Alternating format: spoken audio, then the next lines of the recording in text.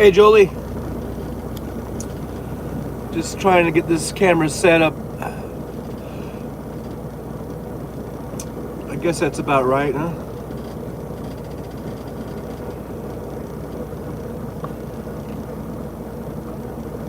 Hopefully.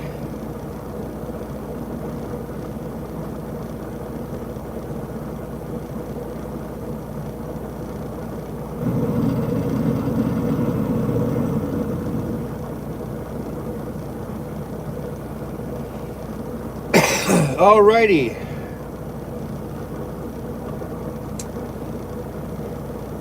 Jolie's in the house, and Kinky Streets is in the house, in the chat. And people are coming on in, looks like. Welcome, welcome, welcome. Yeah, Kinky Streets, I got the load over there. I had to call in, and they did answer. It wasn't too bad of too long of a wait.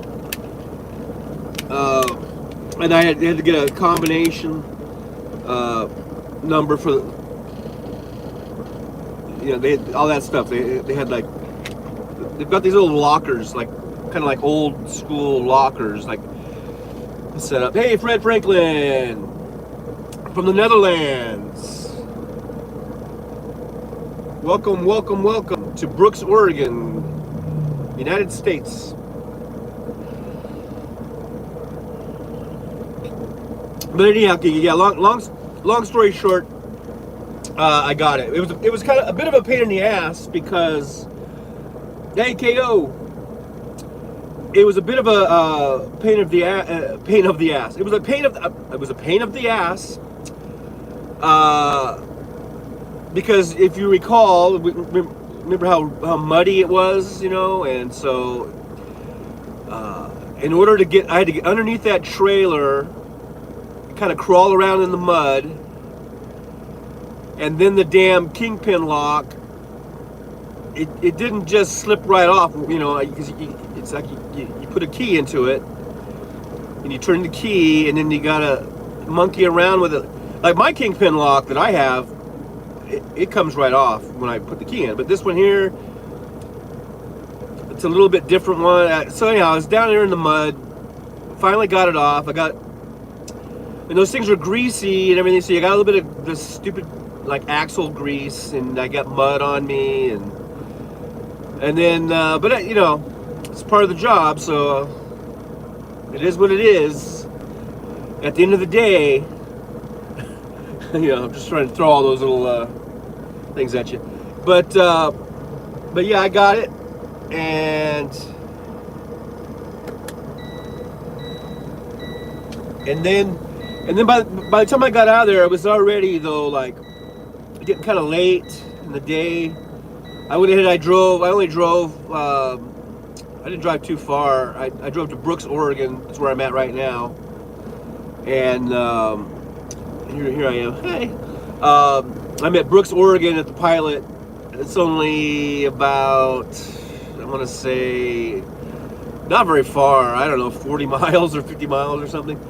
Maybe not even that far. But it was getting dark and raining, and then I got this distinct weather notification on my tablet saying I was entering a distinct weather thing, and I was like, I don't feel like entering that right now. So I went ahead and pulled into here and found a parking spot, and then okay, now here's a weird thing. So I'm up, and hey, they call me Rose. How's it going? And let's see, dark brain. Yeah, okay. Wink, wink, nod, nod. How you doing there? So I'm in here. Watching YouTube videos, watching whatever I'm doing, and then I go to sleep. And then for some reason, and I don't know what time it wasn't too late. I think I went to sleep at like 11:30 or whatever. I don't know. I was kind of tired.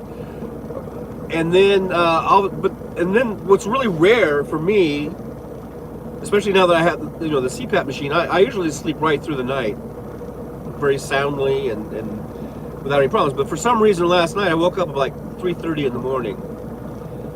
So I started to, instead of just going right back to sleep, I didn't feel like going right back to sleep. It wasn't that it wasn't like insomnia or anything like that. I just didn't feel like going right back to sleep. So I went on YouTube. I checked the load board on the Schneider load board. I think I watched a little bit of YouTube video or something. So then I was up for like an hour and a half, and then I'm like, oh, I'm gonna go back to sleep. So I went right back to sleep. I just figured I'd wake up, at a decent hour, because I usually wake up every day like 6:15, 6:30 without any alarm or anything, right? So I fall asleep, and then I fall asleep, and it's like, and then I wake up, and it was like after 9 o'clock in the morning. I'm like, oh shit, because I wanted to get an early start today. Since yesterday I didn't get very far, I was hoping to get a really early start today and get going. And I woke up, it was like 9 something, and then I was like, oh shit, man. So now here it is after 11 o'clock, 11:04. And I was telling Jolie earlier that I was hoping to get down to Corning, California, or maybe further, but I don't think so, because I'm getting such a late start. And I don't like to go driving late into the night. I just don't like it. But, so we'll see. I guess we'll just see how it goes.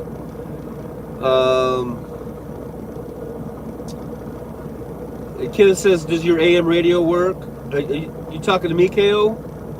Jaylee, gosh darn it, I'm sorry about that, Jolie. I don't know why, my daughter's name is Jaylee, so every now and then I say Jaylee instead of Jolie. I apologize, I don't mean to confuse names like that. Dark Brain, Kitchen Witch, I only ask because you might need your AM radio to listen to Super Bowl next weekend, depending on when, well, my AM radio does work, and I also have NFL Network on my iPad, and I usually just listen to it on there. I have a few options, and I'm not sure. Let's see, where am I going to be next weekend? I'm trying to get.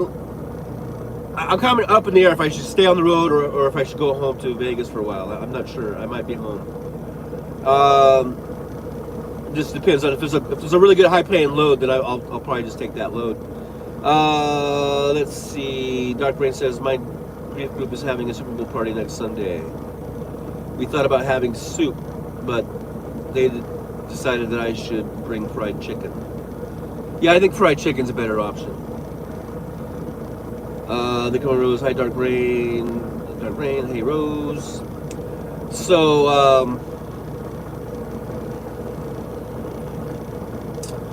so without much further ado, I should get on the road here. It's late. Man, I overslept and everything, and so I don't know how far we're gonna go. I was hoping to get to at least Corning. I might only make it to Weed. I don't know. But yeah, Dark Rain, they wanted a Super Bowl. Yeah, I get it. Well, you could get a big giant bowl, fill it full of fried chicken. See there? See how that works? Big giant bowl full of fried chicken, not soup. Soup, you don't eat soup during the Super Bowl, but fried chicken, yeah. And a big giant Super Bowl, get it? Anyhow, I'm gonna get going, I guess. Let me check this here. I've been trying to. I still have my old. This is my old iPhone, and I was trying to because I was gonna send it back. They sent me a box to send it back to them, but I wanted to make sure it was all wiped clean, right, and everything's off of it. And in order to do that, it was making me upload all this data to the iCloud, which I thought I already did when I hooked this phone up. But it won't let me proceed with the wiping, I guess, without doing that. And this thing has been uploading since last night. I think that's why I woke up. I think because this shit's on my mind. And but at least like last night, you can see how there's like a little. The blue kind of progress bar, whatever you call it, and it was barely moving. But when I woke up today, it was almost, it's like 9/10 of the way done. So I guess it's doing it what it's supposed to be doing. And there is a button that says skip backup, and I did try that a few times, and to try to go straight to the thing where you just wipe everything out, and it wouldn't let me do it. So then I thought, well, I guess I got to do this upload thing, and maybe it'll do it from there. But it's taking forever. It's been like, I think, over 12 hours or whatever. But I'll just leave it. I'm gonna put it back there. Just maybe.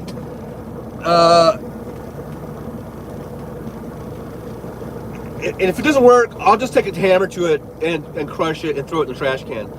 I was going to send it back to them. They're only giving me $14 for the damn thing, for the trade-in. So, I guess why am I even bothering? I should just smash it with a hammer and throw it in the trash can, I guess. I don't know.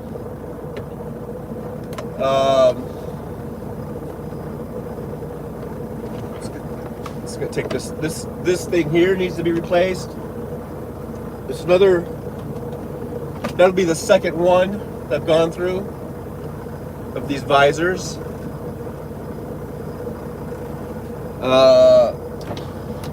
It's ridiculous, man. The craftsmanship on this is unbelievable on this truck.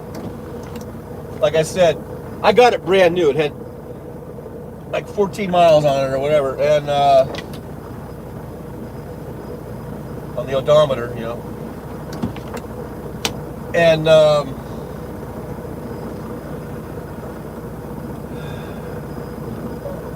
when I first got it, I went through like a snowstorm in Wyoming, and there was actually snow coming through the door somewhere. I don't know, through the window or something. You know, that's what I'm talking about, the craftsmanship. Made in Mexico. I know there's American-made vehicles that are shitty too, so I'm not. I guess I shouldn't have said that because it's implying that Mexico has poor craftsmanship, and since I'm an American, born in America, like our craftsmanship is so great. But I've had shitty American-made cars too, so. The truck sounds a little loud today. I don't know what's going on. Oh yeah, I better plug it in. Even though everything seems to be pretty well charged, I better just plug it in now, because as I'm driving, like, didn't that happen on one of my live streams? I was driving, and I think or maybe I wasn't driving, but I forgot to plug in, and then the thing just died because I wore down the battery and everything. Let's see here now. Let me plug this in. I'll go plug this in. And let me go to my navigation. Even though I don't really need it because I've, done this route a million times, but it's good just to see the mileage and like how many miles and stuff are to go. Okay, so welcome to my nightmare. No, it's not a nightmare. Welcome to the trip. I'm going to be hitting Interstate 5 as soon as I pull out of this Pilot. And we're just going to be going south, and we're going to take Interstate 5 all the way into Southern California. And that'll be today and tomorrow, and maybe into Tuesday at this rate, because I've been dragging my ass, I guess. Kiki Street says, Target Stores has electronic recycling drop boxes in their stores. Please use them, thanks. Should I smash it with the hammer, though, or what? If I'm not able to clean all the shit out of it? If I'm not able to wipe it with all my stuff, should I burn it or what? I don't know. Carbrick says Best Buy has them too, Kinky, at least in Rockford, and Walmart has machines that give you money. Yeah, I've done that before, and yeah, they'll give me even less than whatchamacallit. And anyhow, that's not the issue. The issue is I don't want. I'm trying to wipe it clean of all the data. That's what I'm trying to do. Put a big magnet near it. Laughing out loud. That's a good idea. Where should I go? Probably find a big magnet somewhere. Anyhow, don't forget to hit that thumbs up and subscribe and share. We're up to 507. Woohoo! All right, I'm gonna do something here. What am I gonna do? What am I gonna do about you? What am I gonna do? What am I gonna do about you? I'm yodeling. You.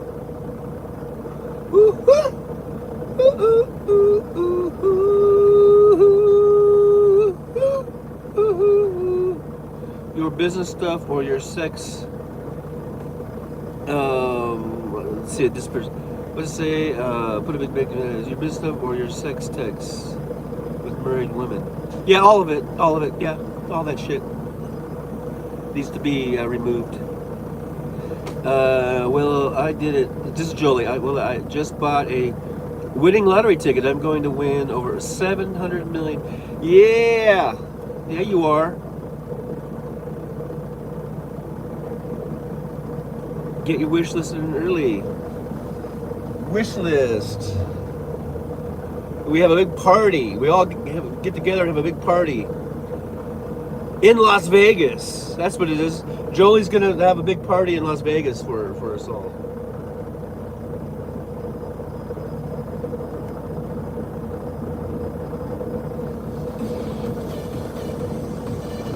Be careful with smashing cut glass, fingers, excrement, using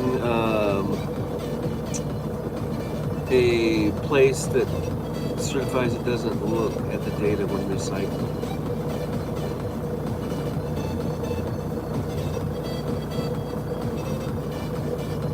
Yeah, well, I'll just see what happens.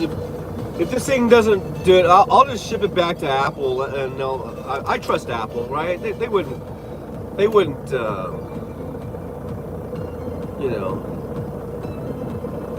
look at my shit with it. There really isn't anything on there, except for like social security numbers and all that kind of shit, right? Which they already have anyhow, and there's on my phone, right? So anyhow. All right, let's go. Let's hit the road. I've got no copyright music playing in the background. And probably some copyright stuff that. And I'm not going to worry about saying the names of it. It'll just be playing in the background. And we'll see what happens from there.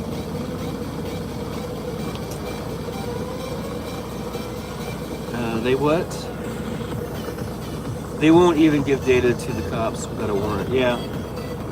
And then Kayla says, Apple wouldn't help the federal government unlock. So yeah. And then Kiki Street says, oops. I'm just trying to read these before I take off here. My local Best Buy closed 2 years ago. You could department you could play on something I without prosecute. Well, alrighty then.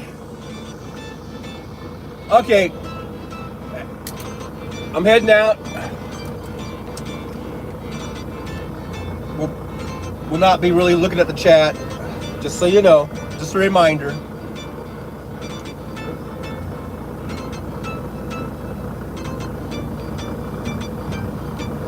Alrighty. So have fun. Let's go for a little ride.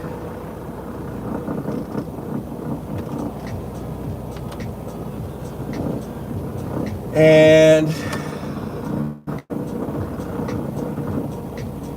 see if I can get out of here without hitting anything. Be a hell of a way to start your day, right?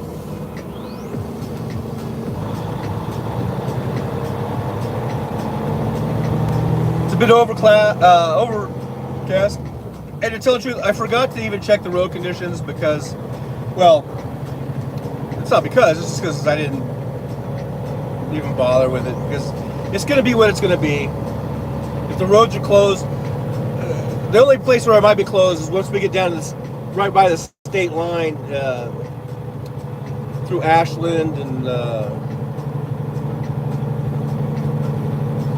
that Ashland Mountain or whatever it's called.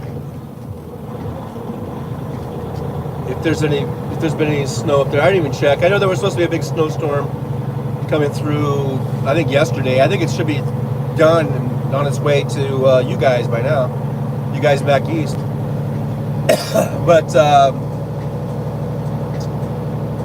it probably is open, and if it's not, then there's nothing I can do about it. I'll just have to stop. There is no really workarounds, you know.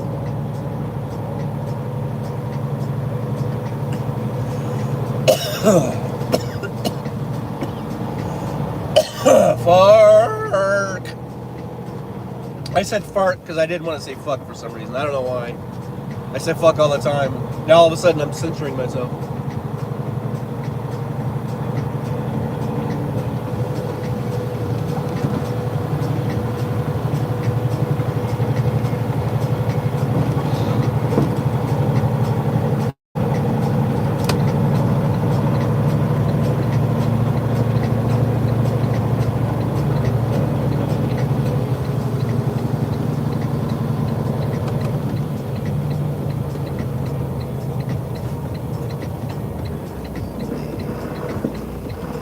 But I tell you what,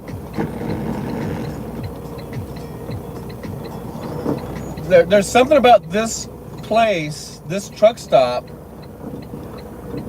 Every time I go in here, I see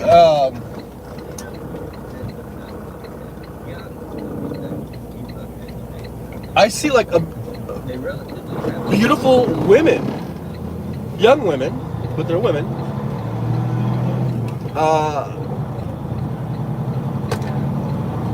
I don't know if it's because the college is around here or what, but this place in Beaver, Utah, the Flying J at Beaver, Utah, and the Pilot here at Brooks, Oregon, it never fails. I can go in just to get a cup of coffee, you know, whatever, and I'll see these beautiful, like, and I'm talking like 10s and 10 pluses, like model, like almost like supermodel quality. It almost without fail. Those two places, out of all the places I go to, and that's not to say I haven't seen beautiful women in other places, but these places, it's almost without fail. And even this morning I saw a very beautiful young lady getting coffee or whatever, you know. It's kind of amazing. It's like 1,000 batting average is like 1,000 as far as seeing a really beautiful, attractive young woman is at the Brooks, Oregon Pilot and the Beaver Flying J in Utah, Beaver, Utah.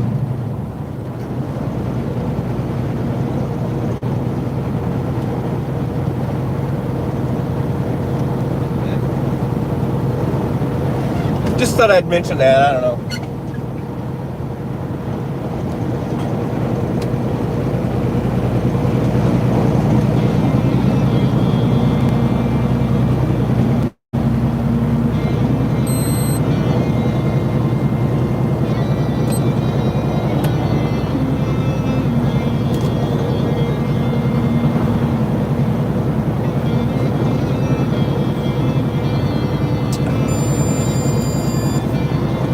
So we are I-5 southbound.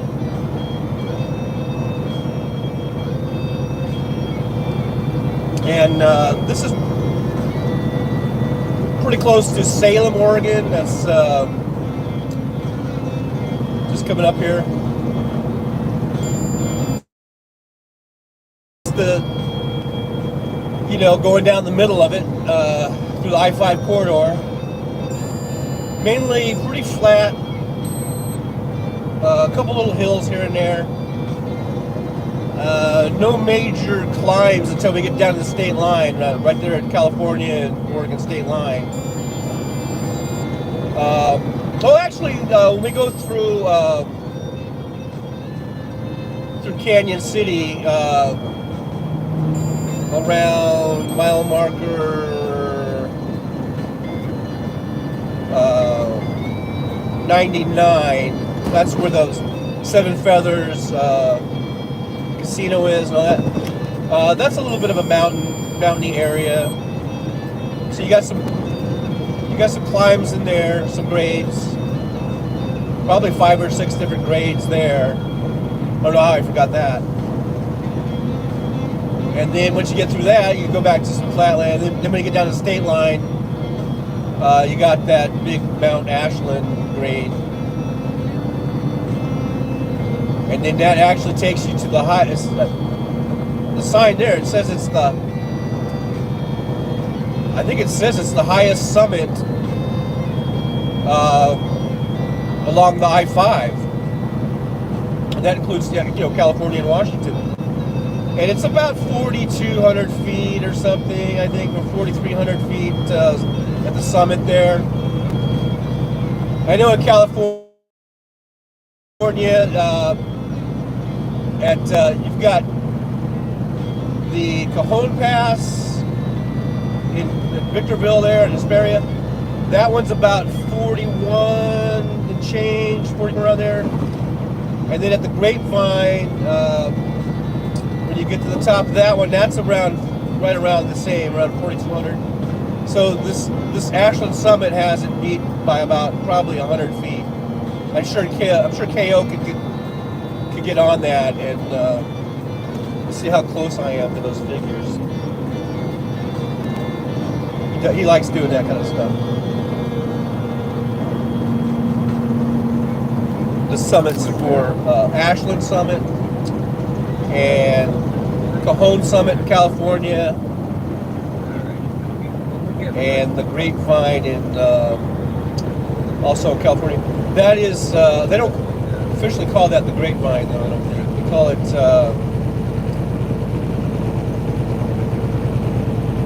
see, I should know it because Cajon Summit is over near Victorville. The Grapevine is over by Bakersfield. And it almost sounds just like Cajon Summit, but it's not Cajon, it's another name. I can't remember it now. For some reason. It's like an old age brain fart, I guess. I don't know.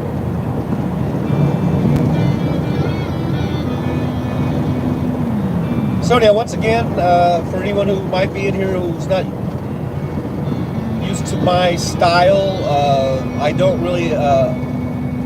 I don't see the chat. I don't address the chat when I'm driving. So I'm not ignoring you guys or ignoring anybody. It's just, well, number one, it's a safety issue, and number two, I can't even see it if I wanted to because it's got to be at least a good 2.5, maybe feet away from my eyes where the screen is. And I think even if I didn't have old eyes, I don't think I could read it. Even with my good young eyes that I used to have, I don't think I could read that chat from here without moving forward. You know what I mean? So,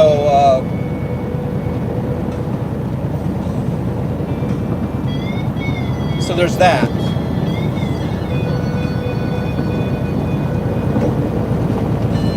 So just enjoy the ride and enjoy my commentary because it's priceless.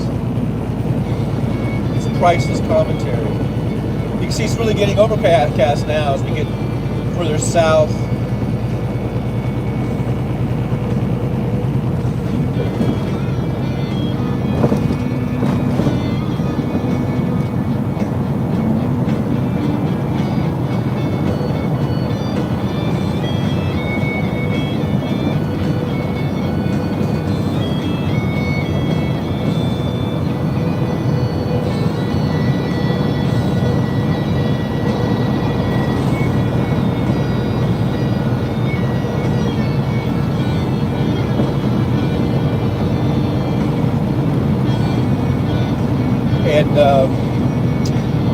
Dark Rain or West Web is probably not even listening anyhow. I'm probably listening to something else because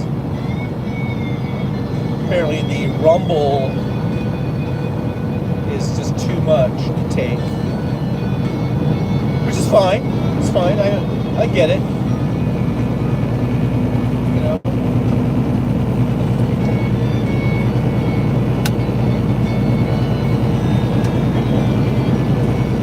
Hey, we're getting some sprinkles. Yeah, I see the sign for Powerball. It's up to 747 million. Can't wait for Jolie to win that so we can have that big party in Vegas.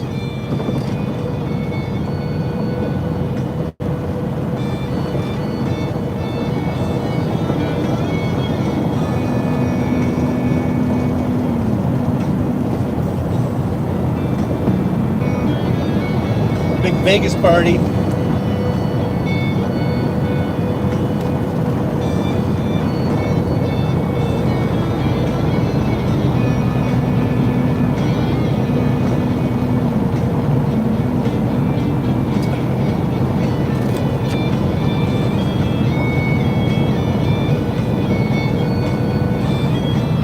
So the problem with my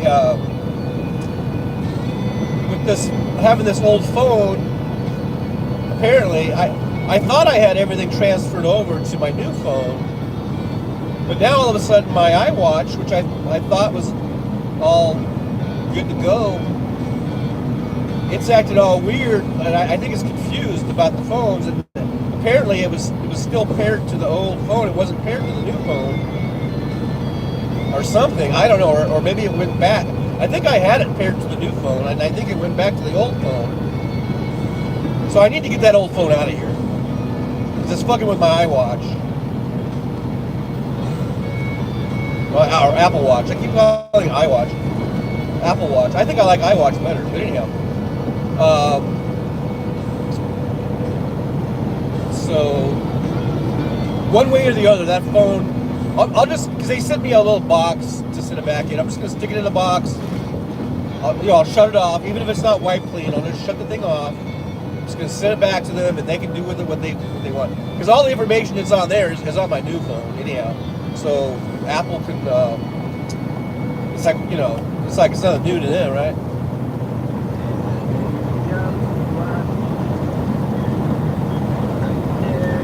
So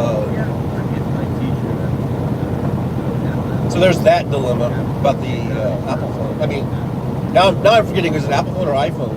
No, it's Apple Watch. Boy, I'm all over the place today. But those clouds are getting pretty thick up there. You can see that.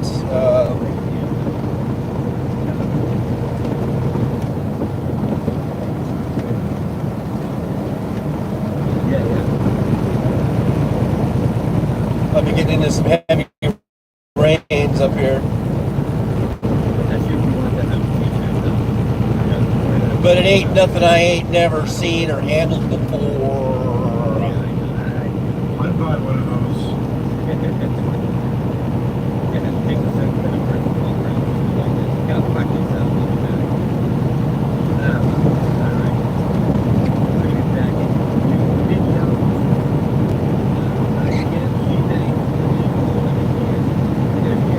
So we're heading down to Phoenix. That's the ultimate destination. And I wanted to be there by tomorrow, but the way it's going, it's going to be Tuesday. I still have over 1,200 miles to do to go here. 1,279 to be exact. And even if I did, you know, I would have to do what, 640 miles a day, which is feasible and possible. But getting this late of a start, that means I would have to drive all the way to like midnight probably, which I don't do. I don't do that. Pretty much when it gets dark, I'm done. I don't like driving at night in the big truck. I can drive my car at night fine, but I don't like driving the big truck at night. I just don't.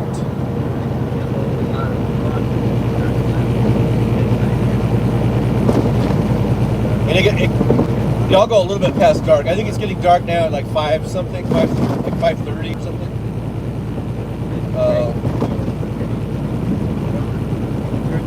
So I still drive, I guess a couple hours in the dark, 7, 8 o'clock.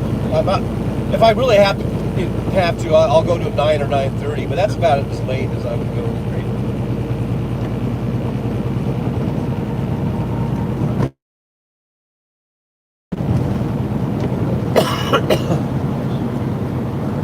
So tonight, that might be what I'll be doing tonight, going 9:30. And you guys are going to be with me the whole time. I don't know if I'm going to do a live stream all the way till 9:30, but we'll do a few hours here, I guess.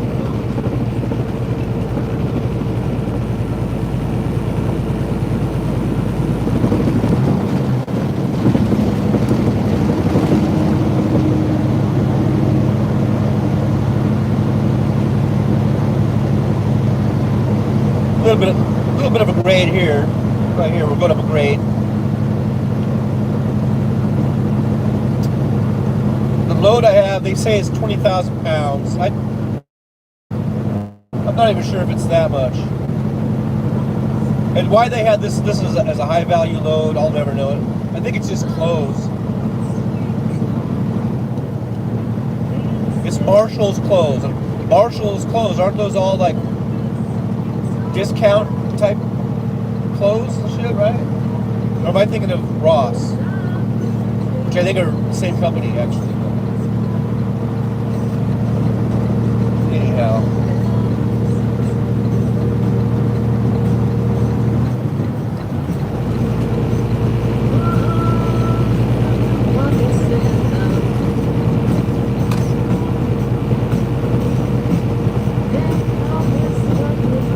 I don't know if you guys can hear the music or not, but if you're interested, I believe this is Valerie Bott. Last name spelled B-H-A-T, I believe. She's on YouTube. Go check her out. She's very good.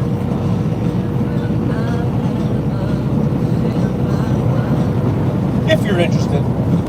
Some of you might not even be listening to the volume at all. You might be listening to something else, which is fine. Perfectly fine. I have no problem with that. Just as long as you give me the views and thumbs ups and subscribes and you say hi and you guys chat amongst yourselves and enjoy the ride. Enjoy seeing Oregon. If you're from Oregon, it's probably no big deal. But if you're from, Indiana or Illinois or Virginia or the Netherlands or Australia, it might be interesting just to see what Oregon looks like. And this is pretty much what it looks like. I mean, there are more arid parts and not more flat and not full of trees, But there is some diversity. You go along the coast. There's a coastal Oregon, which is a little different than this, and you do have what they call a high desert. Even though, I grew up in the desert in Southern California, and we had Joshua trees and cactus trees and all that kind of stuff. But it's a desert because of they consider it a desert because of, I guess, the arid nature of it. And there is Eastern Oregon where they have a high desert. They don't have Joshua trees. I don't see very many cactus or anything like that. But it is a drier climate over there, and it's not as lush or whatever. So they have that. And they have some mountains and nice, pretty trees and all that. So there is some diversity here in Oregon as far as the topography, and the climate and all that stuff. But it's pretty typical. Rainy and big pine trees and stuff.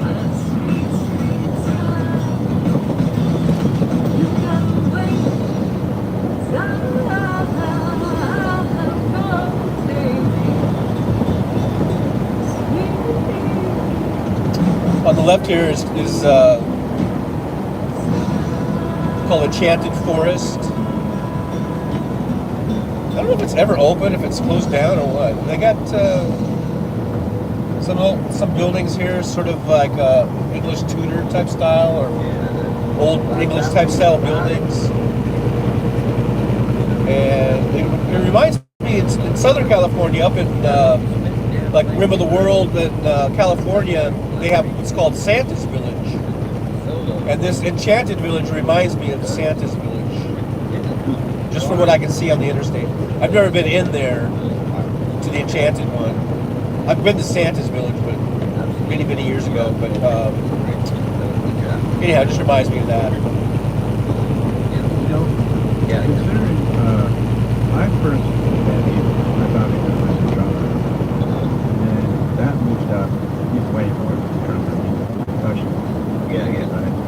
And that changed again, he's way more than just a percussionist. He's also an amazing guitar player and a bass player.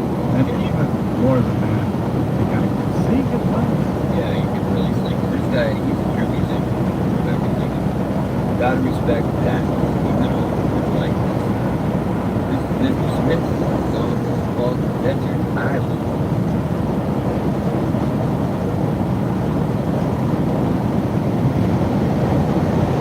It's a little windy out too. I was out earlier before I started the broadcast, the live stream, doing my walk around and all that, and the wind was kind of blowing me over a little bit. Yellow sand and blue lagoons. Invites you all to come and live there.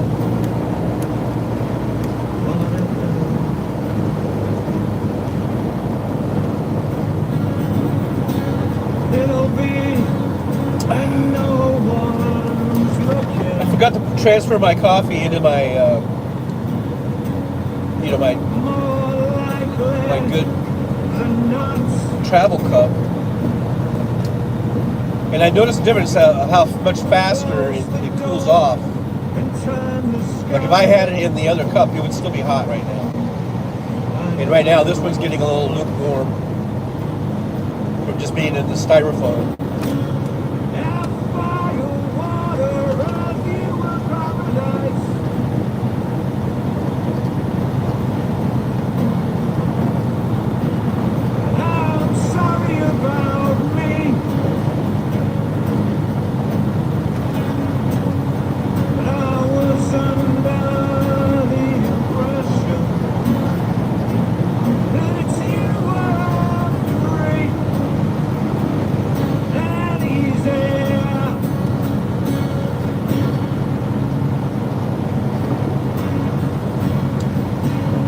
So as I see stuff, I guess I'll point it out.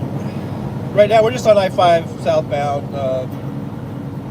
Really not much to talk about. A lot of empty kind of land along here. Kind of agricultural. We just passed an RV park, like a nice RV park. Now on either side, it looks like we've got. They do a lot of sod farms. I don't know if this is a sod farm or what they're growing.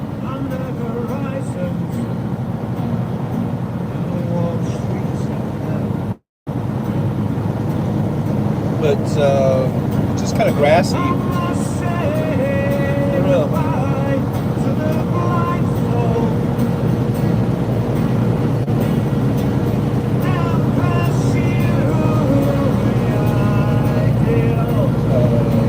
Let's see, a van just passed me. That's.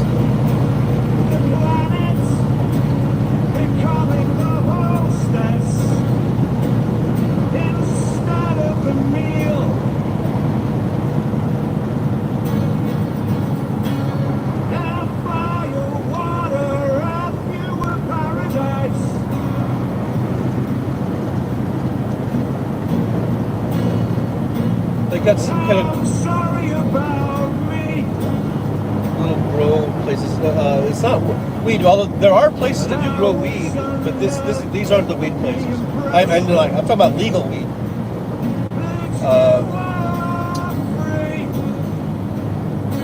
these are just like a nursery or something on the side here, like a tree farm.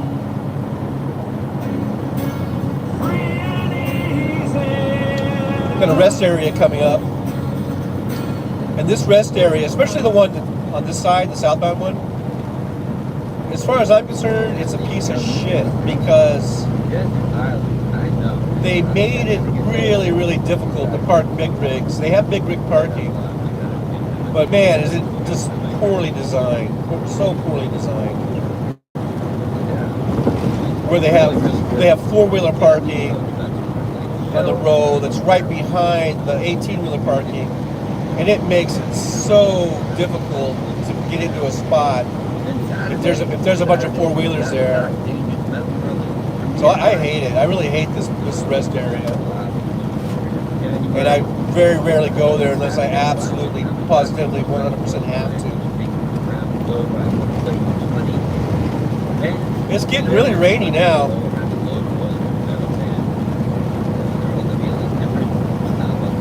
Turn those wipers up.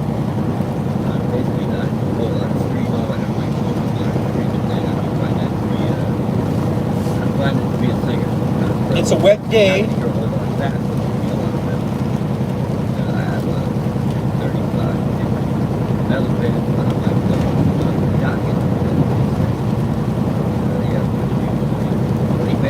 Hopefully that's all it'll be. Hopefully I don't run into any snow. So here's that rest area. You're not going to be able to see what I'm talking about, but just trust me, it's a fucked up one. And a lot of the ones in Oregon are, for some reason. Some states make better rest areas than others. Oregon is, I think, not that great in terms of 18-wheeler parking and designing it for 18-wheelers. They've fallen a little short on that. Someone wasn't thinking about 18-wheelers really, even though they have 18-wheeler parking. It's really poorly designed.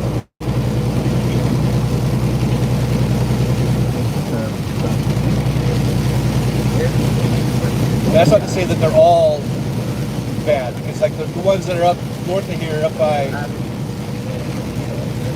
what was formerly known as Portland, or the former Portland area, are actually pretty good. But that's the exception. That proves the rule, right? It's really coming down good now.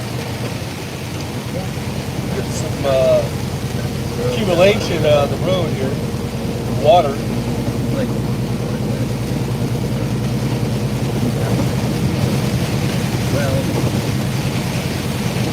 This is a nice video. Can't see up windshield.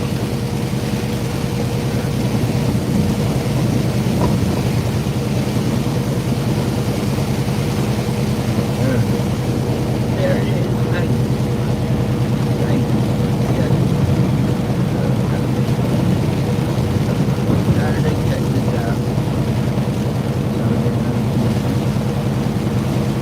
So it's a rainy day, but it's Oregon. What do you expect? You know?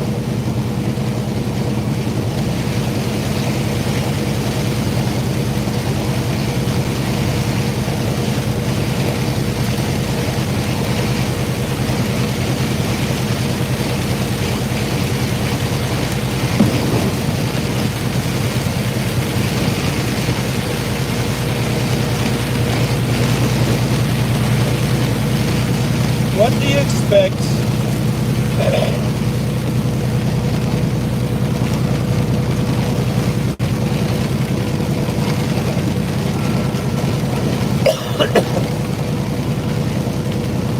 So this next exit is, there's a Love's truck stop. Point of interest, right? Since I'm a trucker and this is a trucking, I guess this is a trucking channel? I mean, I am a Trucker John. I guess this is a trucker channel because it's mainly everything on here is kind of revolves around trucking. So exit 238 is Love's Truck Stop. And I've stopped there many a time. They've got a little truck food lot right next to it. and I've eaten at probably just every one of those trucks, those truck food places. Just to try them all out. There's a Mexican one though that I've eaten at the most. I think it's the best, and I've eaten there the most out of all the other ones. And I'm looking over there now, and here we are at 11:48 or so in the morning, and that lot is full. But it is a Sunday, and a lot of times, I guess, trucks aren't rolling as much. I have a load. Like I'm under a load, so I got to go. Or they might not have a delivery till tomorrow or something because a lot of places are closed. So then the truck stops don't just maybe on a Sunday like they do on a Monday, say, for instance.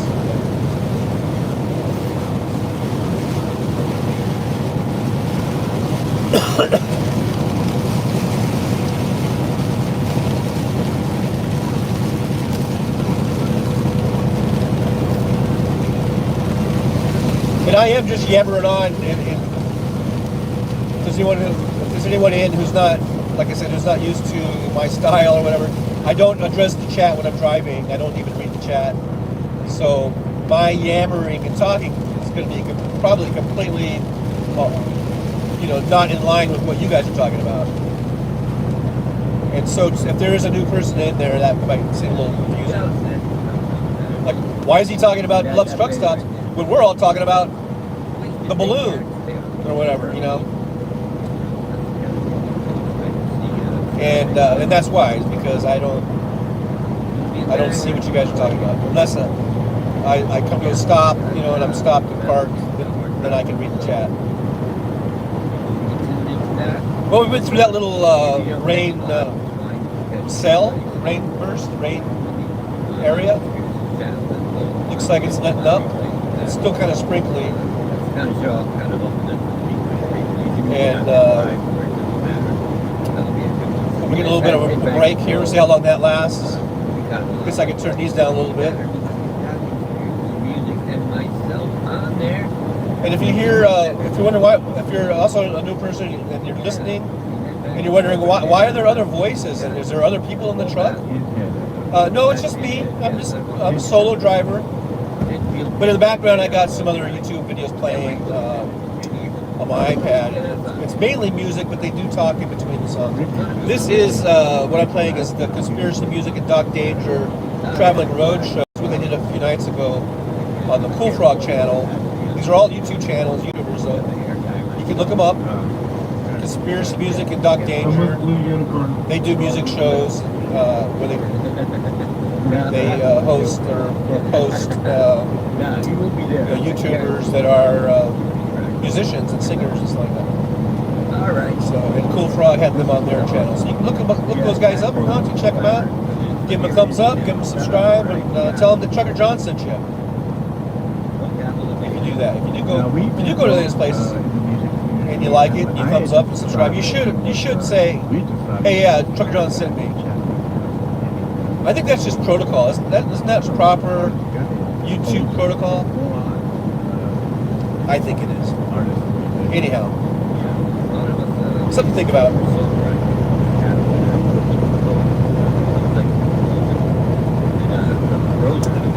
Just about done with my lukewarm coffee. It's actually not. It's actually a little bit above lukewarm. So it's not totally, because lukewarm is kind of.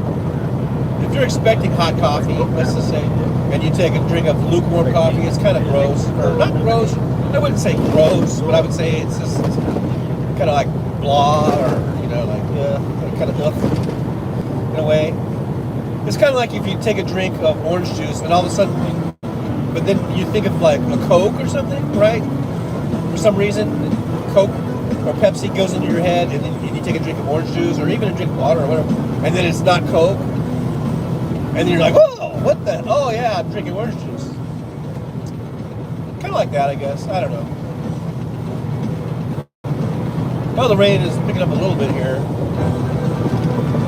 I'd have to go back up to the higher setting on those wipers.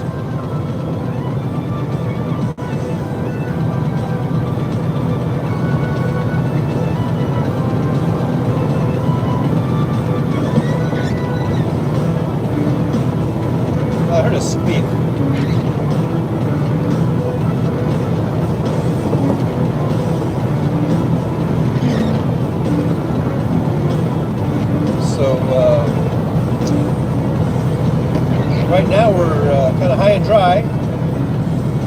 This little spot. We'll see as I continue down. We're going to be hitting rain on and off all day. It's just, I hope when we get in some of the higher elevations, I hope we're not getting into snow. Or if it is snow, it's just, you know,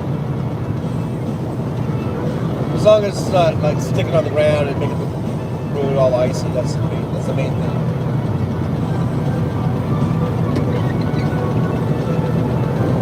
For me, you know. Other drivers seem to have no problem. They just go through snow at 80 miles an hour and they don't give a fuck. So, but not me. I slow it down. Try to be a little more cautious. You know.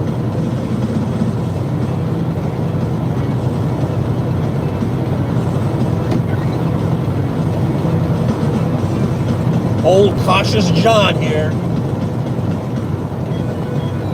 The Trucker John channel.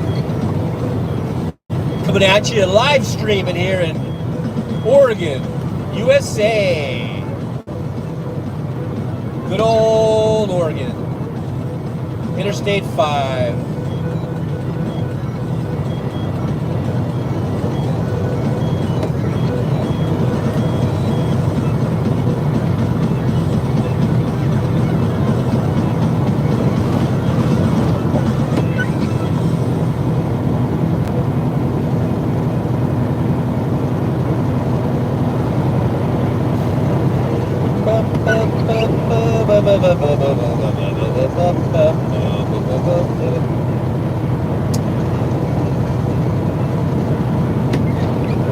And along this stretch, it's pretty much country, you know, and a lot of agriculture. You just, on either side, it's just basically just farmland and stuff.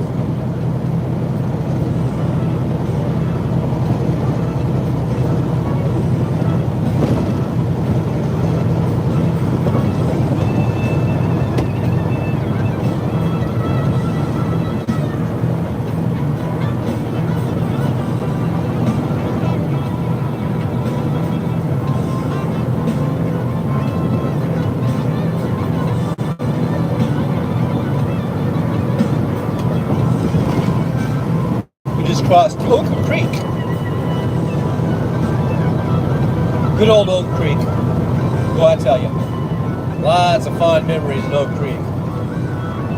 Not really, I barely know it.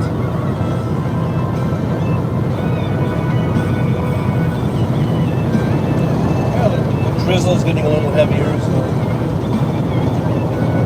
turn those wipers back up, I guess. We're at mile marker 230, so that means we are 230 miles from the California-Oregon state line. FYI.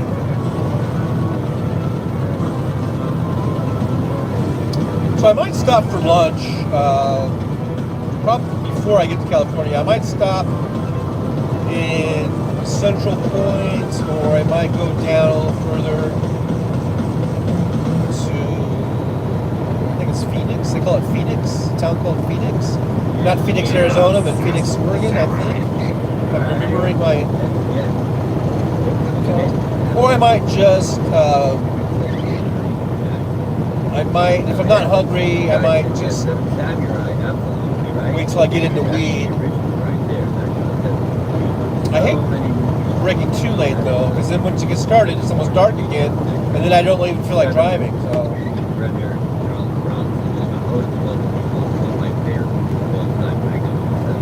But I might try to make it just a real quick stop where I just maybe get a like a Subway sandwich to go or something like that, and get right back on the road. Just take like a 30-minute break and get back on the road, because I got to make as many miles as I can. Jack Thunder, there he is. There's our boy Jack Thunder.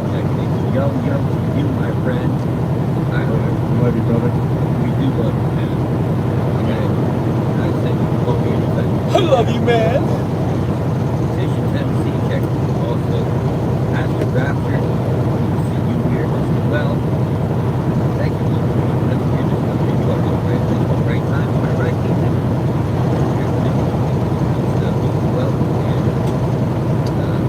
They have a billboard that says weed again. Hours. Music. We do. We still got 2 hours to go. My oh my, have times have changed. I don't know. Today it's going pretty quick. You can actually advertise weed on billboards. Yeah, we got good crowds, good flow. There been some strange folks that never No, because it's not anytime you want it. It's still your platform, brother. Anytime you have something to say, you can try If it. the scripts like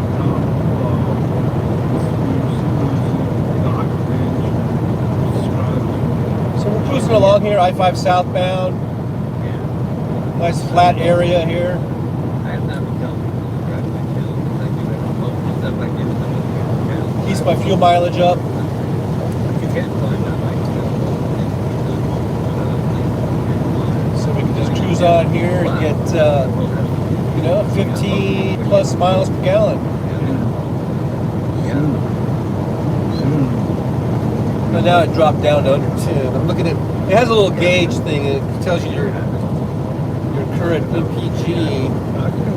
Now it's down to like 8 miles. But, might be a slight little grain here that I can't even detect because it was like 15. Now it's creeping up to around 9, 10. I do have about a 20,000 pound load, which is not that heavy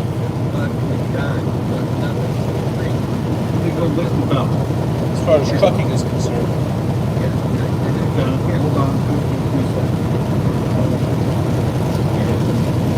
Well, the rain's picking up, so that means gotta turn these up a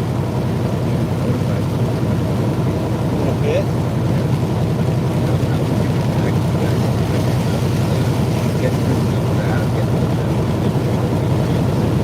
It's getting really rainy. Lots of rain, lots of road spray.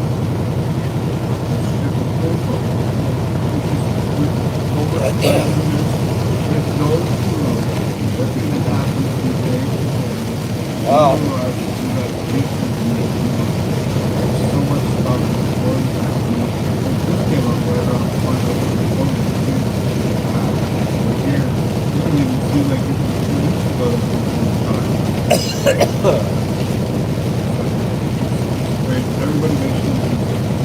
But I think this is going to be going on all day, just on and off rain.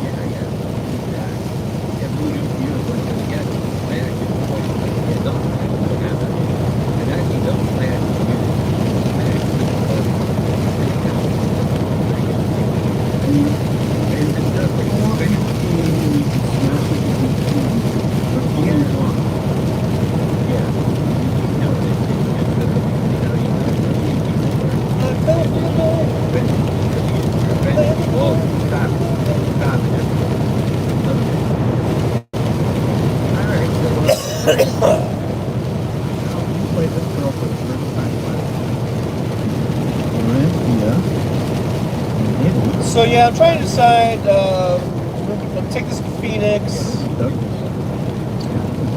There were some loads that weren't ready yet. They're going out to Denver. I might grab one of those. But I kind of wanted to get to Vegas.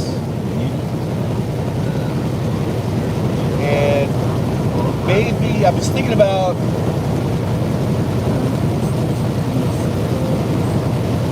staying in the Vegas area for a while and maybe spending some time on kind of rehabbing this truck. It needs a lot of shit. But I guess I could do that after that. Kind of like,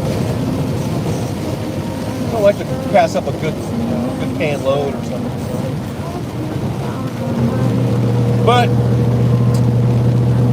the truck needs it. The truck needs it, you know. And also, I am going to be coming up due on my inspection. My 90-day inspection's coming up in the next couple of weeks here. And I kind of like to do that when I'm home, so that if it doesn't pass inspection and I gotta, you know, be shut down for a while while I'm getting it all worked out, I'd rather be there, I think, than anywhere else. But it doesn't really matter, I guess, where I'm at. Well, it does, because when I'm in Vegas, I have my car. My car is there.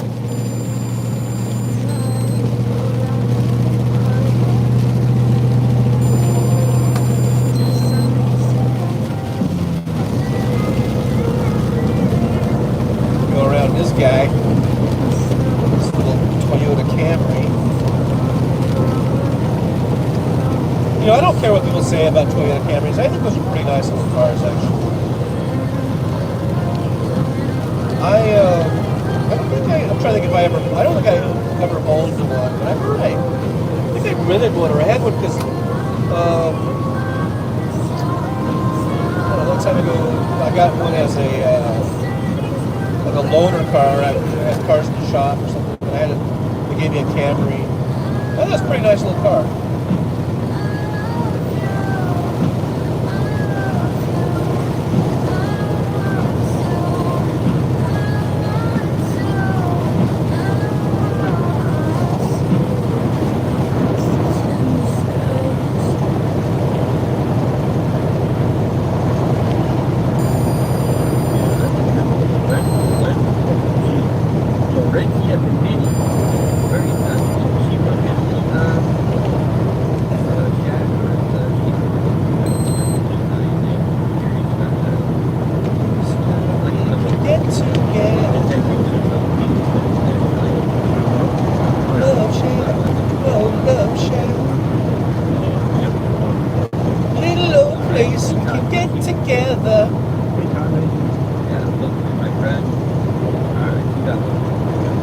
So yeah, we're just cruising down I-5 southbound,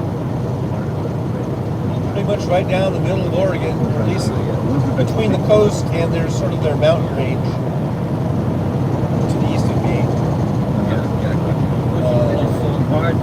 Lots of just a lot of farmland on each side of the interstate here. Just growing grass, or I don't think it's alfalfa because I've never seen it get as high. When they grow alfalfa, they let it grow high.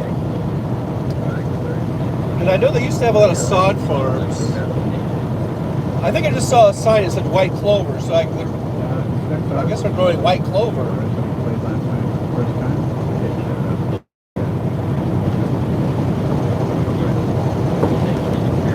Whatever that is.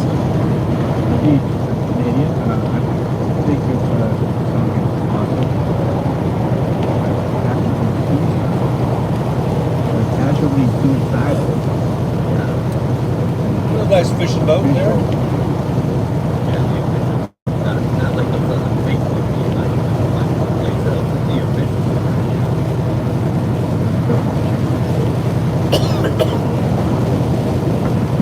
Dangle your feet on the edge of a bridge. Wonder what it would be like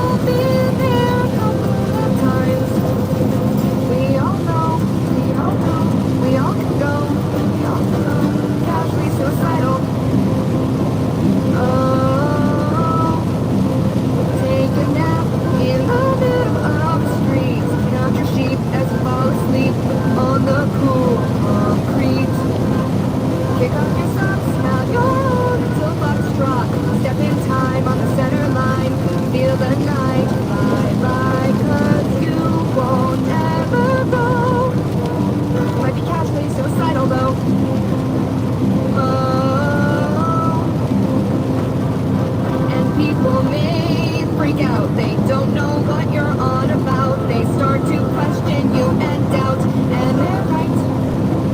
But the fight doesn't end right then and there. You're still casually suicidal. It's one big cycle you can't ignore. You're still casually suicidal. You've always been and will be evermore. And are they really surprised? I think we've all been there a couple of times. We all know, we all know, we all can go, casually suicidal. Everybody, we're all casually suicidal. It's one big cycle we can't ignore. We're all casually suicidal. We've always been and will be evermore. And are you really surprised? I think we've all been there once or twice. We all know, we all can go casually suicidal.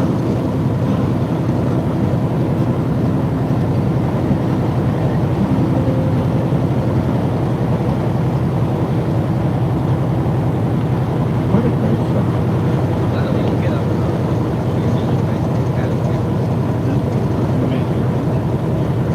Yeah, right. Yeah. Hey, Jack Hunter. Sorry, I had to go. Very unprofessional. All right, so now we're going to the Philippines. Yes, we are. Now we're going to play our Filipino pop princess. The sun is trying to poke through those clouds. Super. I don't think it. No, it's not. But there's like a thin spot of Keep playing guitar. the clouds right there. You can almost feel the warmth Yeah, they. coming down from the sky. And also, Mika, drums. And it's raining. Yeah, just great collaboration right here. Powerful song, and it's fun.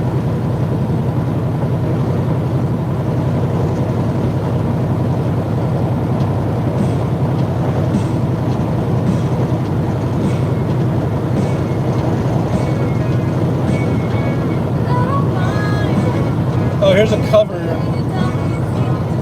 I don't know if that's going to give me the copyright claim or not.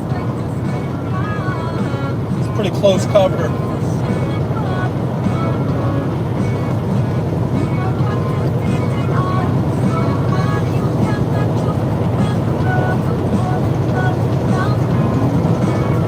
By close, I mean it sounds pretty close to the original. So I might get a copyright claim on this one.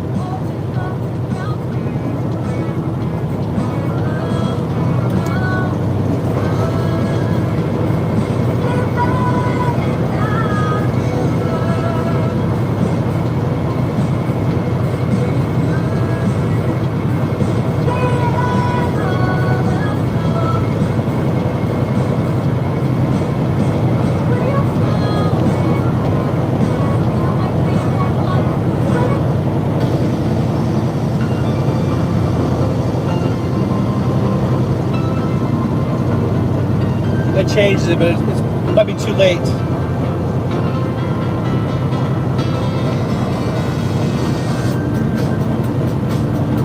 That was a good song and everything, but I don't know. I shouldn't even worry about it. It's no big deal. The copyright claims are no big deal. But like I said, they have taken down videos of mine, but then it looked like it was like a few days. I don't know what they were doing. Exhaustive research or whatever, but then they put it back up again. So I don't know.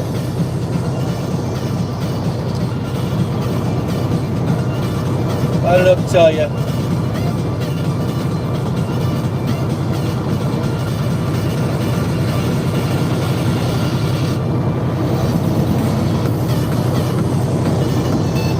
But I don't know why I worry about it. claim is not the same as a strike. You don't want to get a strike. Claim really isn't that big of a deal. So why am I even worrying about it? I don't know. I do not know. Other than the fact that, like I said, they did take one down, but then they put it back up after like 4 days. And I didn't file any type of appeal or anything. Just let it go. I was like, okay, whatever. Whatevs.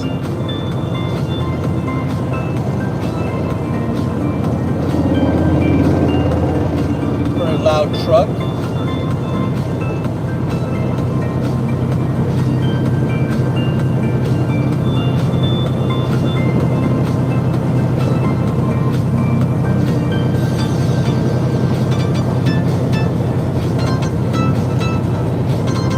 Interstate 5, southbound, right here in Oregon.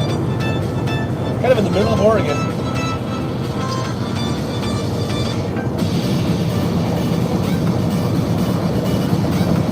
I guess the next big city would be like Eugene, Oregon. Is that Eugene? Where the University of Oregon is. Where the Ducks play.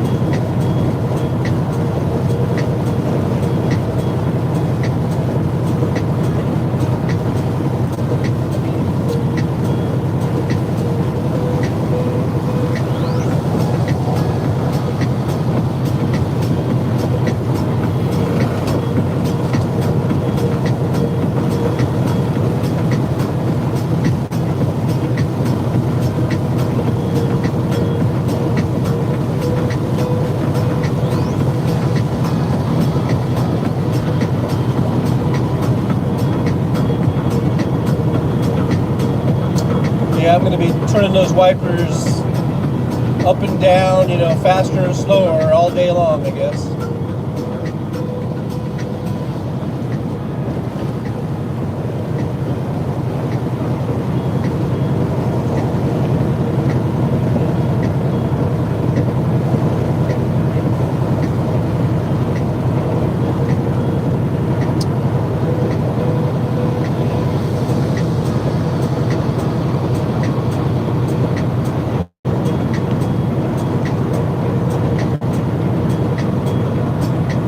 Well, I forgot to pull water out of one of my fridge over here, and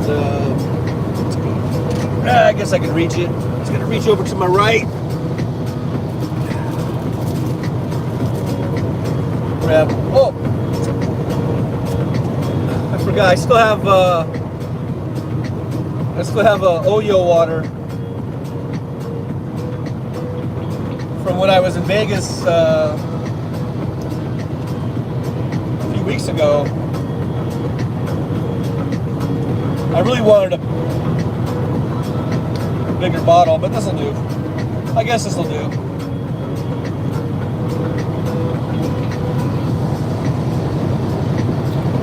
I'm gonna drink it before it goes bad.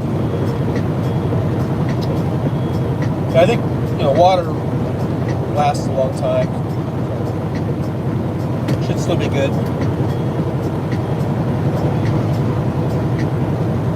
You know, when it's bottled. Things of this nature. Oh boy. I got this thing on like random play, and it went right back to that one that I went off of. The damage is done. The toothpaste is out of the tube. The genie's out of the bottle. Whatever. So enjoy a little cover of Paramore. So this is an all-girl band, and I don't know their name, but they're very good. They're on the Conspiracy Music and Doc Danger Traveling Road show. You can check them out.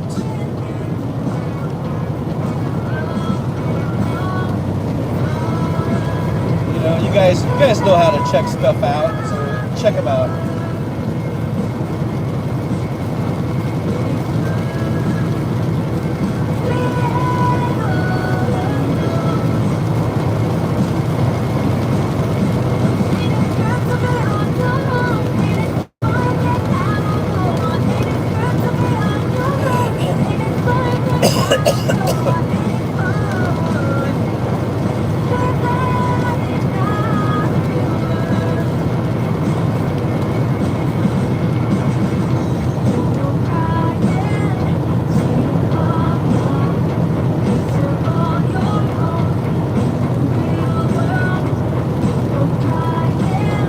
Girls are really good.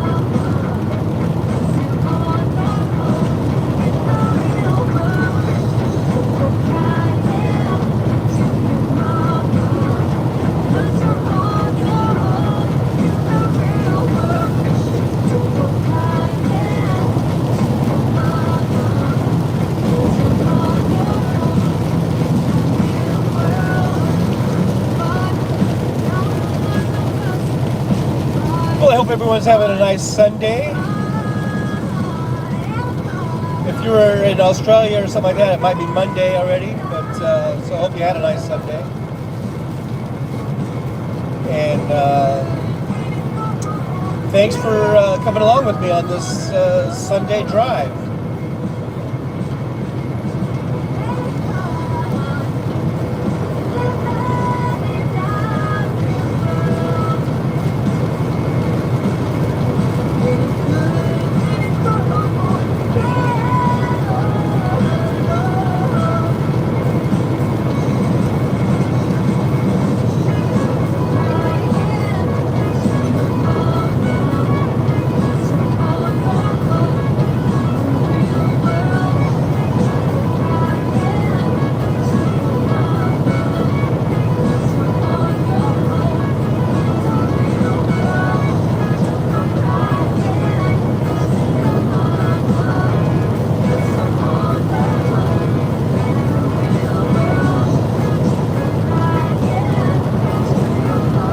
Mile marker 204.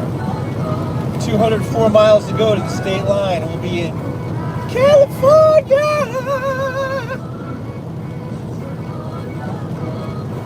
My home state. It's where I was born, and I lived the first 59 years of my life. Good old California.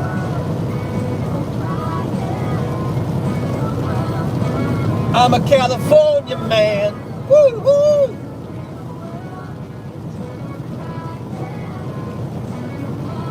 Cheap Trick. Look it up. Look it up, man. California man. A Cheap Trick.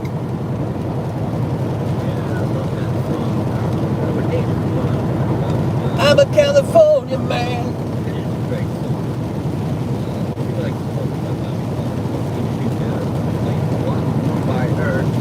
If I had a cover band, I would do that song, California Man. Not the Paramore song. Not that I don't have anything against Paramore. I love Paramore. But I think I could pull off a Cheap Trick song better than a Paramore song. Just as a singer and as a performer. I don't know. Maybe I'm being wrong. Maybe I could do a Paramore song. Yeah, she does. I always like to do. Maybe I couldn't do a Cheap Trick song. Maybe I'm giving myself too much credit. So it's good to kind of figure out.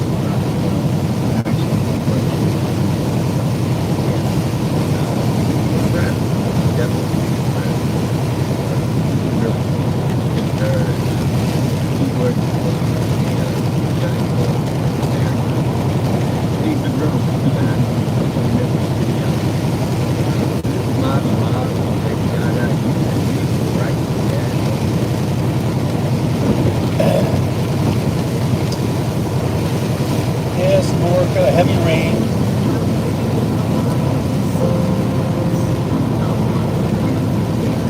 Here's another cover, but we're, like I said, we're way past that now, so if there are claims, there are claims. At least this arrangement's a little different.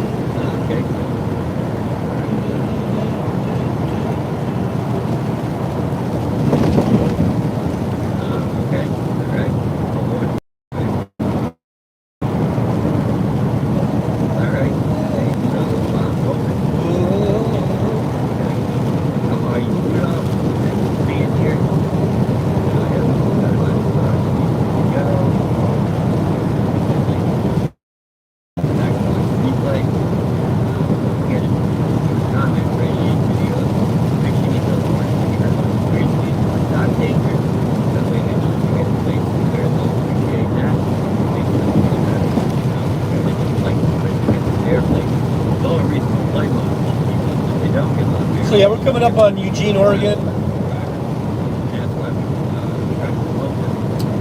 I think that might be the second biggest city in Oregon. I think, of course, Portland would be the first. May it rest in peace. Some of these artists. And then I think Eugene's second. Good time. Motivation. Then probably Salem after that. It's good when you see it happen. Artists can find out, we have a show like that. And you get to listen to like that. They have a lot of music files and start playing. And that happens. I think even we have to we hadn't done that in so many years. So, he says like me, said like exactly. And we love that, man. We love that. Like, we love musicians. That's the only reason we do this show. We're United Focus. So yeah, we're Eugene. From the interstate, you can't really see anything, but if you go basically to the right up on the screen, which would be west, you go into the city, and there's more to Eugene than just this, obviously. Yeah. Sometimes on the interstates, you don't really see much. Okay. All right. You got something. Yeah, like a 3, 4, 5 video. I'll be able to play those. You got something to be a 4 or 5 minute video? Send it our way.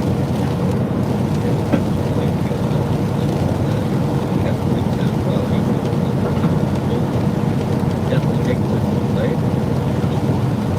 Now, this girl Emily Boy is one of our newest clients.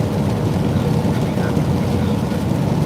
She's the daughter of Tiffany, and I think earlier that her daughter now her daughter Boy shared Emily with us and played a number of her songs. All kinds of writers. I like him.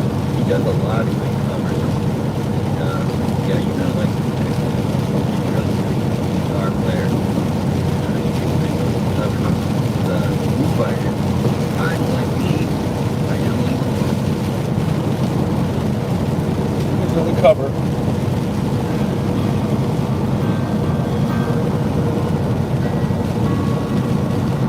Pretty different arrangement, though.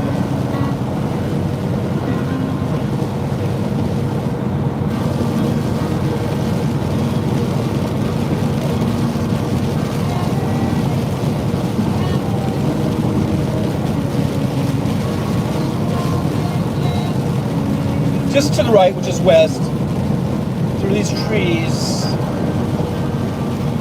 well, especially if you're coming from the other direction, you can see the top of what's it called, like Otzman Stadium or Otzman Stadium. That's the it's a really big stadium, football stadium where the University of Oregon Ducks play their football games. Not too far here, probably about maybe a mile, maybe less, maybe 3/4 of a mile to the right of me. Maybe about a mile, I don't know, but it's, can't really see it right now. Like I say, if you're coming from the other direction, there's a little clearing of the trees and you can see the top of the stadium.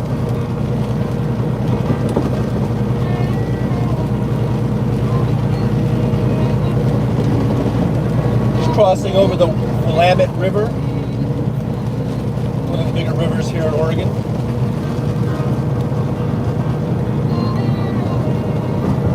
Besides the Columbia River, which serves in great part as a state line between Oregon and Washington. Well, we got a little break in the rain here, it looks like.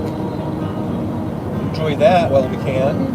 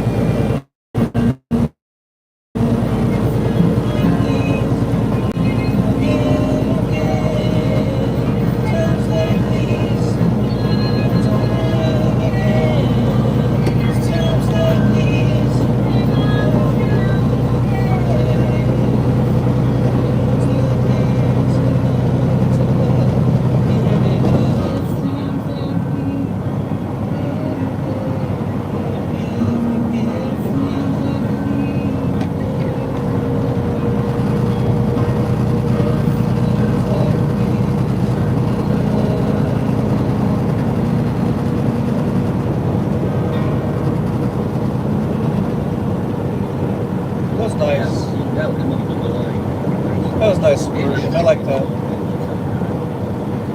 We just say fuck TikTok. Just stupid fucking vertical camera angles make me nuts. Turn the camera sideways. What is wrong with you people? Damn it. Jeez, get off my front. Get off my lawn. Why don't you say? What is your channel, Pastor Raptor? Because I was just wondering, I came on the phone, but the pastor was talking about Raptor when I was flying in. I'm serious. I was trying to find a song that he does. Apparently he's got tracks. We'll play a track. It doesn't have to be a video. I mean, he's got, everybody seems to say he's got the dragger. What about Yeah, he's got a great voice, and everything he has is just the music itself. Alright, well, I'm curious now. Probably find something. Alright, yeah, I mean, we can find something. But it's kind of weird. I'm just more worried about audio quality.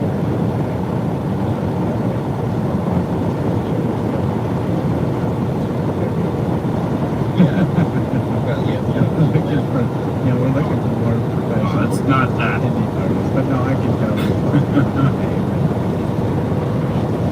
Yeah.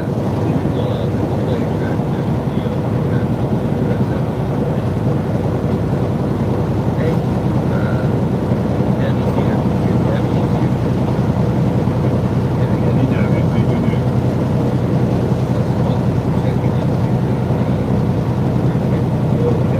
is here. Better bring your light this year. Thank you for coming in too. Hang out, you guys. Oh, yeah. Hang out.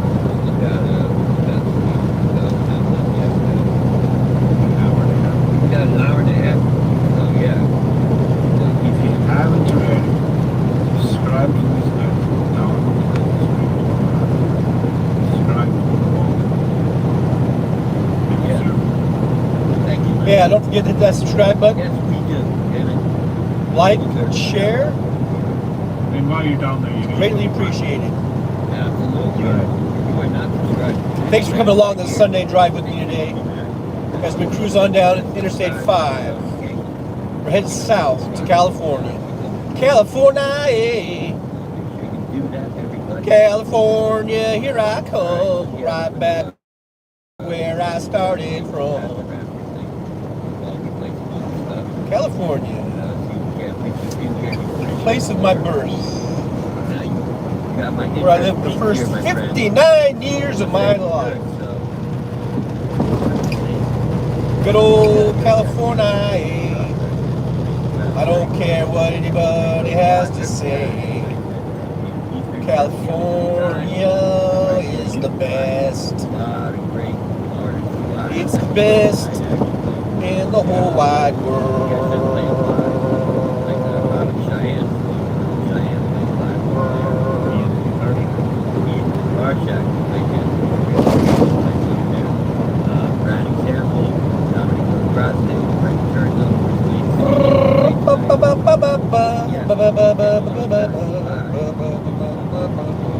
But I never said it was perfect, so anyone's saying, why'd you leave? I never said it was perfect. I just said it was the best. And the best ain't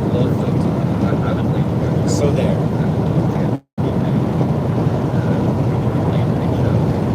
Okay, these guys are just yammering. We can go to some, a little bit of Dan Anderson. The guy who shreds on that guitar.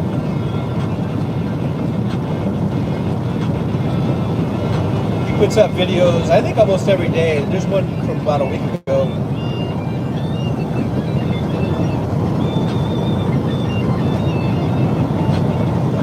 Some shredding.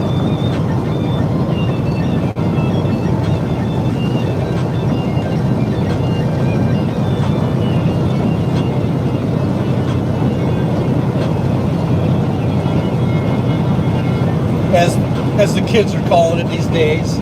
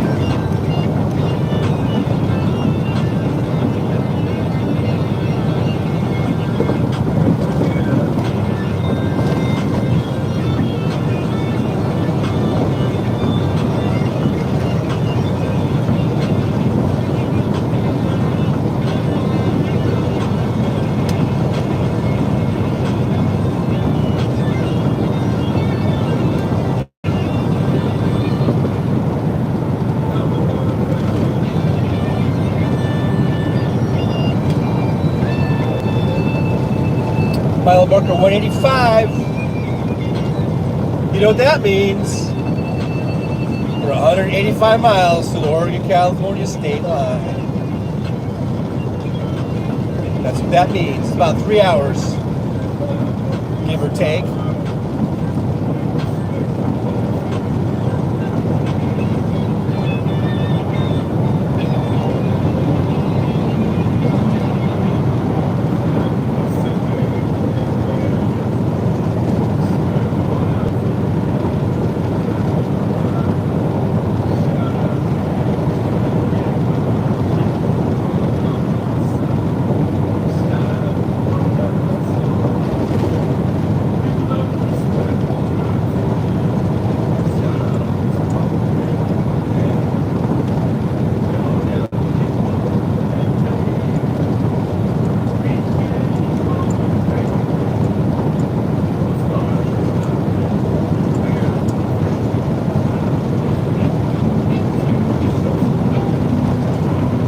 Now, when we start getting through some of the mountains, we might get some buffering. But, just hang tight. It usually comes back within a few seconds, half a minute or whatever.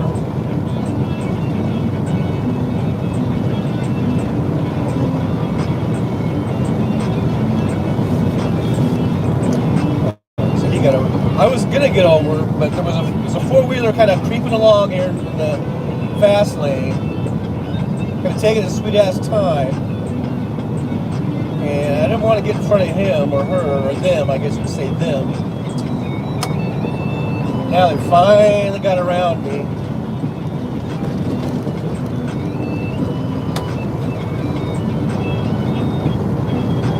So I can get around this one.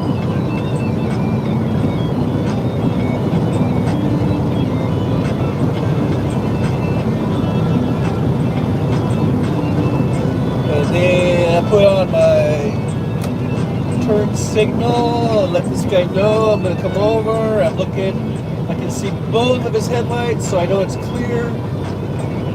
There's no one in my little blind spot there, so we're good to come over. Now we're over. Successful lane change.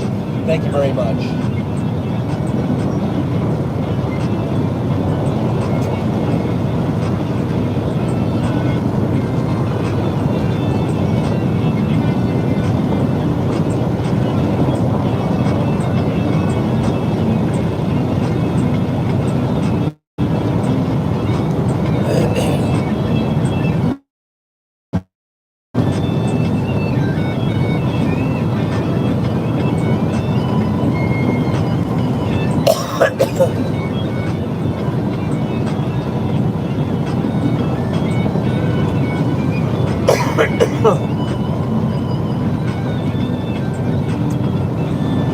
Oh man, a little cough comes up every now and then. Kind of gets to me. It's kind of itchy, scratchy.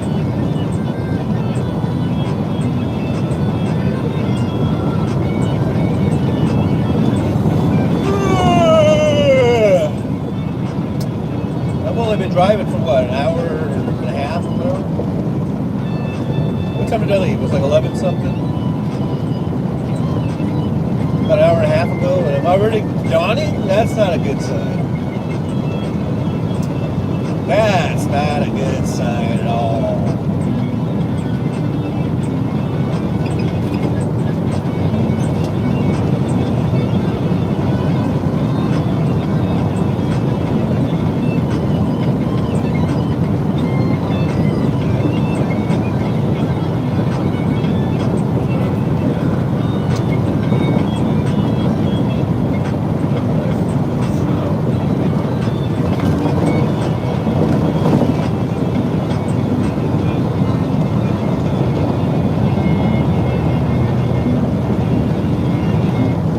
Another rest area, but I'm not gonna. I'm good. Keep on going. I think I might go all the way to Weed, or I might just go somewhere past around Bedford. There's a TA that technically isn't Medford. I think that's Phoenix. Or no, yeah, I think it's Phoenix. I might stop there and just grab some lunch.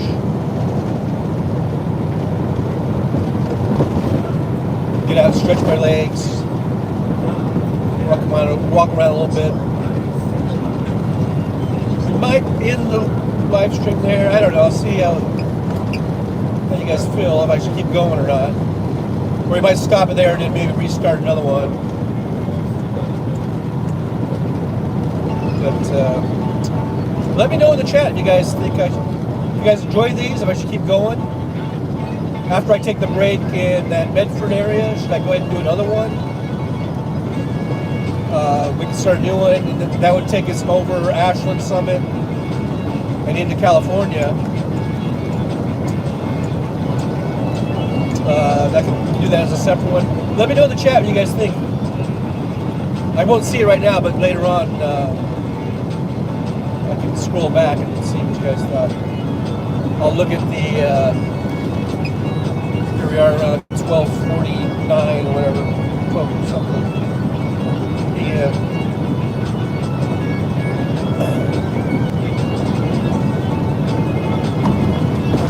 See what you guys think. Let me know what you think. Give me some feedback. Give me a little feedback. Here's that rest area.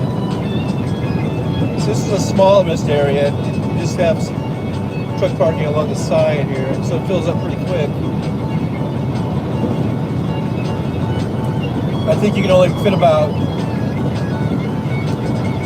maybe 8 trucks, maybe 4. There might be like 4 on each side of that driveway. It's sort of it's more like a parallel parking type of situation, which can be kind of difficult in a truck if it's not done right.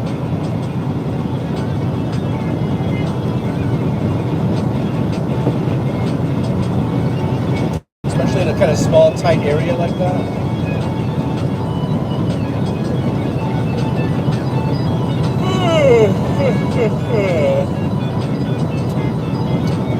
That should give me some 5-hour energy. It's been very, very rare that I take those. I mean, literally, like maybe once or twice a year, I might have to resort to a 5-hour energy.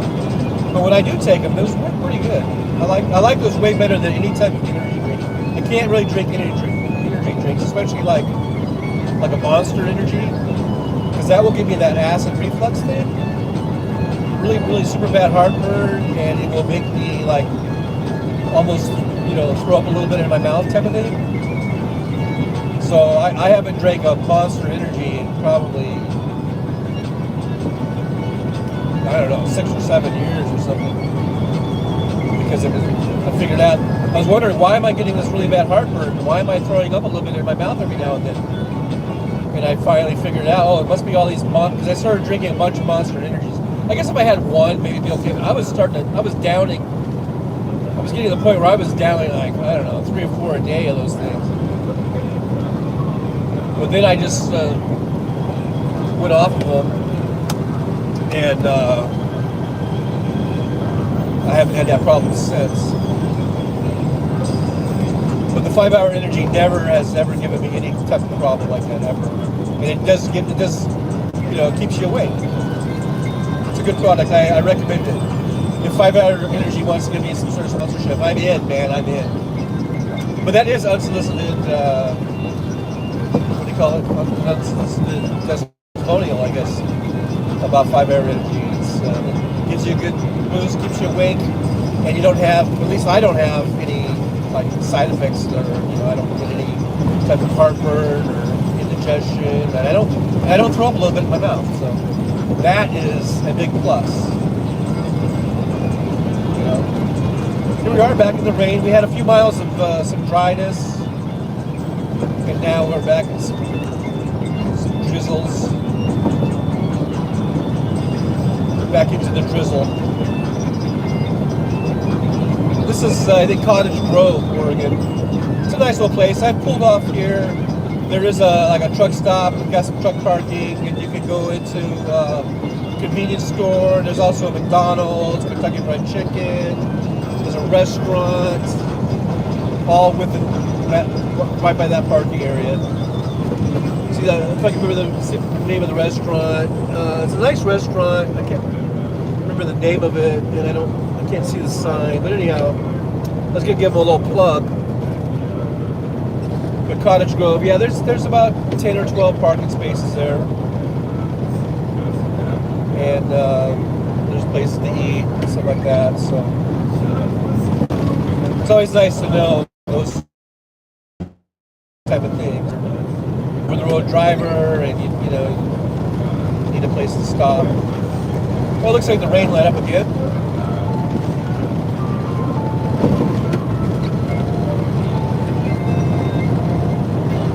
For a little while. Maybe we'll get a few miles of that.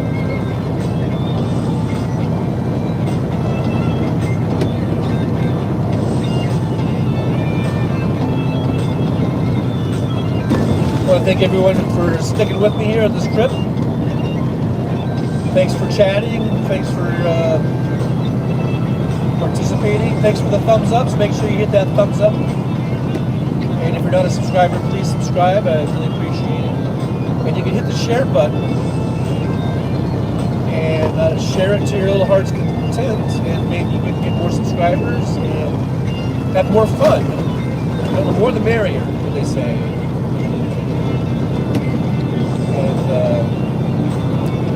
But remember to be on, good behavior. Don't be too obnoxious. Don't engage in any hate speech or anything like that. If you do, Jolie's gonna boot you. They're gonna be hateful and engage in that kind of thing, like really bad, like racism, homophobia, or anything like that. Then Jolie will take care of you. She'll broom you. She's got a broom out there and she will use it. She's not afraid to use that broom.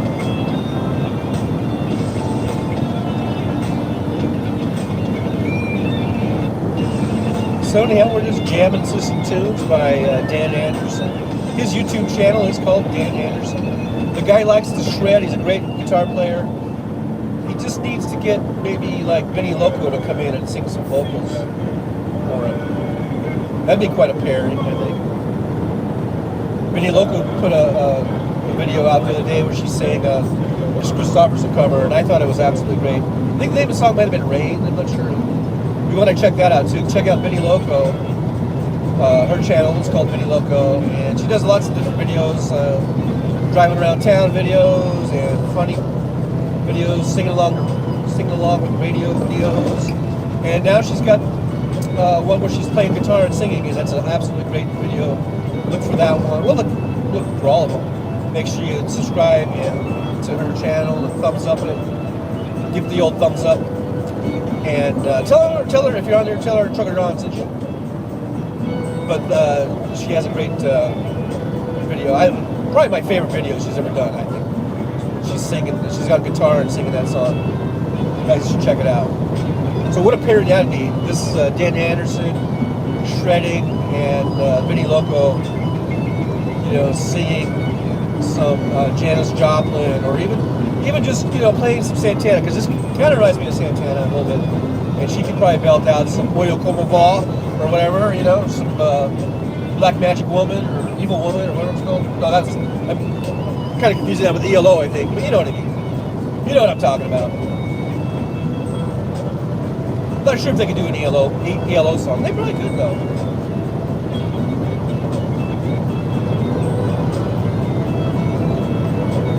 Probably rework it, do an ELO song.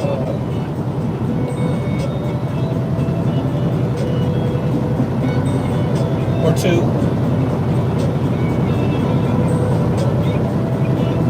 So I don't know who's in the chat. Like I say, when I'm driving, I can't see the chat. I don't answer the chat or read the chat. Just the way it goes. When I'm driving, safety first, right? And it is safety first. I don't care what Hal Sparks says. Safety first. When you're driving an 18-wheeler, it's safety first. It's not like fun first or whatever the fuck he says. And I like Hal. Don't get me wrong. I love the guy. I think he's great. But safety first. At least in an 18-wheeler. Come on, Hal. At least beat me to that. Halfway on that, right? At least in an 18-wheeler, give me at least a green safety first. Do we have a caveat there?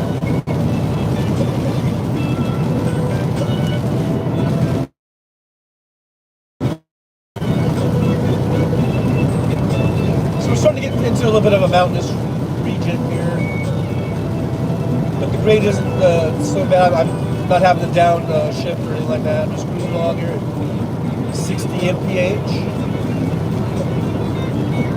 And that's the speed limit. I don't really go too much over the speed limit. A lot of guys, this is 60 and they'll go through here at 70 or 75. I'm talking about big rigs. I don't even, don't even count the four-wheelers. Four-wheelers. They'll do whatever they want, but the 18-wheelers, they think, sometimes those drivers think they're still in their four-wheeler. I think. And, it's not. It's different.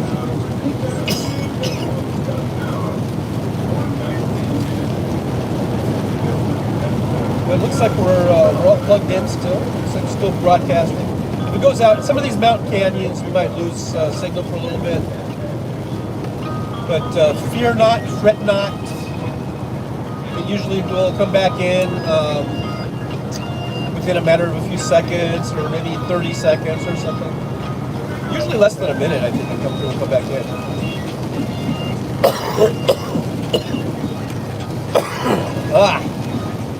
Damn cough of mine.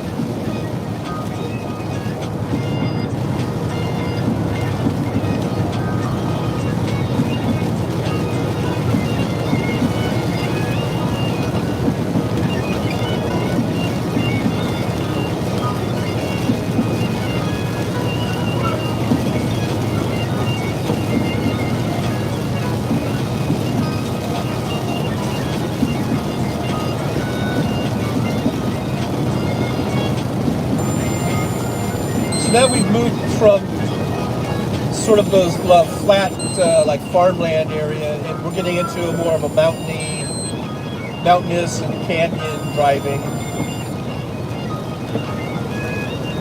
And we're going to have that for quite a bit now, I think.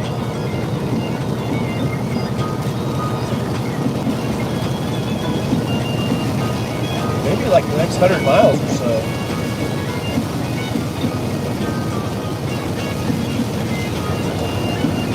But it's not so bad. It's not like going over the Rockies or something, or Donner Pass. There's a lot of this sort of level areas, so it's not too bad to drive a big truck.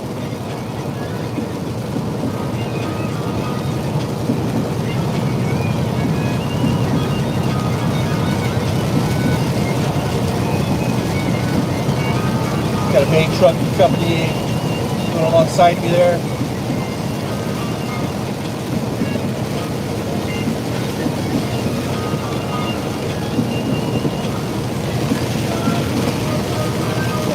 Their sort of main headquarters, I think, is right across the street from where we started. That's the pilot there in Brooks.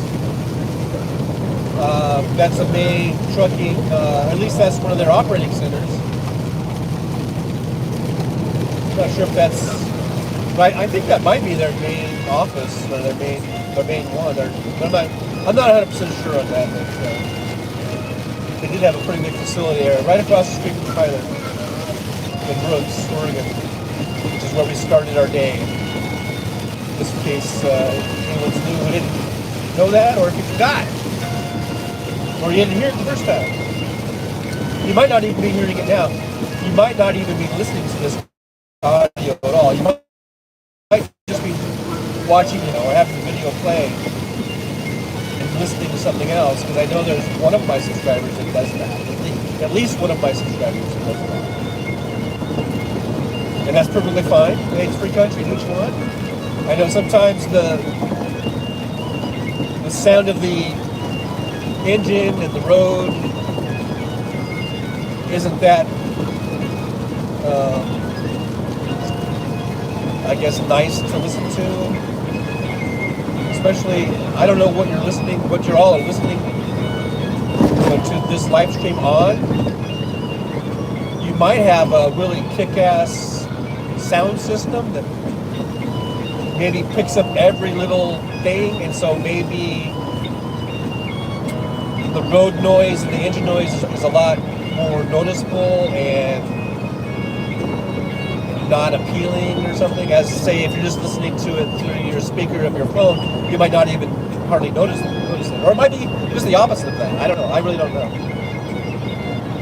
When I listen to the playback, because I will listen to, I'll watch little, I sort of scan through it just to see how the live stream came out. It's not because I don't sit and listen to the whole thing like, oh, look at, I was so funny in this one point. Oh, look at, no, I don't do that. But I do just sort of, I'll scan through it just to make sure it all came out okay, and it looks okay, or whatever. How it looks, how the camera positioning looks, and how it sounds, and stuff like that. And to me, it sounds fine, but I guess I'm just, 18 years, how many years have I been doing this? Like 19, going on 19 years of driving, I guess. So I guess I'm just used to the sound of the road and the engine and all that, so it doesn't really bother me.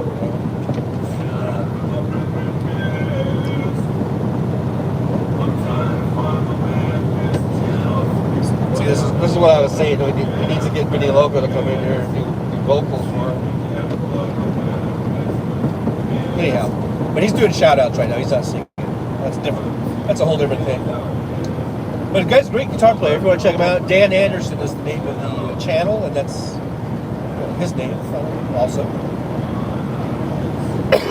And he does like these guitar shredding videos just about every day. He just gets on there and shreds away. He shreds to his little heart's content. Well, we've got a little area here where the rain's let up. So that's nice. It's always nice to get a little break from the rain. Driving in it, or just any time. I mean, if it never stopped, then you'd have a Noah's Ark flood type of deal, right?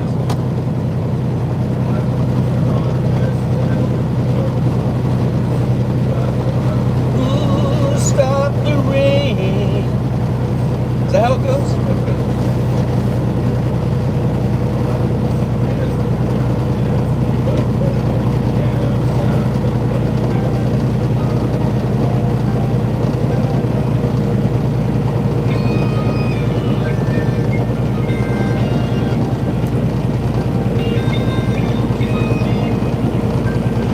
Of a grade here. My speed is slowing down. My RPMs are getting almost 1100. That's usually when I downshift. Right around 11 and a half. Now I downshifted. I'm up into 9th gear. You can hear the RPMs a little louder there. The engine's a little louder. It's working a little harder. Sucking up a little bit more fuel. But we're almost to the top, and this climbing lane here is merging, so we're going to be out of that lane.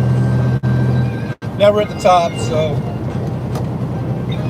we've got a bit of a downhill, but if I was going into a really steep downhill, then I probably would have just stayed in 9th gear, but too bad. I don't know what the percentage is. It's not that bad. And light. And if I put my Jakes on, which they weren't, now they are.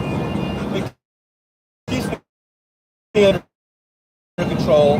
Keeps me under speed-wise. They had about 60, 61, and that's fine for right now for this hill. Actually, I'm slowing down now. But now we're leveling out back to level ground, and just getting back to the speed limit, 60 miles an hour. I'm in 10th gear, just cruising along, I-5 southbound. good old I-5. Going through this sort of mountainous canyon region here. Mile marker, or that was exit 159. So we're about 159 miles from the California-Oregon state line.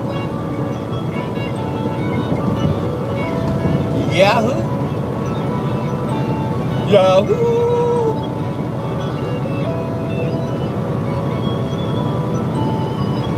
But I want to thank you all for driving along with me on this Sunday, this beautiful, rainy Sunday here in Oregon.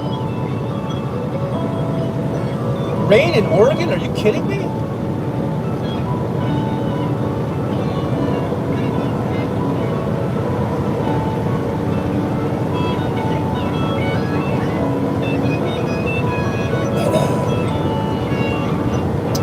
We're coming up on Rice Hill, which is where Pilot is. I've stayed there many a time. Probably done videos there, I'm sure, I guess, right? Video collection. You probably see some videos where I've videoed there. Either live streaming or just making videos. At the old Pilot's a pretty big one. As far as like the parking lot, I mean, the actual store is just the same as, you know, almost every Pilot. But the parking lot is huge. There's lots of parking. And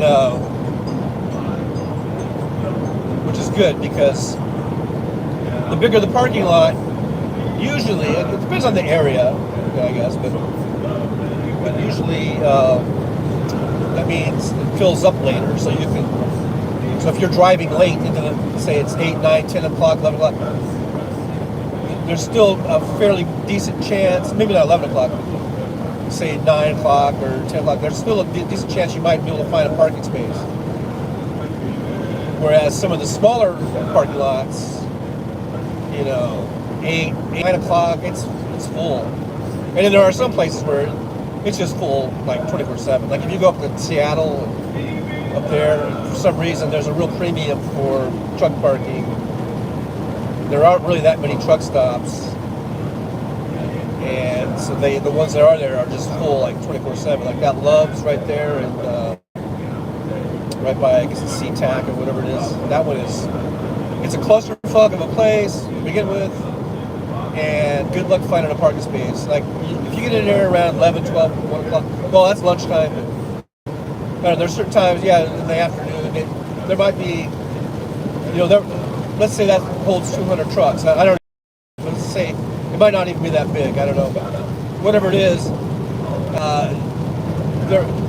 there might be, you know, 5 or 6 spots in there. And then, of course, once it starts getting late afternoon, it's full. It'll be full all the way to the next day, you know. So that's why it's nice, like this one here in Rice Hill. It's a really huge parking lot. And so you can get in there kind of relatively late and probably have a chance of finding some parking. Those are things four-wheelers don't think about parking usually. And for 18-wheelers, it's an issue. That's why you see these guys parking on on-ramps and shit. Because I think apparently they don't know how to trip plan, and they don't know how to figure out where a rest area is or a truck stop. And then they just drive. You got like 11 hours to drive legally. So they'll drive like 10 hours and 59 minutes. And they're like, well, I don't know where to park. I don't know where to go. Guess I'll just park on this on-ramp right here. Which is, I think it's stupid. You know, it should only be done like an extreme emergency. Because there's been many accidents, things that happen where four-wheelers run into you or other trucks run into you. It's not a good idea to park, do a, like, if you have a breakdown, that's different. But if you're just parking to take your 10-hour break and you drove all the way through your whole 11 hours and you didn't figure out where you can park, then you're just stupid, as far as I'm concerned. Now I know, like I said, places fill up. And that's why you got to take into consideration where you're going to go, and maybe you're not going to drive those full 11 hours. You might only. And I know. See, this is where I differ. I'll just drive 8 or 9 hours. If that means, if that's the difference between me being able to find a parking spot and not find a parking spot. Instead of driving 10 and a half or 10 hours and 45 minutes or 10 hours and 15 minutes and try to get every single second out of 11-hour clock that you can. I'll just stop at 8 or 9 hours.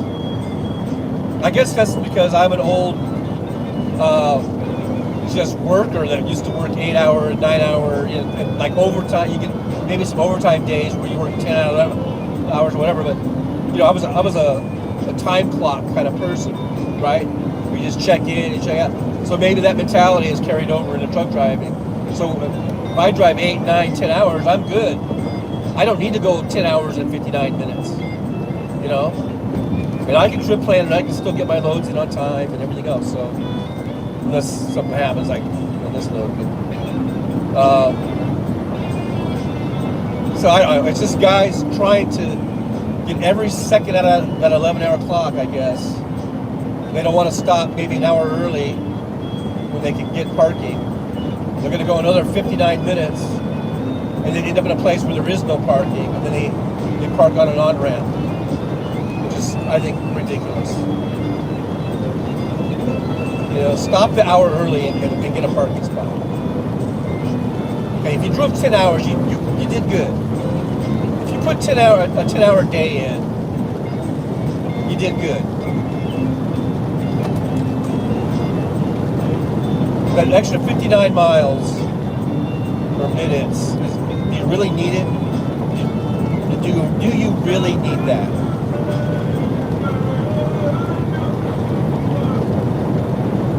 So anyhow, that's my rant of the day. Has been brought to you by Oyo Hotels and Casinos.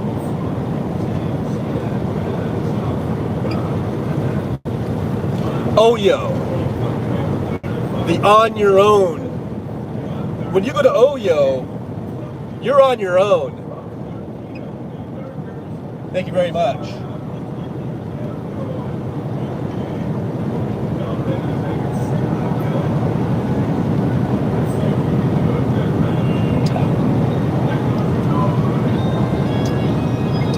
So yeah, we're coming up on Rice Hill,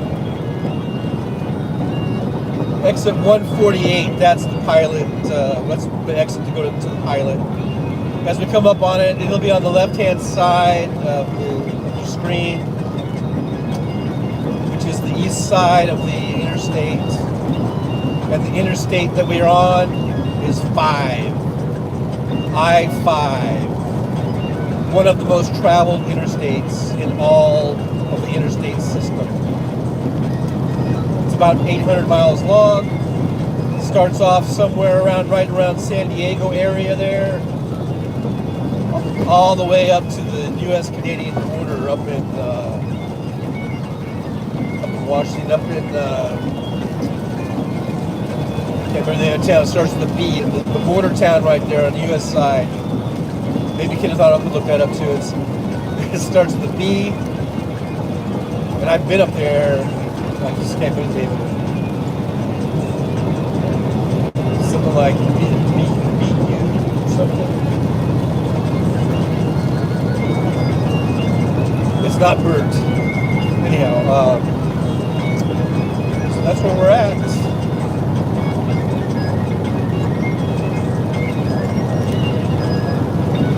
Oh my.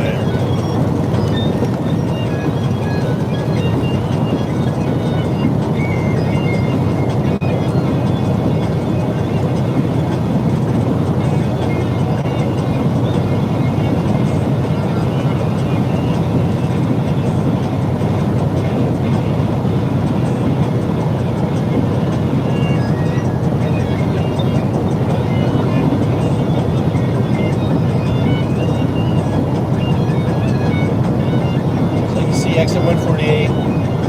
It's got the Pilot truck stop. Inside they've got a Subway and they've got a Denny's restaurant. And of course, they have showers and stuff like that. It's a nice RV park right there next to it. And there's some other hotels, a couple of little restaurants and stuff. On the right-hand side is like a drive-in. I've gone over there a couple times because there's sort of a big, kind of a dirt lot. You can kind of pull in your truck there. And I've had hamburgers there and stuff. But I usually like to go there because they have ice cream. They've got ice creams right here on the right-hand side. It's been there for years and years and years. And it looks like they're building something over here. Maybe that's just a staging there. But this drive-in, it just says drive-in. I can't remember the name of it. I was going to say the name of it, but it just says drive-in. I know they have a name for it besides drive-in.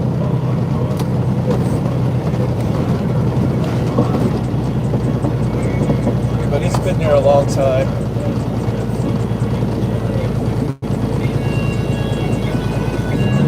Okay, so I'm upshifting here in the 9th gear for this grade. Going up a grade, kind of a steep grade here. And I'm down to 45 miles an hour, so I'm going to put my 4-ways on. Just a little precautionary thing, even though there's 3 lanes and the 4-wheelers, they got those 2 left lanes. I guess it's kind of good to let people coming up behind you, if they're doing 70 or 80 miles an hour, and I'm only doing 40 now. It's kind of good to let them know you're only going 40, I guess. I had to downshift again. Down in 7th, I guess I'm in 7th gear.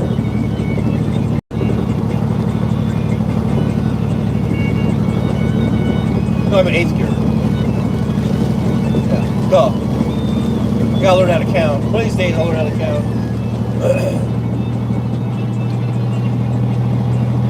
So here we are at the top, so, you know, this climbing lane is going to merge back into this number 2 lane. So,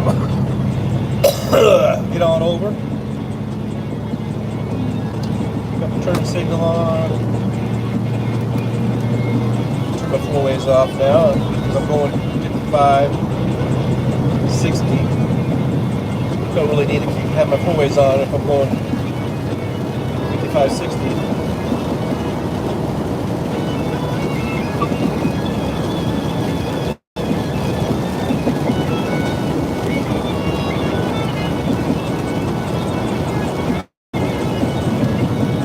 It's one of them rainy days.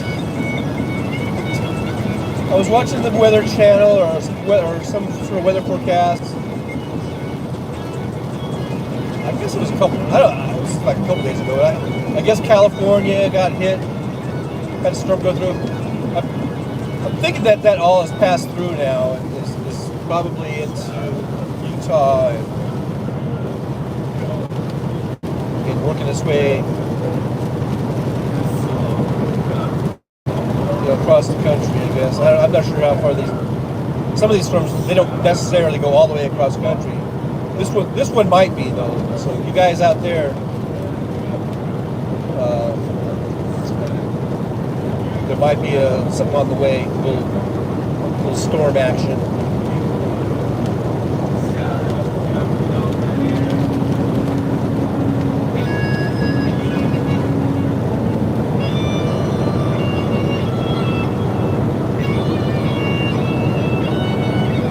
We've got another rest area coming up, a couple miles, and then the next one after that is 44 miles. It's sort of good things to know, you know, where the rest areas are in case you need to stop.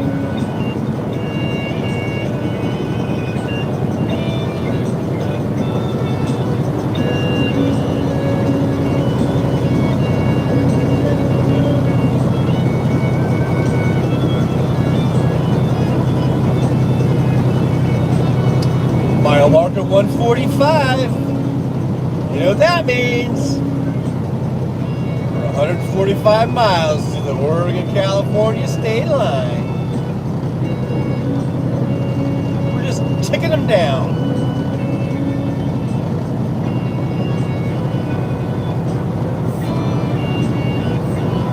Is it ticking them off? No. Is it? I don't know.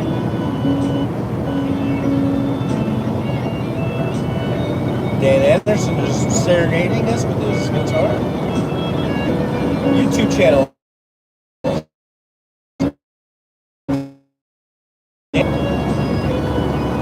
I'm waiting for the Dan Anderson Mini Local collaboration. I think that'd be pretty awesome. I don't even know where Dan Anderson lives. I know that Mini Local lives in California. That's all I'm going to say. Okay, I'll just say like Southern California area. I have no idea where Dan Anderson is. He might live on the moon for all I know. So I guess they can, but with today's technology, you can collab. You don't have to be like in the same room, right? So why am I misspoke. They can still do a collab. You know? Just gotta have the right, I guess, equipment to hook everything up. Basically, if you're on YouTube, I would think you might have the right equipment. Anywho, we just passed that rest area. You can see on the other side of the road is the other rest area for the northbound lanes. It's a little one. You see the trucks that are in there. They got a parallel park and it fills up pretty quick. There's only like 4 or 5 trucks in there. It's full.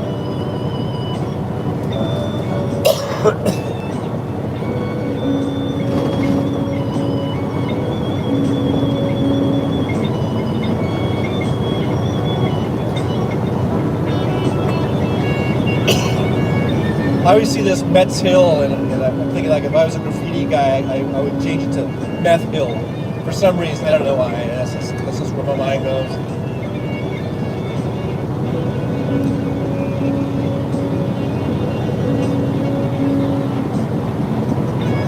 I'm not promoting meth. I would just think if I was like a tagger, graffiti person who did that kind of shit, I would just think it would be funny to change it from Metz Hill to Meth Hill.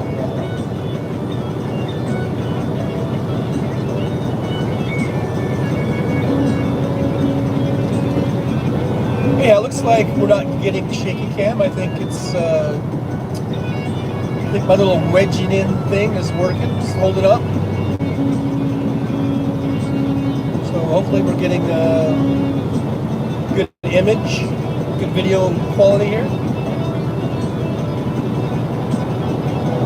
As we head on down I-5 South through Oregon in the United States of America. USA, baby. USA.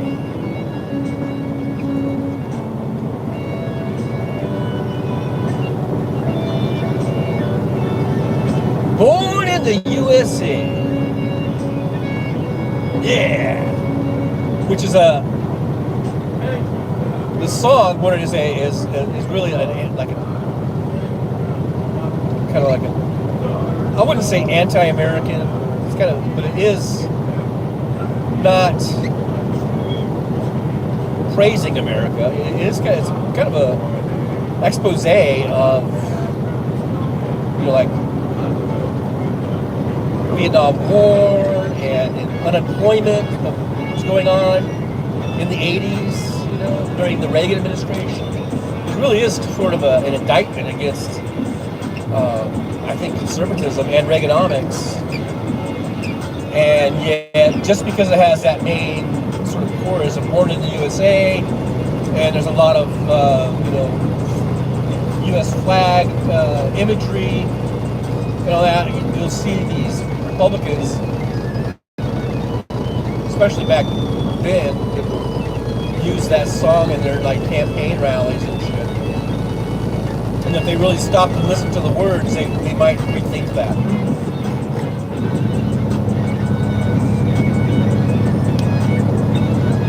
Oh, they don't care because they know that people will just hear that born in the USA and put an American flag behind it.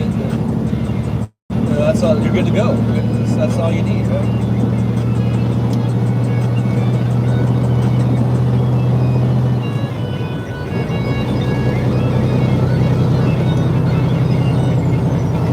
Born in the USA, born in the USA. I was born in the USA. See there? I'm so patriotic. I'm a patriot. Because I was born in the USA. And I sing about it. So I'm a goddamn patriot. Motherfucker.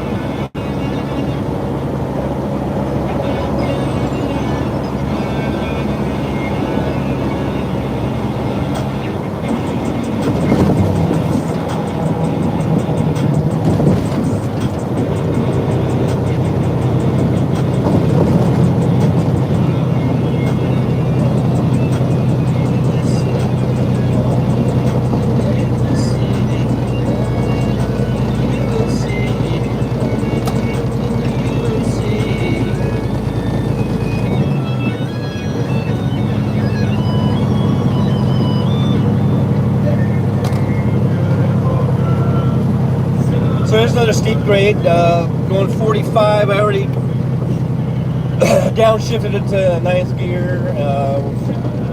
Got the four ways on, and I'm probably going to drop down into eighth gear here in a second. Second or two. Yeah, we're going to drop her on down into eighth and maintain a little momentum as much as we can for this grade. We're almost at the top. Those yellow signs, those are the merge signs, that's just about the top. Got a 6% grade coming up, downgrade. So I'm letting these four-wheelers know I'm coming over. This lane's merging into that lane. You gotta let me over. Thank you very much. Thank you for your understanding. Now this is just a short little downhill. This is not like the Grapevine or whatever, or what Mont Eagle or what Trucker Sean was on the other day, out there in Tennessee. I think I've gone down there at least once. It's been a long time since I've been out East Coast, eastern half of the United States. It's all pre-COVID. I haven't been past really I-25 corridor, which is basically, Albuquerque to Denver to Cheyenne, since the pandemic. So.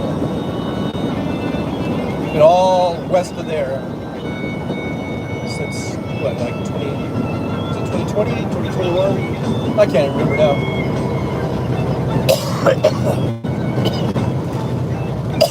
Oh, man. Goddamn coffee go away.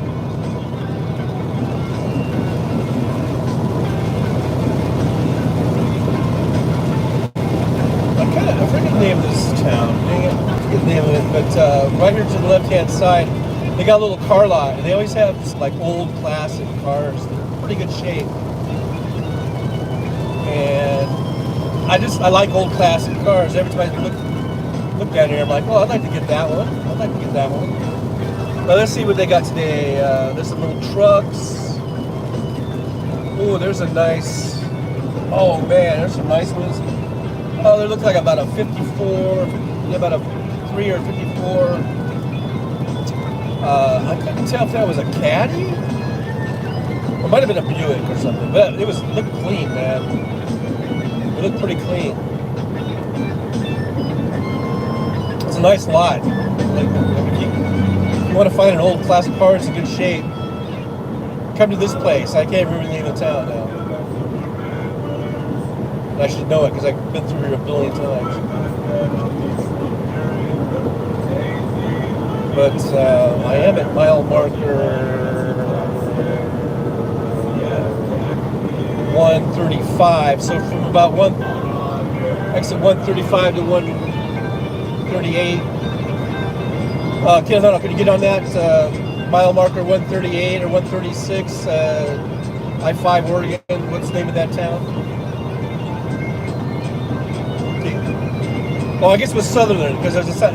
It says leaving Sutherland, and it's Sutherlin. It just ends in an N. Sutherland, Oregon. If you want to look for some really nice old classic cars, you'll see there a lot right there off Interstate 5. You can see it from the interstate, and go check it out.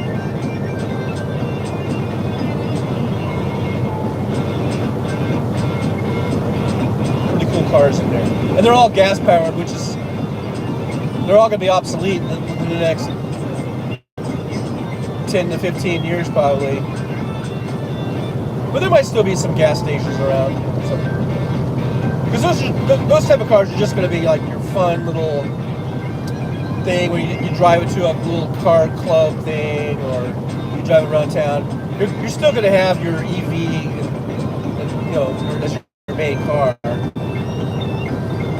I see nothing wrong with having an EV as your main vehicle or whatever, and then, but you still maybe you like a classic, Mustang or a classic Chevy or whatever, and you can still be a collector, and there's still going to be some gasoline around, and it's not going to be really that harmful to drive those around if those cars make up less than, oh, here comes some bikers. 1%, or even if it's, let's say, gas-powered vehicles are 10% of what's on the road. That's nothing. So if we got 75, 80, 90% of the vehicles on the road are all EVs, then we can absorb, the environment can absorb those 10 or 12 or 13% of vehicles that are, say, fossil fuel powered. Okay, so that's the point I'm trying to make is you don't have to just, it's not an all or nothing kind of thing, right? It's all about sort of the numbers and what our environment can handle, and it's obviously having a hard time handling what we've been doing for about the last 100 years in terms of the greenhouse gases and things that we've been putting into the atmosphere. And we need to change that. We need to reverse it. As far as like, and probably one of the most main causes is our vehicles. The main culprits, I guess. So if we can go from 98% of the vehicles on the road are fossil fuel powered to, say, well, the lower the better. But even if it's like 15%. Probably even 20%. We can handle that. Our environment can handle that. That's what I'm trying to say. And I know Kiki Streets is probably saying what an idiot I am or whatever, but crunching out some numbers or whatever. But I think I'm right. In a really super layman's terms kind of way.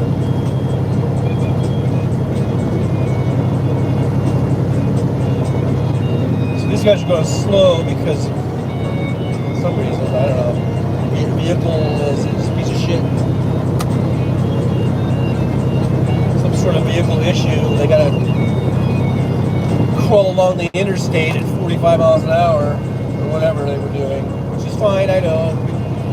They gotta get that thing into the garage, get it home, or whatever they're doing. This is about the only way to get there, so I get it.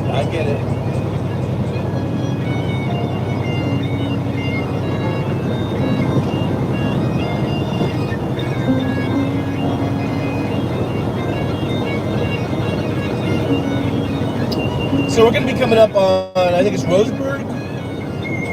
It's a nice little town down here in Oregon.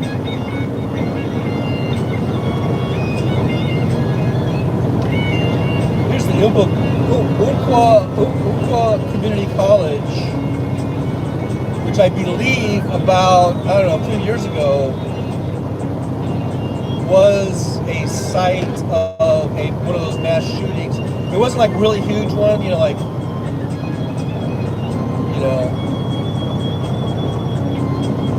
like 50 people dead or anything like that. But I think it was a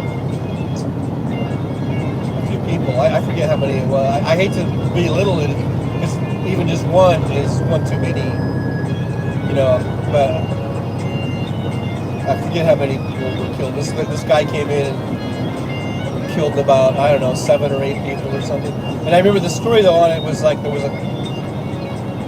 I forget if it was a security guard or a cop or an off-duty cop. Maybe he was off duty or something. And I think he was taking a class there. And I think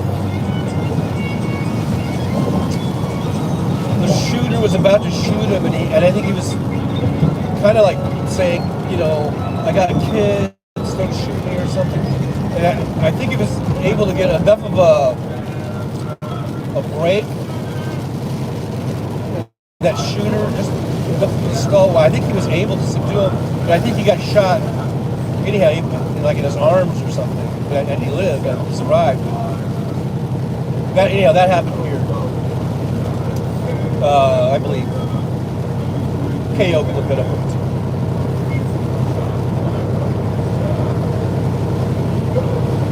KO is my researcher, and Kinky Streets is my more technical guy. Especially when like KO is totally like the science guy, like space, stuff like that. And then Kinky Streets is more of my kind of car guy, and maybe things related to even EVs and the environment. Not to say Kid isn't either. We gotta sort of delegate some of this stuff. Wes Webb is my music guy. Jolie's my mod.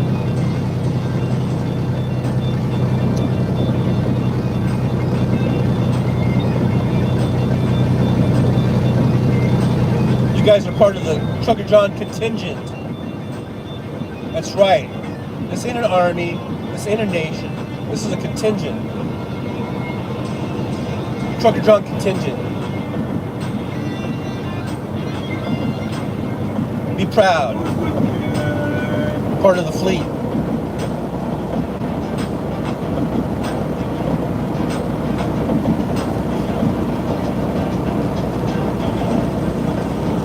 Now I know Army is a shorter word. It's like if I ever make t-shirts, it'd be nice if it was a Trucker John Army, because it's shorter, probably less expensive.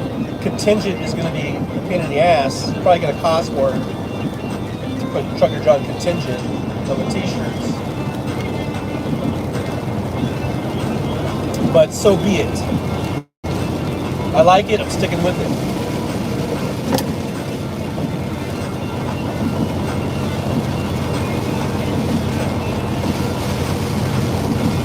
Maybe I'll make Trucker John t-shirts. It says like Trucker John contingent, and then maybe on the back put like, be a part of the fleet. Something like that. Something along that, something of that nature. Gonna get some merch up in this bitch. Nah, I'm a long way off of that.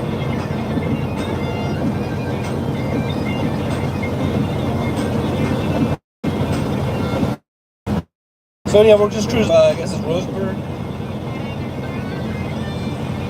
Again, we're on the interstate, so you don't really see much of it, but if you get off the interstate, it's a fairly good sized town, and they've got, because I have made deliveries here, it's been a while, a long time ago, but there's a Walmart and a Sam's Club and all that kind of shit. And then I think this off-ramp goes to a highway that I think leads to the coast. It's the coastal part of Oregon, which is really cool. So one of these days I might end up going up there. One of these trips.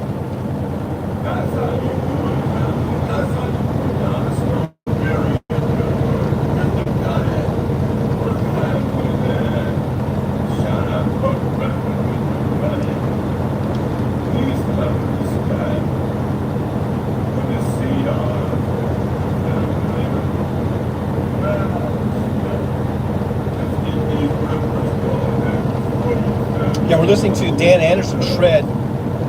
Check him out, Dan Anderson on YouTube.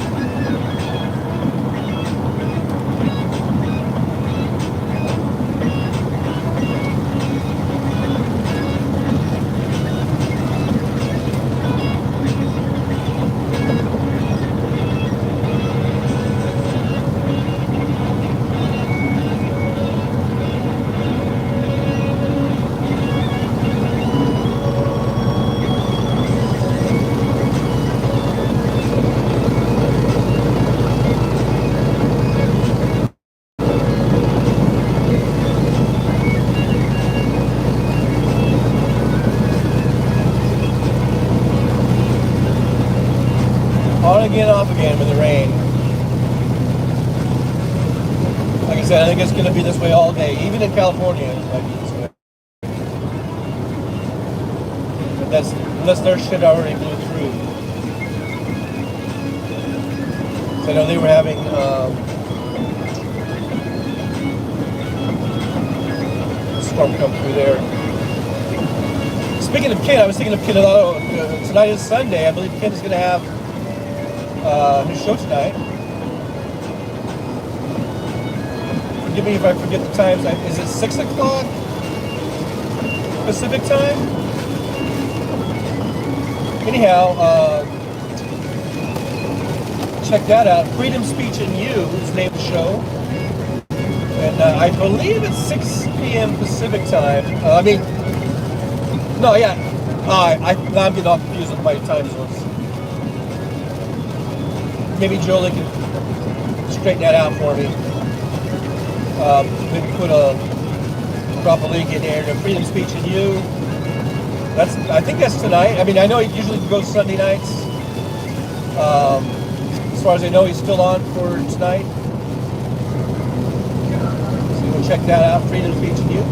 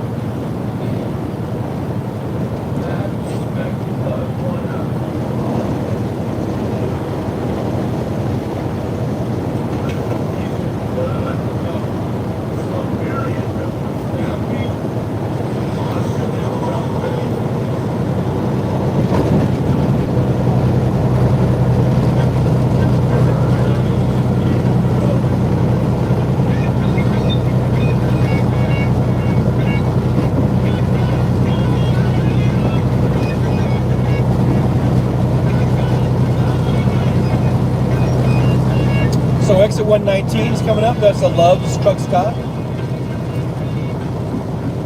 Just a point of interest, I guess. here in, I guess this would be South Roseburg. Now this highway here that cuts across over to Coos Bay. I've delivered there before. It's been a long time. I have gone over there. It's really pretty. It's right off the coast. But it can be really, it can get kind of cold over there. But it can be really nice too.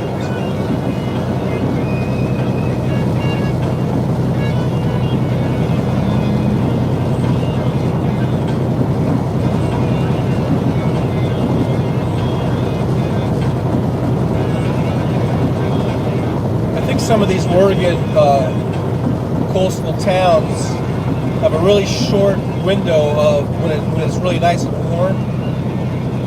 You know, of course, in the summertime, you might only get about a 2 or 3 month window where it's really nice to be like on the beach and hang out near the water there.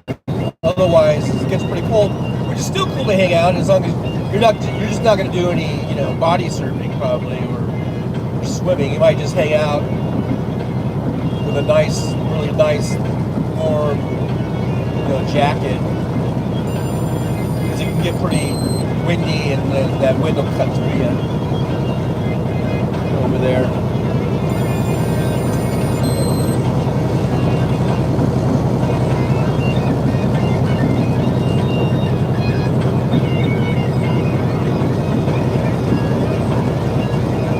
But it's very picturesque. Very pretty. And it's a pretty drive from here to there. It's a nice drive.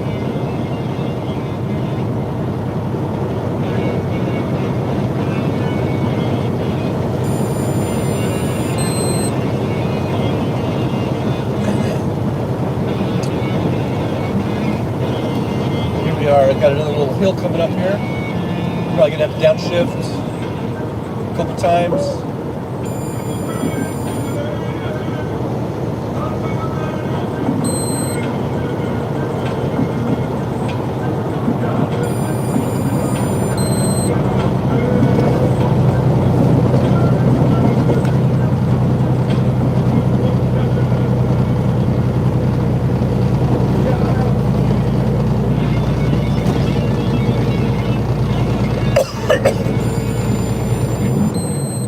Yep, so I'm downshift to the 9th gear.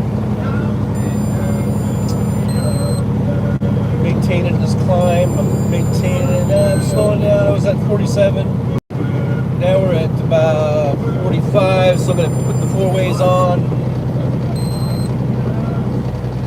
And by the way, for you 4-wheelers, a 4-way is what you would call your emergency blinkers, I guess.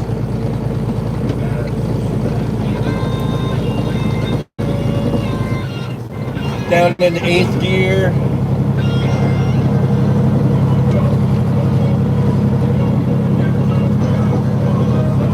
They're called 4-way flashers or 4-way lights, or whatever, because they go on like on all 4 sides, your front, back, and both sides. The lights flash. Whereas like in a regular 4-wheeler car, your emergency blinkers are just the back and the front. So I guess you could call them 2-ways. Say you're your 4-wheeler and you turn on your emergency lights, unless you do some sort of modifications or something, but basically your standard run-of-the-mill factory emergency blinkers are just front and back. So I guess in a 4-wheeler you can say I'm turning on my 2-ways. So we're at the top now. I'm back up in the 9th gear. This is a pretty steep grade. I might just stay at the 9th gear for a little bit. Even though with this light load I could probably handle it. But we'll stay in 9th gear. Make sure we don't get too much speed built up. Get out of control and all that shit. But I will turn the 4-ways off because I'm at 55 miles an hour, and I'm just cruising. I'm not on the brake. I'm not on the fuel. I'm not on the gas pedal. We're just cruising. I got the Jake brakes on. So we're just maintaining a 55, and now we're getting towards the bottom. I'm going to tap the gas a little bit just to make sure I don't go too slow. Now we're almost to the bottom, so I'm just going to go ahead and go into 10th gear right now and let her go. Now we're at 60 and approaching 65 mph, which is over. So I'll just let it roll. It's gonna slow back down to 60 here in a second. Now we're at the bottom, back on flat land. And I'm just cruising here at 60 miles per hour. I know that sounds slow to you four-wheelers. You can't imagine going 60 miles an hour, and even to a lot of truck drivers. That just sounds incredibly slow and ridiculously slow, but I don't mind it. I got no problem with it. You know? I'm just cruising along, listening to Dan Anderson shred on his guitar, and talking to you guys. So, what do I care? But I mean, how much faster am I going to go? Am I going to go 80 and use up a lot more fuel? Get all reckless and crazy and shit, you know? I got no problem going 60 miles an hour. I can just cruise along and kind of relax and not worry about shit, you know?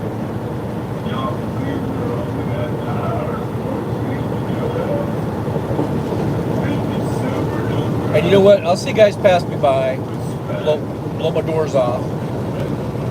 And yeah, they'll get to the rest area maybe a little bit sooner, and that might make the difference of getting a spot or not getting a spot. But you know what? It seems like we usually end up at the same truck stop anyhow at the end of the day, because I'll see the guys that pass me up, and I'll just see them at the truck stop maybe a little bit later, maybe 45 minutes later or something. You know?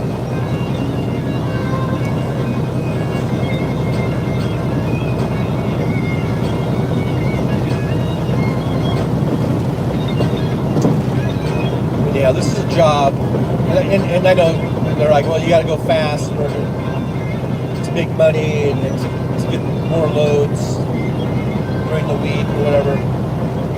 I don't think, you know, it might add it. It might, because there are drivers, I think, that are making a hell of a lot more money than me. And maybe it's because of my slow attitude or something. Anyhow, we're coming up on a way station, and I'm hoping it's closed. You know, I always hope that it's closed. Here in Oregon, they don't have pre-pass per se, where they do have transponders, and they'll read your information, and that's why a lot of drivers don't like pre-pass, because they feel like they're being watched and tagged, and I guess they want to use maybe paper logs and cheat or whatever. I don't give a shit about any of that shit, so all I want is for the thing to be closed so I don't have to hassle with it. You know? So here we come, and I do believe it is closed. Let's see, what does the sign say? It does say it is closed.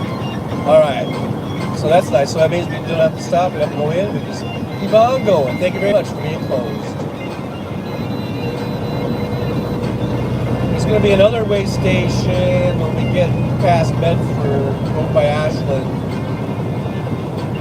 over around, I forget if it's mile marker like 19 or 16 or something like that. It was closed, but there was an ODOT worker there, so it's not like the thing was just all closed up all day. There was an ODOT worker in there, but either they're going to lunch or maybe they were busy with something else. So they hit the close button, which is fine with me. That's just fine with me.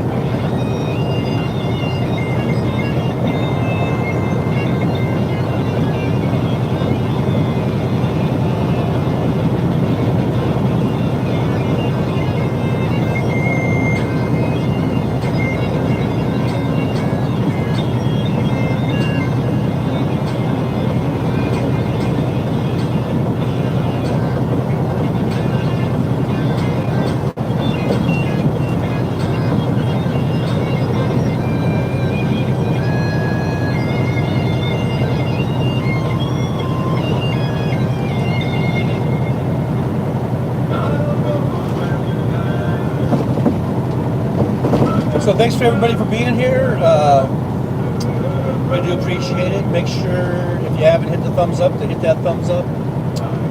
And if you haven't subscribed, please hit that subscribe button. It doesn't cost you a thing. It's free. You just hit the button and boom. You are a subscriber.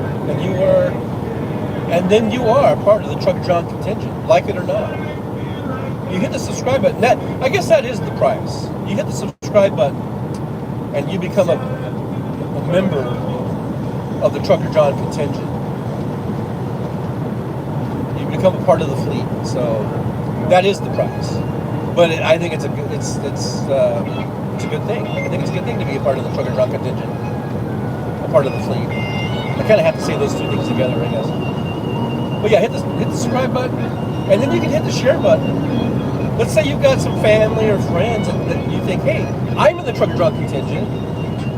I would really love it if my family and my friends were also in the Trucker John contingent.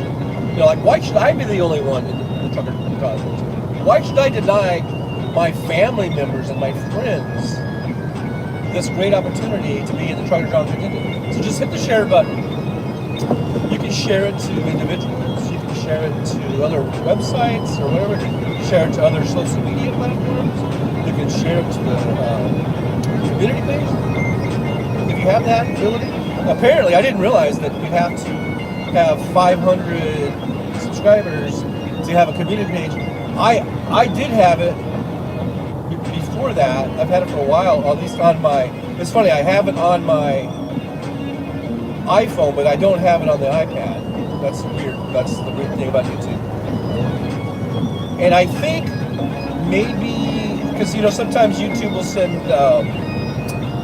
emails, and they'll say, would you like to be a part of this new thing that we're doing? So like, kind of like a beta thing, I guess. So I'm thinking, and I don't remember doing it for sure, but I'm thinking maybe it was about the community page, and I must have said, yeah, I'll do that. And so I was able to get my community page way before I had 500 subscribers. Since I've had that for a little while now. And like I said, it's only on my iPhone. And not just the new iPhone, it was also on the old iPhone. Where I had a community, when I would go on the YouTube page, I would have a community page. But if I went on it on my iPad, it's not. The community tab is there, but what it says is it's not available on this device or something. I don't know, this platform or something. I don't know. But on the iPhones, it is. So anyhow, just saying, you can share that to your community page if you have it. If you have a community page.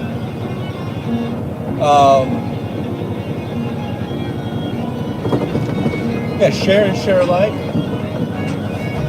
You know, don't be a hog. Don't hog me up. You know, there's plenty of me to go around.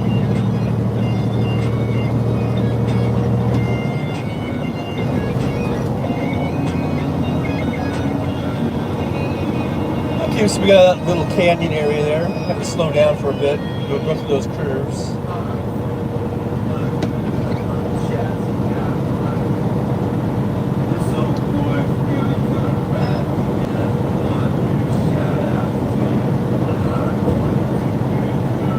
But yeah, thanks for being here, guys.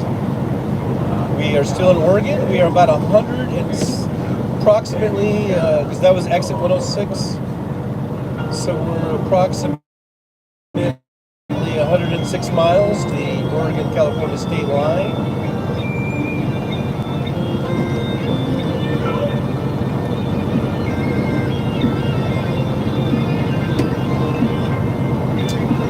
I might be stopping before we get there. I might just stop and grab a quick bite to eat. So I might end this live stream when I stop, and then when I start again, I can start another one. That might be how I do it. I know. I think I asked for you guys' opinion on that earlier, and I can't read the chat. What you guys came up with, what I should do, or how you would like me to do that.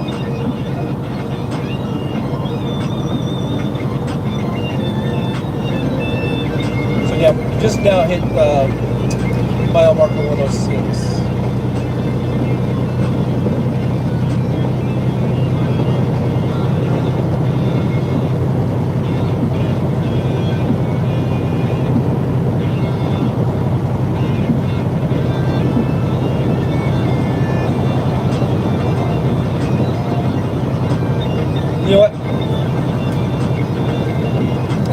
waiting there, I might stop up here at Seven Feathers. It's about 6-7 miles at the Seven Feathers auto truck plaza thing, because they do have a pretty good deli and they make a pretty good sandwich. I might stop there, and that way, and I am getting a little hungry. That way, like I say, I don't like to stop too late in the day, because then when you get back started, it's like getting dark already or whatever. And I think, like for me, I like stopping around 2:30, and we're just a little bit after 2 now, right? So I might, exit 99, that's only about 4 or 5 miles.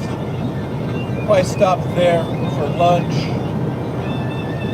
and then I'll look at the chat and see if you guys think I should just keep it going, or should I end it and then do another one when I get back on the road again, or should I just stop it and just not do another one for the rest of the day, or what?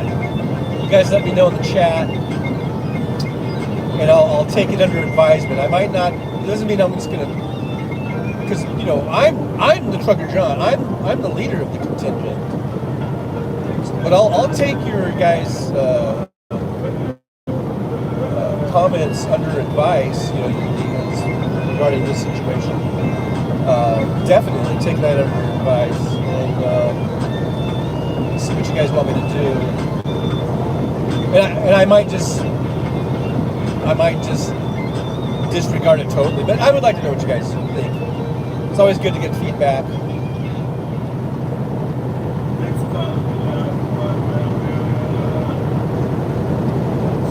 But I might divide it up. Today's drive along live stream, I might divide it up into 2 different dealios.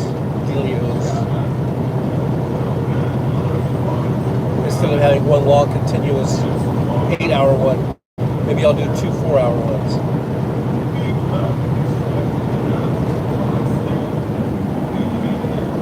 Or something like that. Things of this nature. Yeah, we got a nice river running along here. Alongside the interstate. Here's a kind of a wide pull-out area. Pull out. Pull over. Heaven knows. Only heaven knows what they do. I don't know. Maybe they go fishing. I don't know.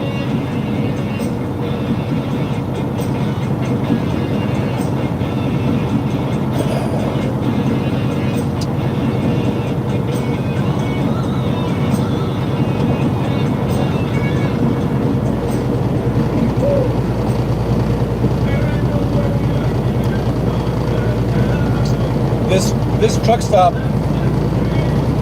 they remodeled it, and they had a really nice restaurant in here. I mean, really nice. And they took it out because right across the interstate, outside is their big casino, and they have restaurants over there too. So they took out the restaurant and they sort of just expanded their convenience store, and put more, items and like food and stuff. And then in place of the restaurant, they did build a pretty nice little deli type of deal where they make really good sandwiches. They make burritos and they make pizza. They make desserts, really good desserts and stuff. And they make really good like salads, like pasta salads and potato salads. I mean, they have a whole like 2 or 3 shelves on their deli counter of just all these different types of pasta salads and potato salads. So I'll probably end up getting one of those because those are good, and I'll probably be getting a sandwich. And I usually go with the roast beef, and it's pretty good. Sometimes I'll get a pizza. They have wings. Sometimes I'll get wings, but I think I'm going to go with the sandwich with a side thing of probably a pasta salad of some sort. think I'm gonna stop. I'm making myself hungry just talking about it, thinking about it. But I am actually getting a little hungry. So, and then I can eat now, and I can get done, and it'll be early enough in the day where I can still get some good driving in, and all that, and things of this nature. So here's exit 99, Canyonville. This is Seven Feathers. Like they have a big hotel casino on the other side of the interstate, on the east side, and on this side they've got the travel center. I just call it truck stop. Of course, they call it travel center because they don't want to exclude the four-wheelers. You know, they have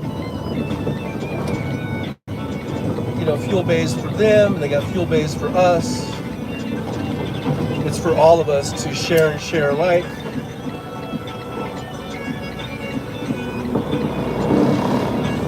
To get along peacefully, side by side.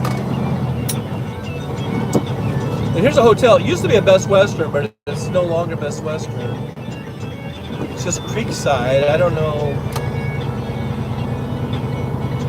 if they're a part of any type of big chain or if it's just something they made up.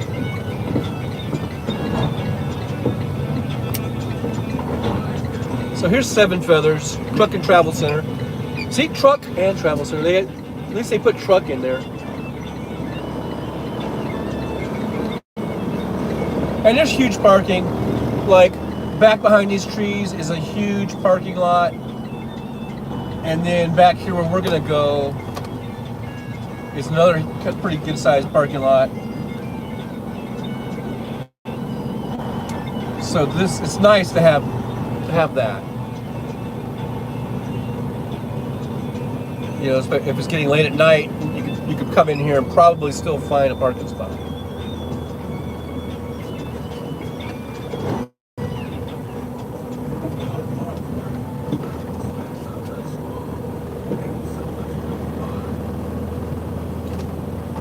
Let's see, is there anything in this front row?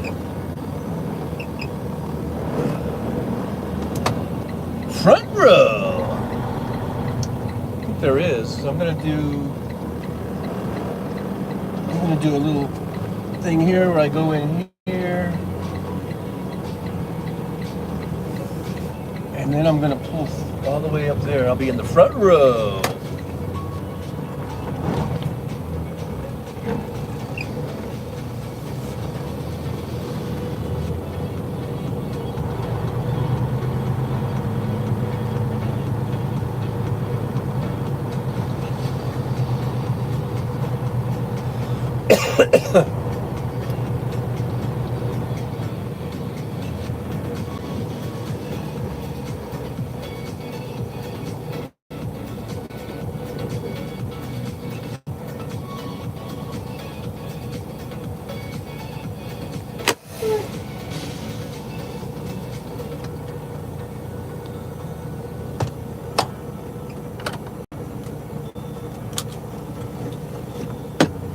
Oh boy. Whew. Alrighty. Let's shut that engine off a little bit, get a little bit of break from that. You know? It is kind of like remarkable how you hear that engine and you don't really notice how loud it is until you stop and turn it off. And then you're like, damn, I was listening to that loud engine all that time. That's why I think truck drivers go deaf after a while. After so many years. Hopefully I'm not deaf. Huh? I said, hopefully I'm not deaf. I got a message that says I've entered a distinct location, winter weather advisory. I'll have to check that out. let me shut that off for a little bit. Let's go over here to on duty. I don't know what's going on with my tablet. It's just circling. It's doing the circling thing, you know. You know how you guys talk about the circling?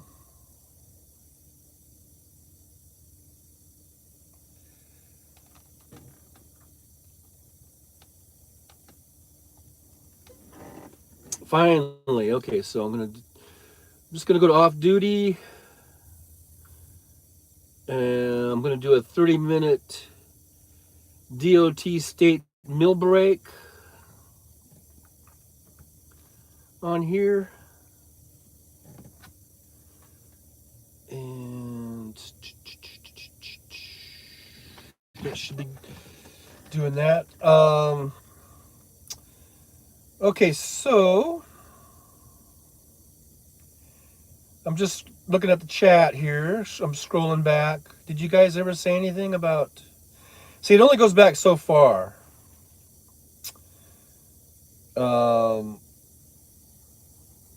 Apparently, and it doesn't really timestamp it, so I don't know where this was in that.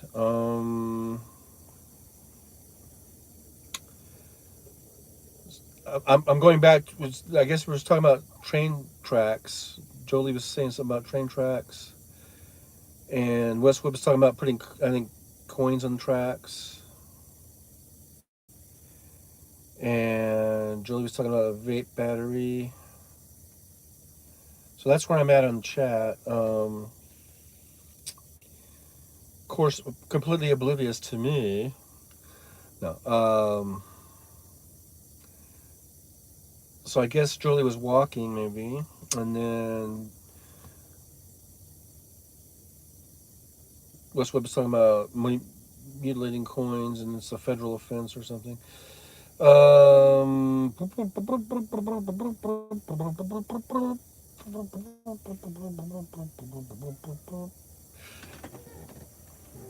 Kiki Streets said something about, I watched the movie The Menu, a strange psycho movie.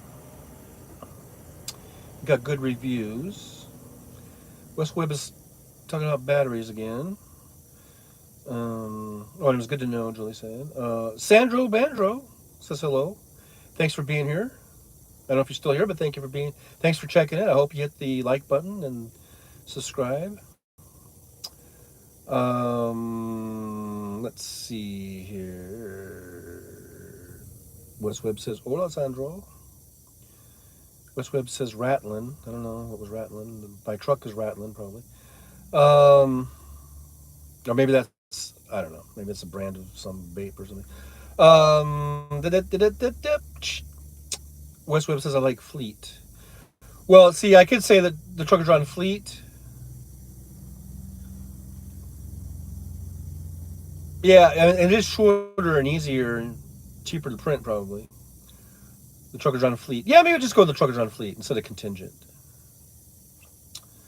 That's a good idea, West Webb. Let's see here. Listening to the news at 4 Central, 6 Central is Ken's show, sometimes 7. Okay. West Webb, I like driving through the mountains, but not at night, not in the rain. Me either, especially in a big truck. West Webb says Big Brother knows everything. Oh yeah, we're talking about transponders, I think. Or I was.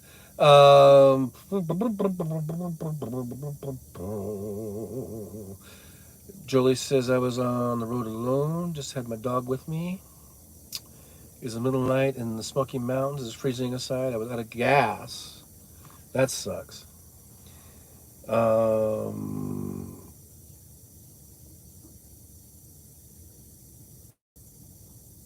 Julie says up there anyway. Anything I came across was closed. I was trying to find a safe place to pull off road until morning, trying to stay warm. I prayed that night to not freeze to death and not get hit if I was on the side of the road. I decided to try and go just a little further. try to find a safer place to stop. I went over one more big hill on fumes. You never know. You never guess what was open and full of people at 3 a.m. just on the other side of the hill. And then West Webb starts talking about how he ran out of gas and traffic jam in Indianapolis. But on the other side of the hill was a church at 3 a.m. They were having a revival. Wow. Hallelujah. And Julie says, I walked in, ratty hair, with my dog, Grateful Dead t-shirt on. They welcomed me with open arms. Pretty amazing. Yeah, that is. Makes you want to be a believer right then and there, huh? West Webb says, we had a Pentecostal church that had tent meetings at a place called Chautauqua Park. All the whores and alcoholics showed up to get saved. They partied all night. Julie says, I sang with them and they prayed over me. Then a man and his wife took me to their house and got some gas they had at their house, filled up my tank. Wow, that's awesome.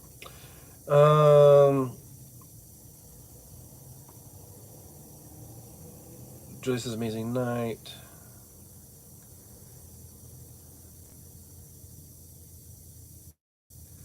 Julie says, battery's ready.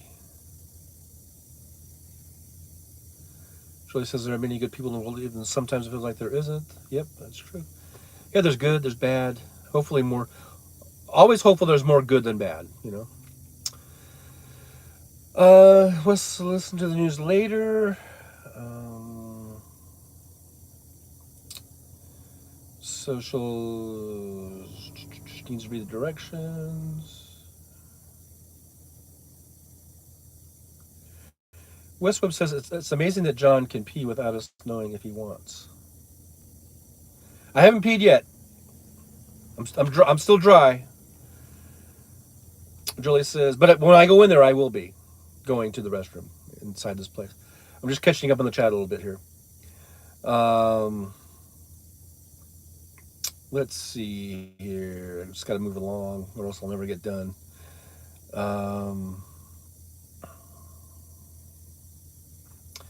West Webb says, snow in the mountains, a very good thing. Pray for snow. I think in Salt Lake City, the whole world is doing it. Yeah, they need snow because we need that runoff and we need to recharge our aquifers and all that stuff, right?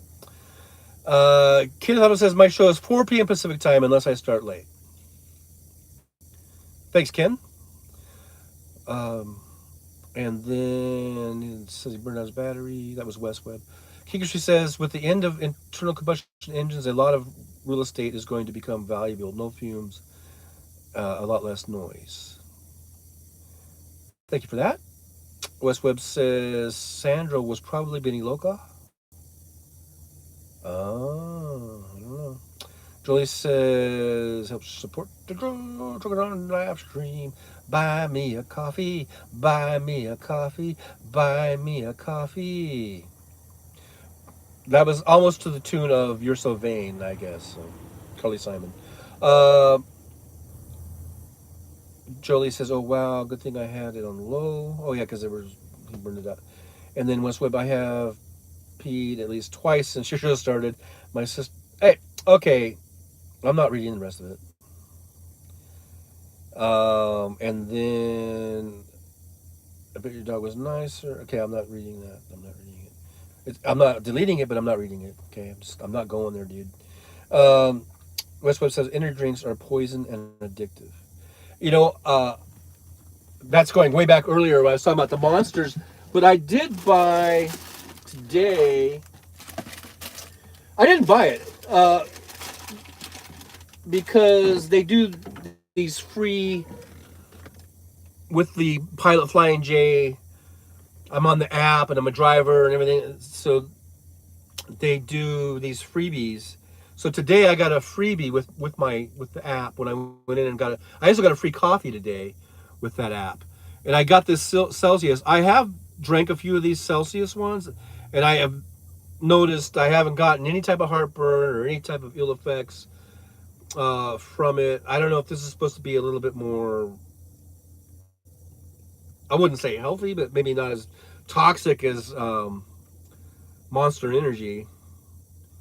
I mean, and I don't mean that toxic. Don't sue me. I'm just saying, like, to me and how it affected me. It really fucked me up. But this one is 10 calories. It's got riboflavin and vitamin C and all that kind of shit. So, I don't know what gives you the energy. Is it the guarana or whatever? And there's a green leaf extract in it. This says no high fructose corn syrup, no aspartame, no preservatives, no artificial colors or flavors, 7 essential vitamins. How does it work? Celsius proprietary Meta Plus formula, blah, blah, blah, blah. Anyhow, I got it for free. Every now and then, if I get a free one, I'll drink one of these. And these I haven't noticed any type of like I said, ill effects from it, like the Monster, which is probably poison. That probably is. Please don't sue me. I'm a layman. I don't know what I'm talking about. Anyhow, okay, so Ben Nichols says if free information West, no, that wasn't me. Okay, cool. But I run streams when I see someone live. It helps that channel. Thank you so much, Benny Loco, for being here. I appreciate it. And I did mention you earlier. I was saying, because I was playing some Dan Anderson music when he was shredding, and I was saying there was a certain song he was playing. I thought that'd be a great collab with Dan Anderson and Benny Loco. You guys could collab, because I've seen you starting to do some music, and I really loved your Chris Christopherson cover you did the other day. And anyhow, in case you didn't see that, I'll just let you know that. Even though I'm not sure, I'm here back to lurking. Happy Sunday, everyone. Thank you for being here. Yes, Celsius, I didn't spell your name. I'm afraid of Bloody Mary. Wes, you cracked me up. All right, guys. So I'm here at the Seven Feathers. I'm going to go inside, get a sandwich. So what do you think? Should I go ahead and end this stream and then start another one? Or should I just leave it going? I could just leave it going. Go do my thing. Go use the restroom. And go pee. And I can get my sandwich and my my pasta salad for my lunch. Or should I stop and then start another one? Or stop and not do another one? There's like several options here, I guess. Jolie says, I dropped Benny's link when you were talking about it. Thank you very much. Benny Loco says, hola, Jolie, and thank you, John. You're welcome. Thank you. And West Whip says, Jolie and I are soulmates. That's awesome. And Benny says, I saw that, West. Thank you, too. So, what should I do, guys? Should I just let it go? Should I keep it going? Jolie says, we all are. We are all soulmates. I think we are too. My truck, I'm looking at the truck in the back shot there. It's kind of messy. The pillow, the blanket's messy. The pillow tipped over. My side seat here's got trash bags in it. What a mess. What a messy shot. Okay, maybe I'll just ask Jolie. Jolie, what do you think I should do? Should I end it? Should I keep it going? Kiki Street says we will keep the light on for you. I could just keep it going. It's been 3 hours. What is the deal, like, if you go over 4 hours, something happens? I don't know. That's why I'm wondering, should I break it up into 2? What should I do over 8 hours? So 8 hours is where something happens. And then there's Ken's show. He said, did he say 6 Pacific? Let me scroll back. He did chime in. Unless he starts later. I think he said, did he say 4 o'clock Pacific time? 4 p.m. Pacific time, unless I start late. So, and it's already going on 2:30. That's only like an hour and a half. Got to go to Ken's in an hour and a half.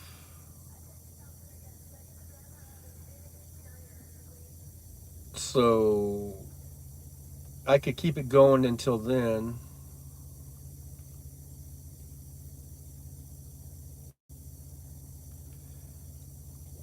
So okay, I'll just keep it going. And then around 4 o'clock, then I might have to pull over at a rest area to properly, because if I just hit like end, I don't know. Well, either way, I'll figure it out. So I'm going to just set this over here for right now. This iPhone is still not completely finished. I'm gonna go ahead and just, at the end of the day, I'm just gonna shut that thing down. I'm gonna stick it in the box that Apple sent me, and I'm gonna stick it in the mail and be done with it.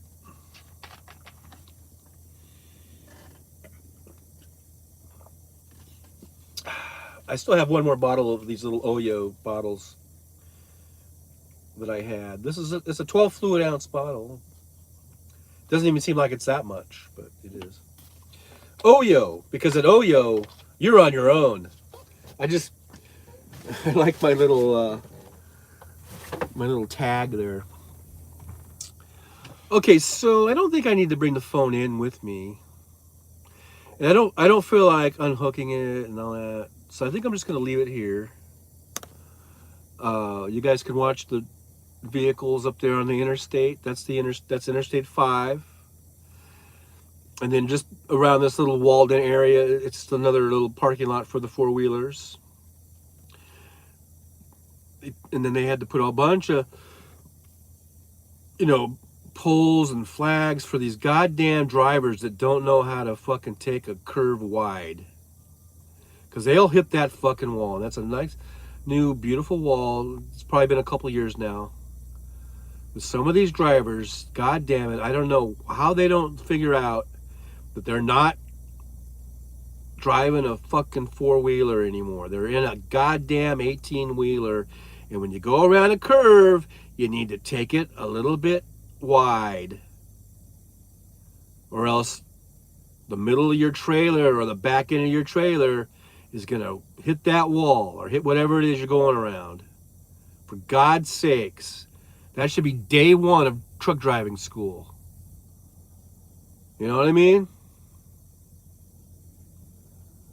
So they got to put all these big red flags and little things all the way around it. So these goddamn idiot drivers that don't know how to drive won't hit their fucking $100,000 wall or however much they spend on that wall. You know? Shit like that is what pisses me off about drivers that don't know how to go around a curve without hitting something. It's ridiculous. That should be day one of truck driving school. Or at least day one of when you get in the truck and start driving it. Take it wide, motherfuckers. You're in an 18-wheeler, for God's sakes. Let's watch this truck. Before I take off, let's watch this guy here. Now watch. See how he went out to the right? He veered out his tractor out to the right before he made the left, and he went around beautifully. See that? That's how you do it. You stupid cocksuckers that don't know how to go around a curve. That's how you do it. That was textbook right there.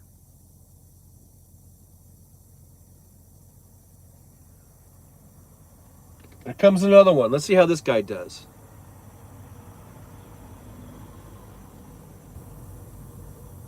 Now, he's already out wide, so he's gonna do it. I kind of had, I didn't have much faith in him because he's got like the name of his company taped on the side of with a piece of paper, but he did a good job. It's probably only, who knows? It might only be, I don't know, 10 or 15 or 20% of the drivers that are idiots, but then they ruin it for the rest of us. Make sure you hit that like button, subscribe button. I do have a mouth like a truck driver. God damn it. I'm a truck driver. Now let's see. Now see, this is a four-wheeler. You don't have to take it as wide. See how that works? Because you got a much shorter vehicle, and you can corner and tighter and everything. See how that worked, people? And I'm really addressing the other 18-wheelers who are morons who don't know how to go around a curve. Anyhow, okay, let me go get my sandwich, and I'll be back. I'll be back. Here's the little shuttle that'll take you out to the casino across the interstate there. I haven't been over there in years, but I did go. I have been over there, but it's been probably 5 years. I don't know since I went over there. It's a nice casino. Sometimes they have good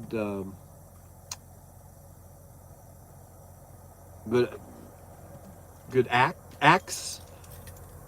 Performances over there. All right, I'll be back. I'll be back. Here comes another truck. You can watch him and critique how he goes around that curve.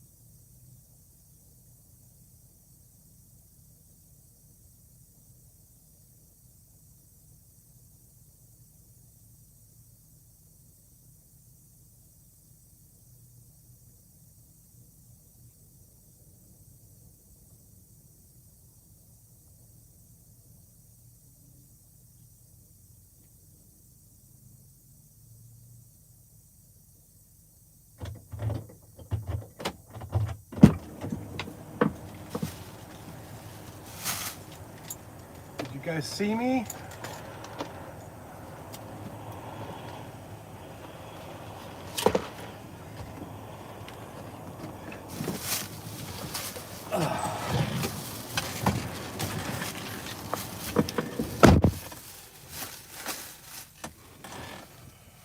Whew.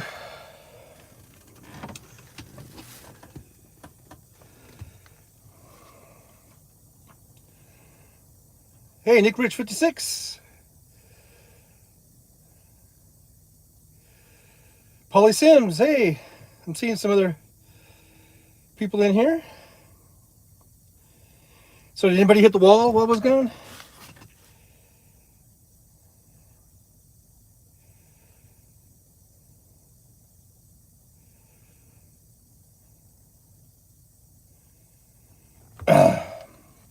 Okay, so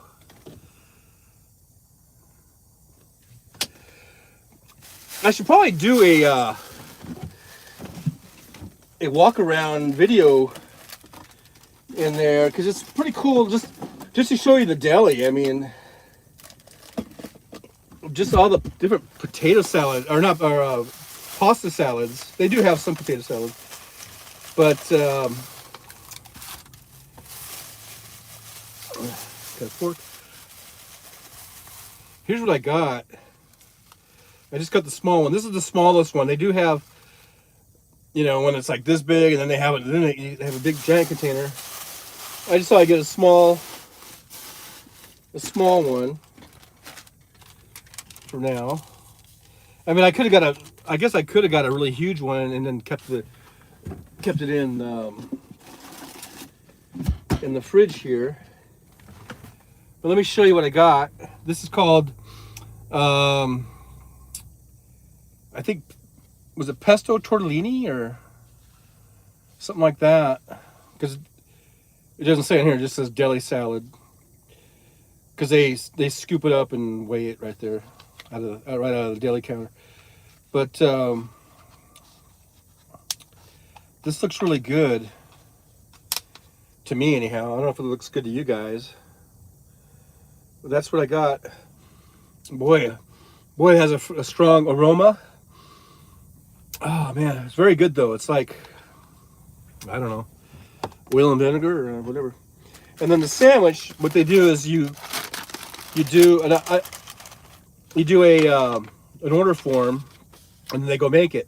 So I just got it on sourdough bread, roast beef with cheddar cheese, extra cheddar cheese, and then just mayonnaise and Dijon mustard. That's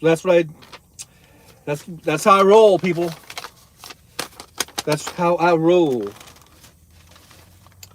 So, Mike for Carol, hello. He says it looks delicious. Thanks, Mike for Carol. I don't think I've ever seen you here before, so thank you so much for being here. They cut this in half. Now, if you don't get lettuce and tomato and all that stuff, I guess it looks kind of skimpy. But it's a good sandwich. So, this is my sandwich. This is half of it. And I guess I could have got a big giant like Subway roll thing or whatever, but I just kind of prefer this. So this is it. You get, that's roast beef and cheddar cheese and mayonnaise and Dijon mustard. It's really good. I guess I'm simple. Some people might think, oh, I'm simple or whatever. But that's what I like. And it's already been 43 minutes, dang. So, Kinky Street says garlic and pesto from basil. West Webb is laughing out loud. I guess Jolie said, called it. I don't know. What'd you guys, I didn't see all the chat. Were you betting on what I was going to order or something? Polly Sims, roast beef is what I would have, but I don't know about John. I never been here before. Yeah, I got the roast beef. So you're right. Like, there's all kinds of choices. Like, here's the choices of they say protein. So you can get a veg patty. You can add bacon. You can get There's corned beef, smoked ham, pastrami, roast beef, salami, turkey, chicken, bologna, and then you can get extra meat. And you could get any combination of that. I could have got pastrami and chicken, from or whatever. You know how it goes. But I just stuck with just good old roast beef. It seems like that's what I always get.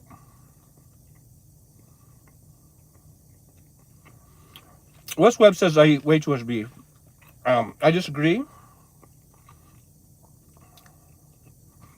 And he will eat it while he talks to us. You were right there, but I'm eating it. No audio. John is getting food. Yeah, the audio was on, but there was just nothing going on. Everybody in the back was being quiet.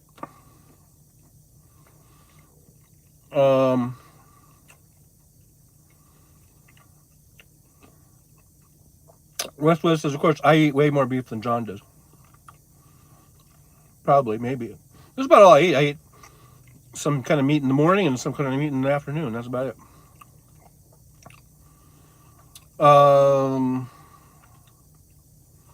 So yeah, Paulie Sims, I was inside getting food.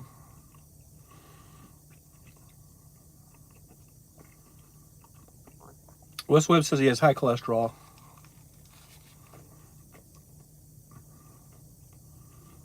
I'm at the Seven Feathers Truck and Travel Plaza. Exit 99 on Interstate 5. This is Canyonville, I think they call it.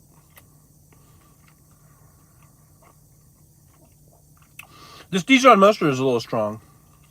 I usually just get regular mustard, but I thought I'd spice up my life a little bit with some Dijon.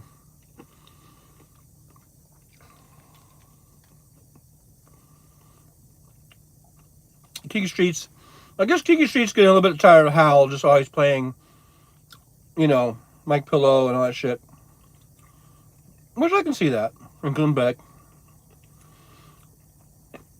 And so he says he's like Midas Touch, Pelicano are good for him. Yeah, and those are good shows too.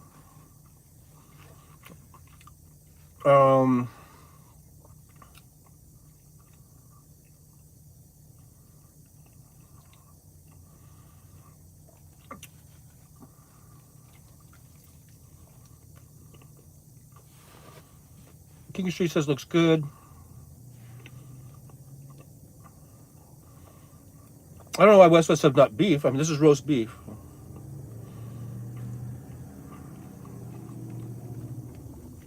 And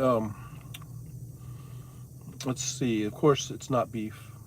RMM. I don't know what that means.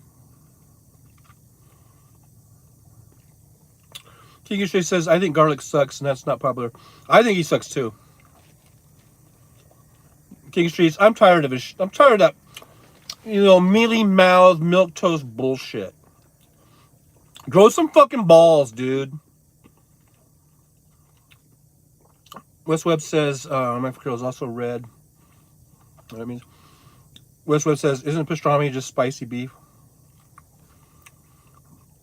I don't think it's really that spicy. I don't know. That's, to me, I guess it's beef, but I like pastrami. I think it's just really kind of fatty, though. And I'm not going to be a fatty. And I like pastrami. But it seems like my go-to is kind of roast beef, I guess.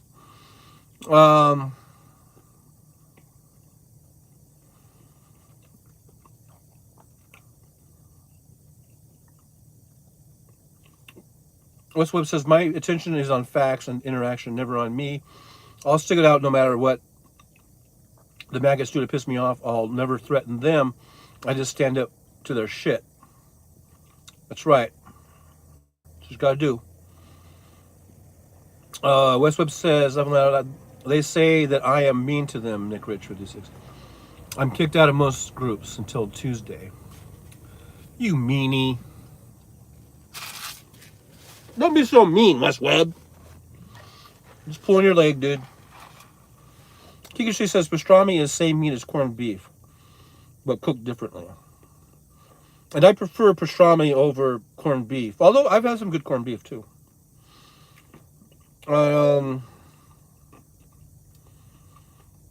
Kiki Street says, "How doesn't like Bernie Sanders? I like Bernie. I like Bernie. I don't think that Hal doesn't like. I don't think it's that he doesn't like Bernie. I think he likes Bernie. But I think he is kind of realistic in that he wasn't going to probably wasn't going to get elected. Let's say over Joe Biden, who has this. You really do need that wide swath of appeal from different groups, and I think Bernie was just a little bit too narrow to be able to do that. But against Trump, I think he could have beat. Some people say that he couldn't beat Trump. I think he could have beat Trump. But anyhow, and then Hillary. You know, I liked Hillary. Like in 2016, I voted for Bernie in the primary. I voted for Hillary in the general. Okay, here's the pasta salad, delicious. And to me, they're really, when it comes down to policies and ideology, there's not a whole lot of difference. There really isn't. If you look at their positions, there's not a whole lot of difference between Bernie Sanders and Hillary Clinton. You might think I'm crazy for saying that, but if you look at their positions, they're not that different. They really, really aren't. Yeah, Bernie's a little more, I don't want to say radical, but I guess a little more to the left, but just slightly, ever so slightly. And so to me, either one of those choices, I was perfectly fine and happy with. Either one, Bernie or Hillary, would have made fine presidents. And I really think Hillary Clinton would have been a great president. I really do. But we'll never know. We're never going to know. And I think now we have Joe Biden, and he has surprised me, because when they were running in the 2020 election, and they had all those candidates, he was pretty much at the bottom of my list. I mean, my first two, I actually switched from Bernie over to Elizabeth Warren. And so those were my 1-2, Elizabeth Warren and Bernie Sanders. And then, it's not that I thought that these other candidates were better than Joe Biden. I kind of put them all kind of way down there, you know. But then Joe Biden has been, I think, a really pleasant surprise. So it kind of opened my eyes to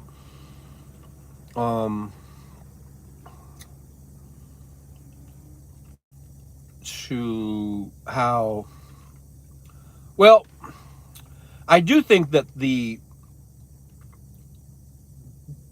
support, the money that was raised by Elizabeth Warren and by Bernie Sanders did open the eyes of a lot of the more moderate Democrats to see that there is a lot of people out there that do agree with their policies in terms of, like Bernie Sanders. There's a lot of, universal health care and all that kind of stuff, Medicare for all. And you see Elizabeth Warren, a lot of these sort of consumer protection things and about raising taxes on the rich, all those type of things. And I think that does make a difference in when they analyze what it is that the people want. And I think it did shape a lot of Joe Biden's policy thinking as he became president. He's a lot more liberal, dare I say progressive, than I think anyone thought he would be. And I think a lot of that has to do with the running of those campaigns by Sanders and Warren. That even though they didn't win, it does let the party know that there's a big chunk of those votes and those people that have to be really listened to. So Just looking back at the chat, Kinky says, I agree, John.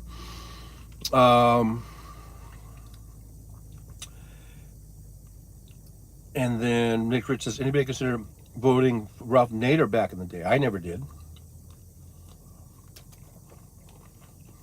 No, not at all.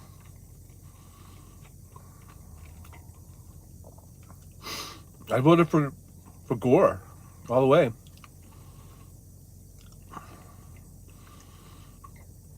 Ralph Nader, yeah. Good. Another consumer protection. Had some big wins about, I don't know, what, Corvair, all that kind of shit. Should he be president? I don't think he was presidential material. I think he's a good guy, but Wes Webb says, I liked Ralph Nader, but he was another cheating traitor. I don't know what that's based on. King Street says, Nader was a traitor. How? Wes Webb says, House Sparks is the same way. Sacrifices the good enough in search of the perfect. I don't think he does. Nick Rich says, Mayor Pete has done a great job. He's got a promising future. Yeah, I think he's a very good transportation secretary. He's, yeah, I think he does. Whether he would ever be president, maybe. Who knows? You just never know. And they are young. These people are young. Like AOC is young. People want to put her in and say, you know, AOC for president. Yeah, maybe in 12 or 15 years or 20 years. She's young. She's still in her 30s, early 30s. So plenty of time for her. You know, let her go through her, whether she stays in the House, maybe becomes Speaker of the House someday. Maybe she switches over to the Senate. Let her go through that. Let her get that experience. Let her become seasoned. And then, like I say, maybe in, you know, these things, I'm trying to think of like even numbers or whatever, maybe in 14 years or 16 years or whatever, or 20 years, you know, she's got a whole thing ahead of her. So, and the same way with Pete, Mayor Pete. He's a young guy. Let them get all that experience. There's no sense in rushing them in when we can still get another 4 years out of Biden. You know, I think we can get another 4 years out of him. And then maybe Kamala Harris, maybe Gavin Newsom. Those are that's what I see as sort of the immediate kind of more future is either Biden or Harris or Newsom.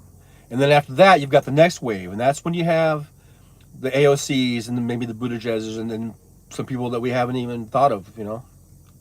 And I'll be probably dead and gone by then anyhow, but you know. West says Uncle Joe is 80 years old. Yeah, so what? He's sharp. Don't let him fool you, man. About saying that he's over the hill. I think he's doing a great job. West Webb says he has a team, a fleet or two even. Young folks are our future. Pete is learning quickly. Yeah, like I say. There's no need to rush him. Nick Richard, I was referring to the extreme measures of progress Nader promoted.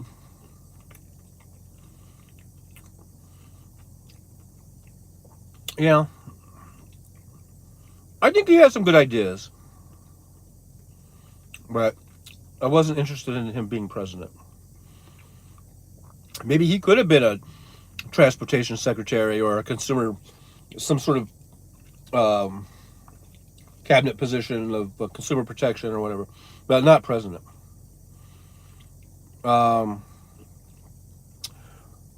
Wes Webb says many get tired of politics before they are ready to be president. Well, maybe. Wes Webb says Liz Cheney, for instance, why would she even want to go back?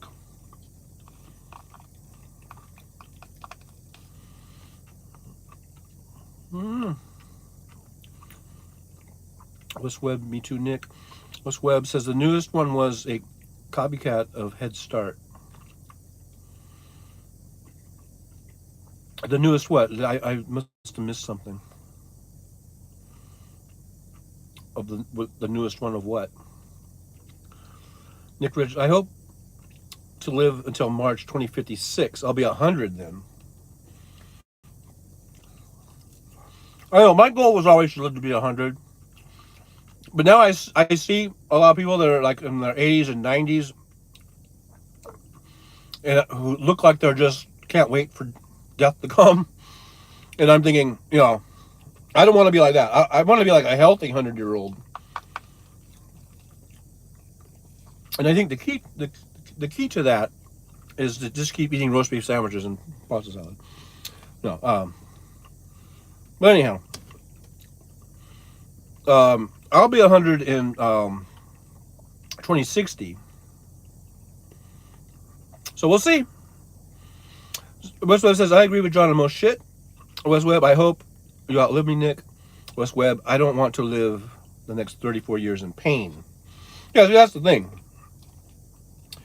You know, death isn't always a bad thing. If you, I'm not saying anything about West. I'm just saying in general, you know, there are some 90-year-olds and 90 that you look at and it's like, and then they die and it's like, you know, it was probably a good thing, right? It was like put you out of the pain. But you know, see what happens. I'm 62. I know I'm way on the other side of the hill there. I guess if I go well into my 80s and I hit 90, I think that's a good run, you know? That'd be a pretty good run. But I remember as a kid, like an elementary school kid, always, because there was that, you guys ever see that, guys, I guess people more my age, they used to show the film, and it was like a Disney thing. It was about, I guess about health or something, taking care of yourself. And then they had Jiminy Cricket, and he would sing the song, I Want to Live to Be 103. And so I remember taking that to heart. I kind of settled on 100. Like about, if I could make it to 100. I think I'll eat this other half on the road of the sandwich. But and then as I get older and older, I'm like, you know, 100 might be a little far-fetched. But if you can get into your 90s, that's a pretty good run. If I croaked somewhere in my 90s, I don't think I could say, oh, you know, if only I'd made it to 100. Okay, so let's get back on the road. It's 3:14. And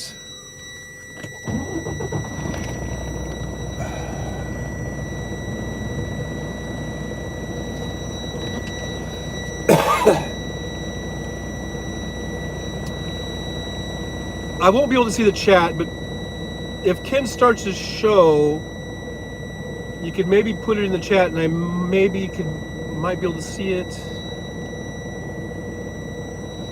And then I'll probably find a place to pull over, and I might end my show at that time. My show. It's just a live stream of me driving. Okay, it's not like I'm doing a show. This thing's filling up with air. It really. I know it's annoying. It'll shut off in a couple minutes here.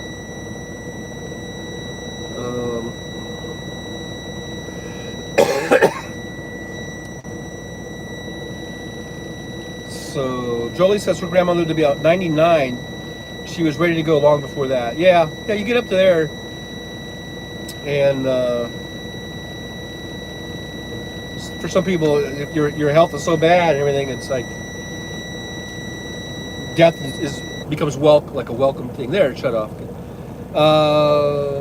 It says Head Start. This is West Webb. Head Start was never funded, so it failed. There or not enough teachers to facilitate the school-age children we have. Yeah, and you could probably thank the Republicans for not funding that shit. Nick Rich says, cowards die 1,000 times before their death, but the valiant taste of death but once. Julius Caesar, the Bard. West Webb, Universal Pre-K would fail before it started, and the Republicans would say, look, we paid all that money and it failed. Yeah, see, they set it up for failure. Kenneth Otto says, still going. Like, still going, like you're saying, I'm still going? Or are you saying you're still going to go on? West Webb says, I hope that you are not telling me to kill myself, Nick, not laughing aloud. And he's not. Jolie says, until your show starts, Ken.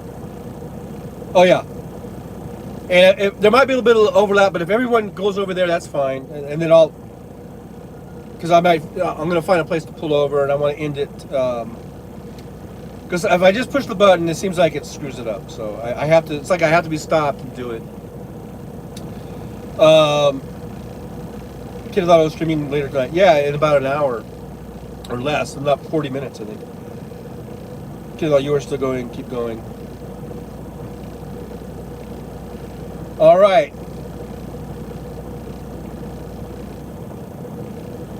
We are a go.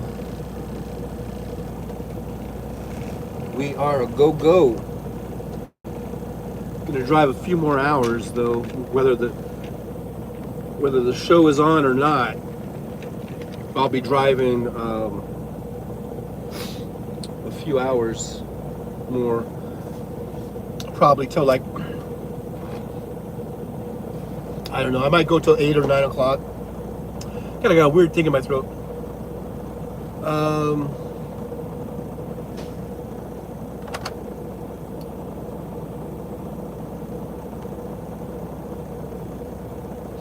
I'm just gonna step. I want to step outside, just do another walk around, turn my flashers on, just want to make sure everything's working.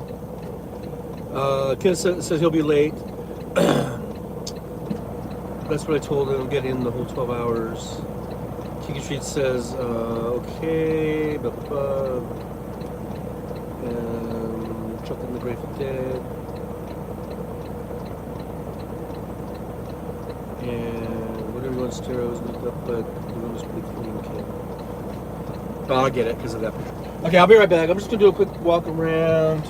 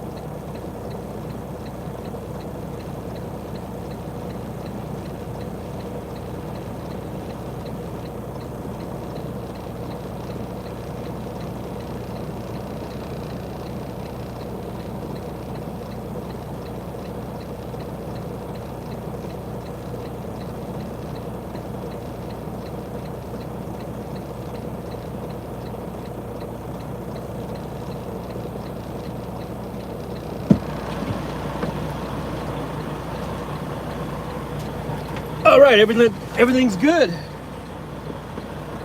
Mud flaps are all on. No bulges in the tires, inside the tires. My four-ways were working. Headlights are working. All that good stuff. Let me turn that around. And I think I'm gonna go, I like to put my background music on. That's how I roll. A little background music. But thank you for everyone. I saw some new faces in the crowd there. Thank you for being here. If you're still there, thank you so much for being here. Make sure that that you hit that like button and subscribe. And if you could share the show, that'd be great. We're about to hit the road. We're on Interstate 5. I'm in exit 99, so that means I'm 99 miles to the state line, California, Oregon. So in about an hour and a half or so, we'll be hitting the state line and we'll be in California. So if you want to stick around and see that, that would be cool.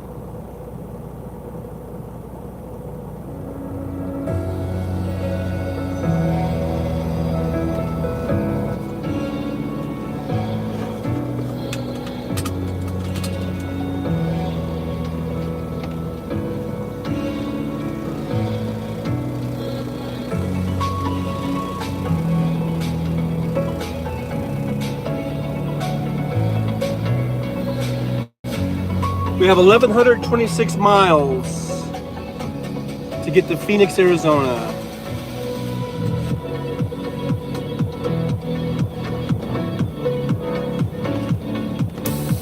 I just saw that quick glance at that post. Sorry to hear about that, Wes, but the picture breaking.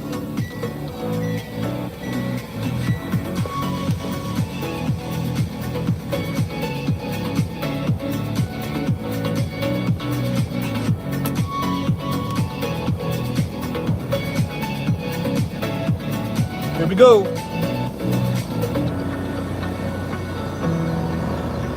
Try not to hit that wall. After all that bitching and complaining I did, I better not hit that fucker.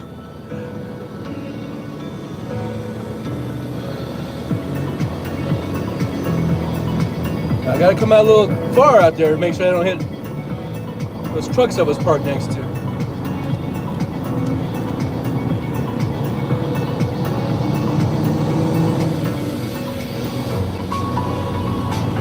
Oh, now it's raining. I don't think it was raining the whole time. Unless that's just old drops. Let's see. Get out of the way, birdies. Scoot, scoot, scoot, scoot, scoot. Okay, all those other ones from way over, you didn't need to scoot. Just the ones that were in front of me needed to scoot.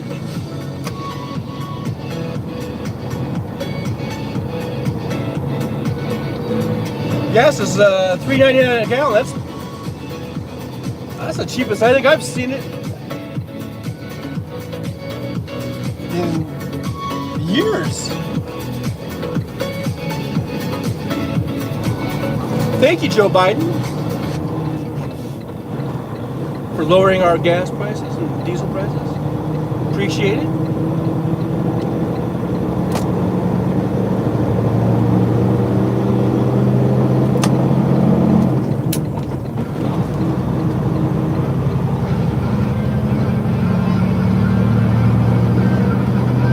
Background music right now that you're hearing is from a band called Glowstick. That's Glostik. That's the name of their YouTube channel, Glowstick, and that's also the name of their band. If you want to check them out, give them a subscribe, and then tell them Trucker John sent you. Glowstick, Glostik.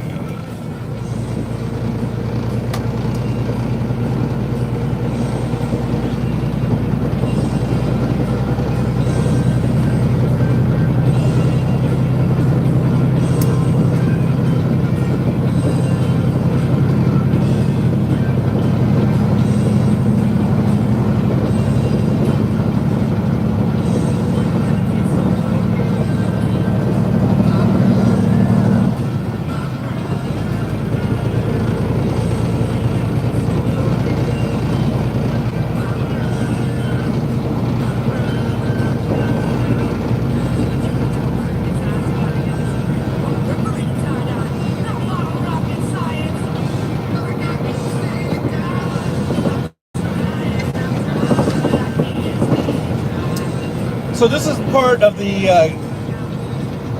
canyon mountain part where there are going to be a few grades I'll be climbing up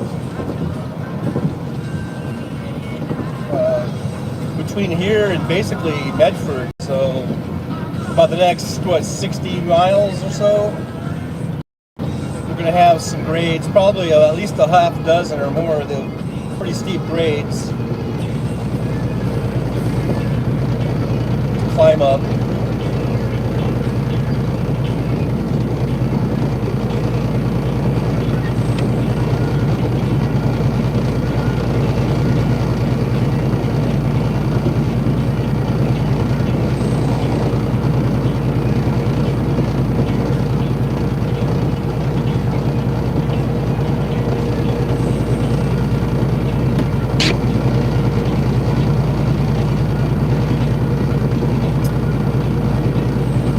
Camera was okay. I didn't really touch it, but it looks like it's moved a little bit. So it might be vibrating a little bit. Seems like it's pretty wedged in there good though.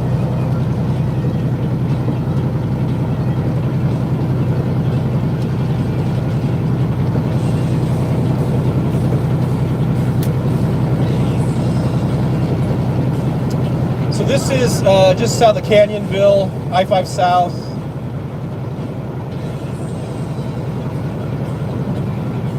We're about 65 miles north of Medford, or Central Point, I guess. And then Medford's right past Central Point.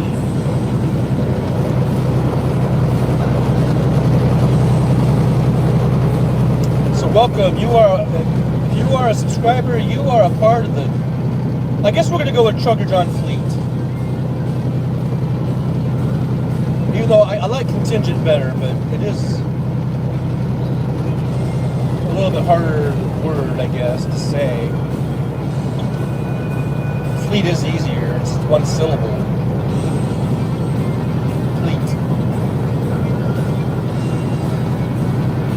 But for some reason, I like contingent. I think I like contingent better, even though,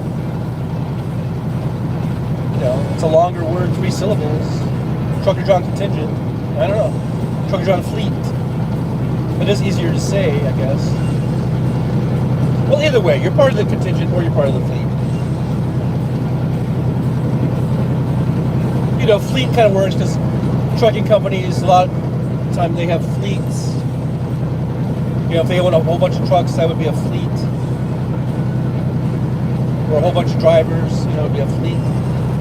So that works better than contingent, because contingent can be just any type of group, I guess, you know, or a faction or whatever.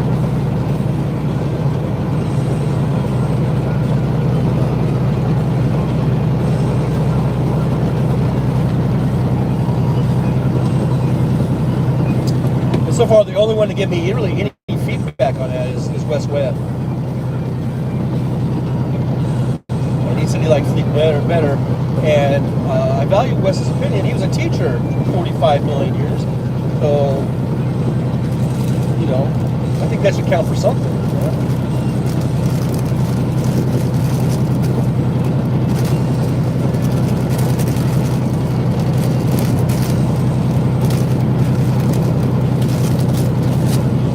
Yes, I'm eating the other half of my sandwich now. You're hearing the paper rustling.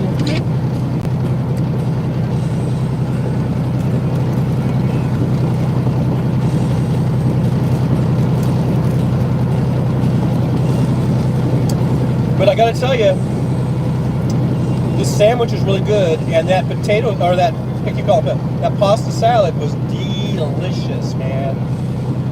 It was like stuffed tortellini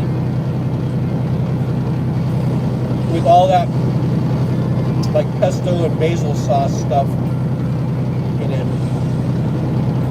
Delicious. It's worth the stop. Stop there, man.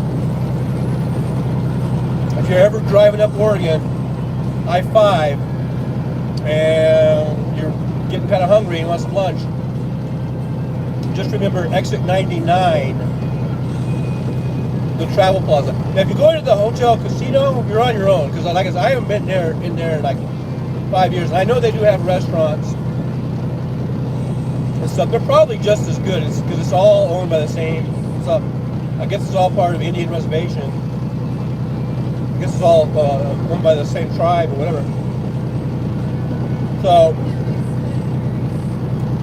and I do remember I ate in the restaurant once there a few years ago,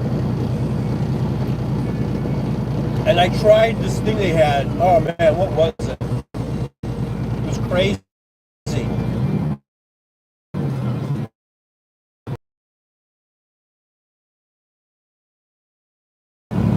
I know I took pictures of it, maybe a video. There might be a video somewhere around.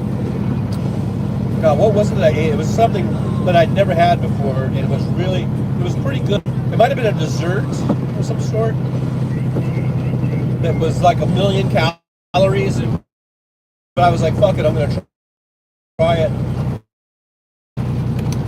Anyhow, so yeah, if you go into the hotel casino, you know, you can eat there. It's probably fine. It's probably just as good, if not better. But if you just go into the Travel Plaza part of Delhi, you won't be sorry. They're delicious.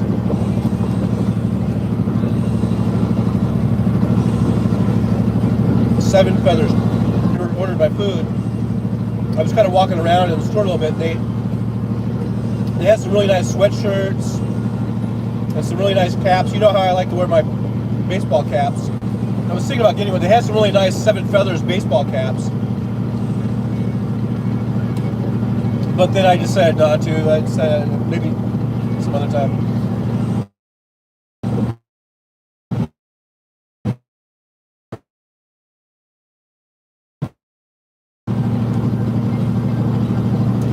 See if I can get over. This goddamn four-wheeler would hurry up and get around me. Jesus Christ, man. You're in a four-wheeler, you can climb this hill fucking backwards faster than I can. Get around me, man.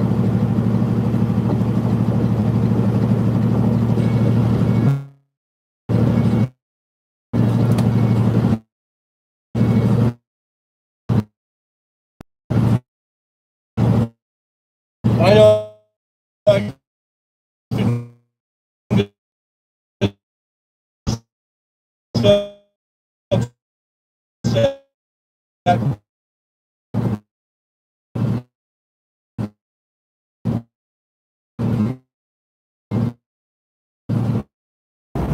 Speak of the devil, I was just talking about how we might lose the signal. So, but we're back. I'm back. Both the iPhone and the iPad went out. Now they're both back on.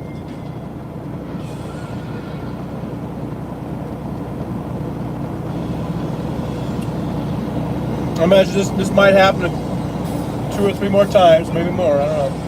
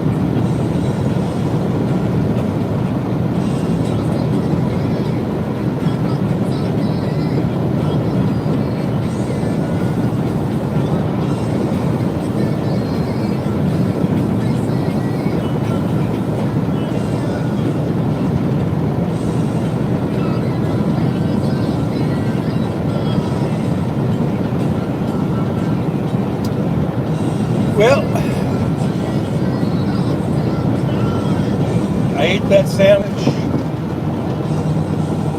and that salad. Now I'm full. I feel satiated.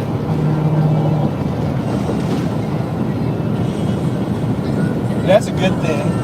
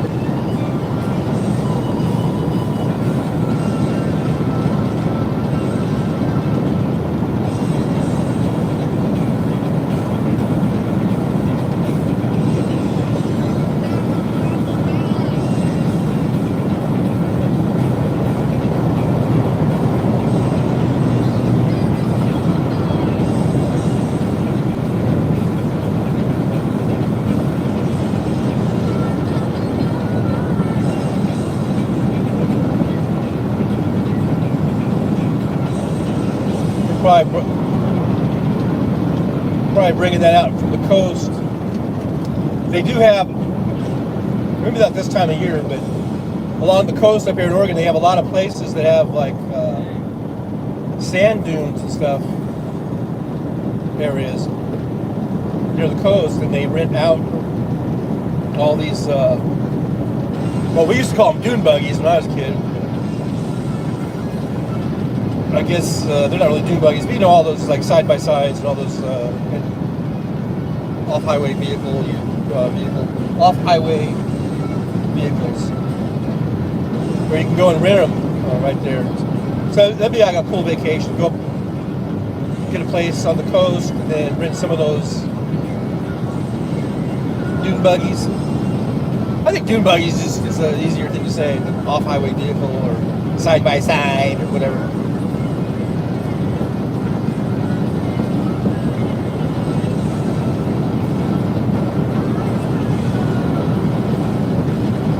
I used to like those old school dune buggies. Just basically like a VW motor on probably a VW Bug frame, and then they take the body off of it and put on like a fiberglass shell. You know, it was like just like the open cab, you know, open top, you know, type of thing. Those were pretty cool.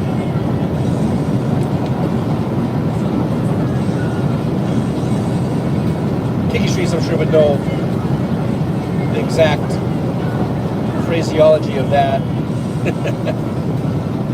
of how they made those old dune buggies.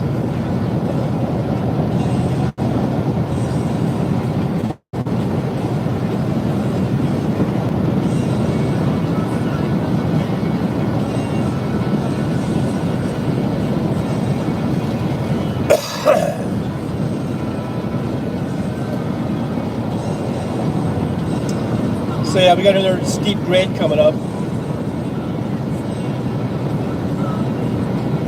You can see how they put these signs in the chain up area. I don't remember those signs being there before. I think those might be fairly new. They kind of made that a chain up area. They used to have a rest area right here, but it's been closed off for years for some reason. I guess they didn't want to maintain it anymore. You see a little gate over there to the side. That used to be like a rest area, parking area.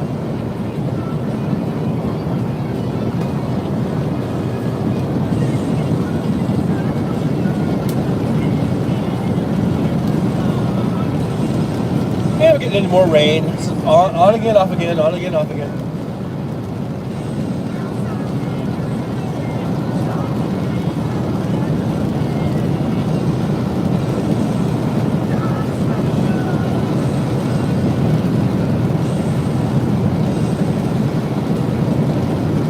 The good thing about being light, you know, having a light load, is you can climb these hills a lot easier. So that's nice. You don't use as much fuel, and you don't spend as much time. You know, even though it does slow me down, it's not like, you know, if I had a 40,000 pound load, I'd be probably slowing down to like 25 miles an hour to climb this hill. But I'll probably, instead of 25, I'll probably be slowing down to about 45.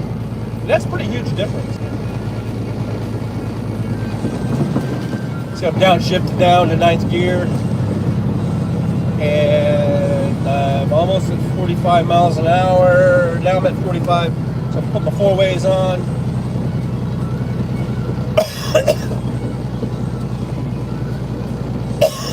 And we're down to 40 miles an hour.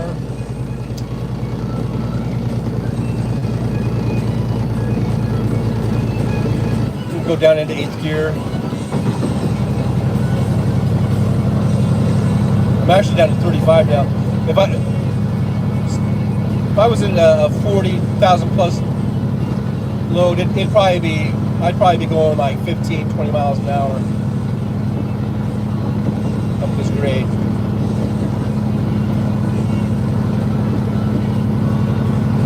And when I'm going that slow, that's when I don't mind going over into the shoulder. Although this shoulder isn't as wide as some of the shoulders, but even at this speed, at 35, 36, I don't really feel comfortable going into driving the shoulder, because that's not a driving lane. That's not really designed for driving. You can see the guardrail there and everything, pinches it off. So I just stay in this lane. This is the lane you're supposed to be in. The shoulder's not a travel lane. But like I said, if I was going 15 or 20, I'd go over there, because that's almost like standing still, you know. So here, now we're back at the top of the summit here. That was like Stagecoach Summit or something like that.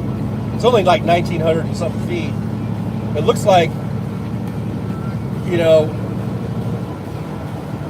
because we're in mountains, you got these pine trees. You'd think we were at, 10,000 feet or something, but it's only not even 2,000 feet elevation at the summit. So now we're going down. We're getting lower.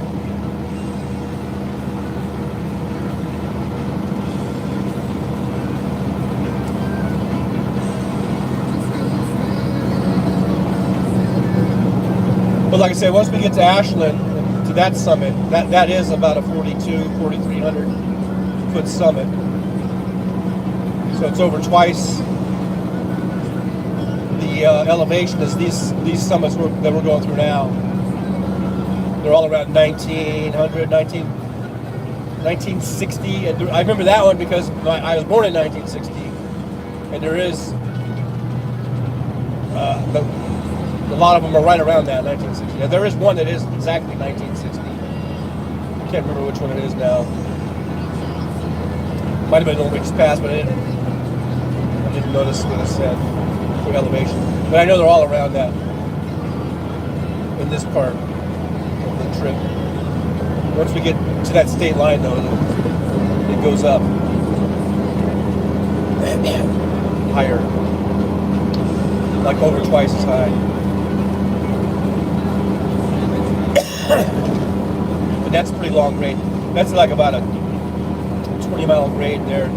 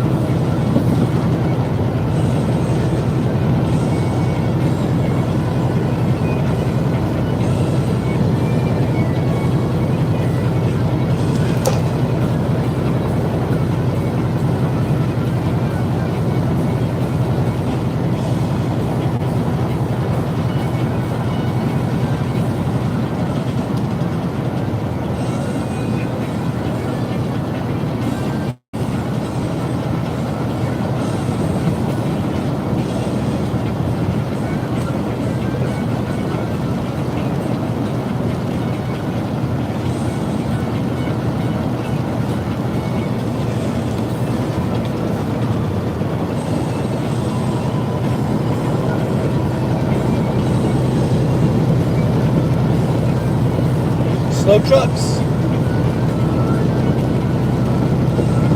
Watch out for them slow trucks. Get you every time. See, that was me downshifting. If you hear that change in the RPM like that, where it revs up for a second, that's me downshifting. We're going up a pretty steep grade right now. Turn on my four ways. If I turn on my four ways, that means I'm going 45 miles an hour or slower. Now I'm going to downshift to the 8th because my RPMs were getting low, pretty low there. Down to about 1100. Now we're cruising up here in 8th gear. About 37 miles an hour.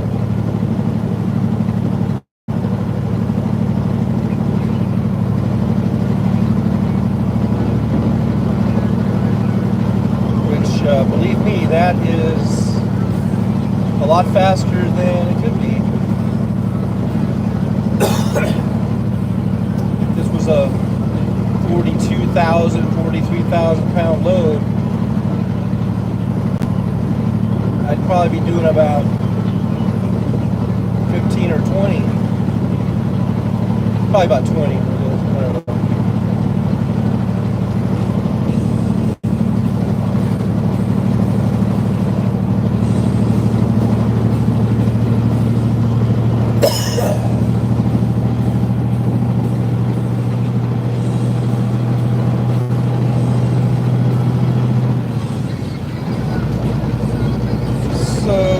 At the top, this is the Red Hill Summit. Elevation for this one is only 1,730 feet.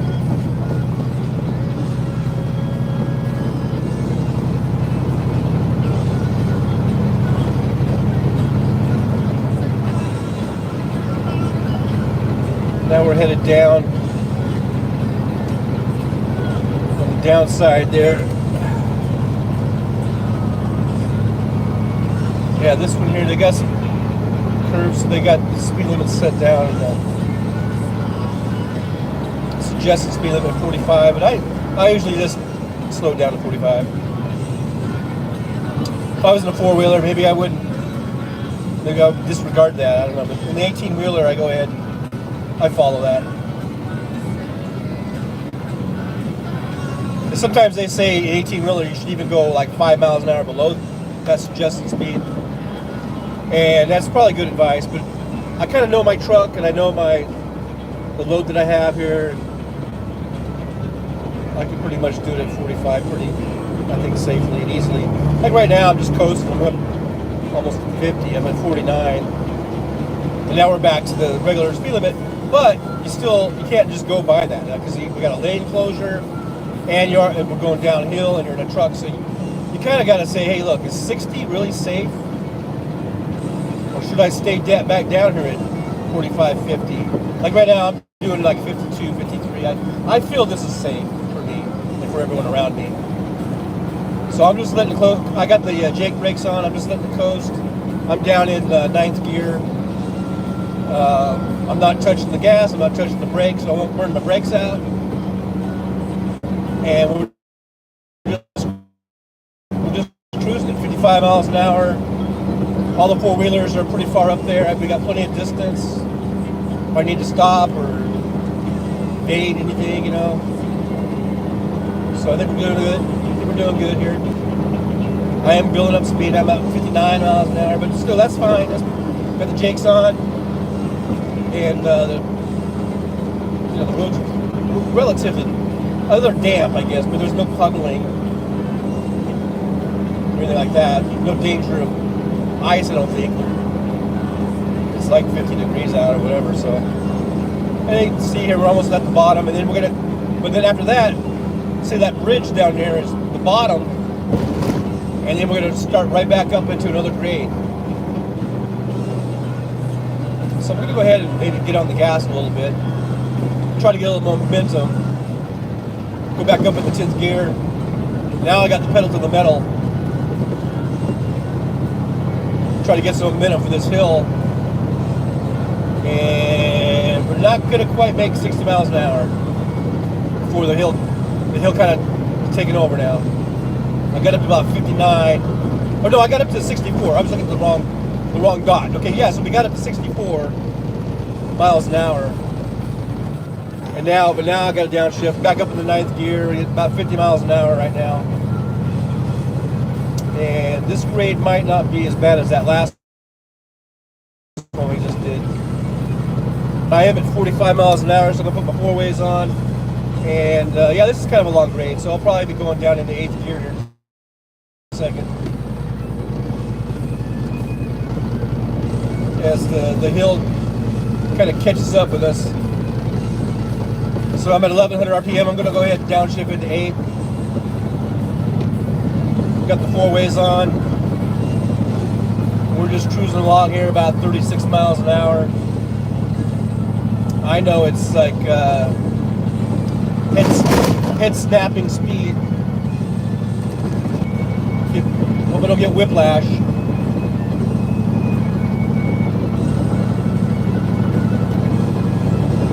Now this guy wants to come out, and I really would advise him just to wait. Look, he should just wait. He should wait for me. I think he is, but you never know. I've seen some of these assholes like pull out right in front of you, man.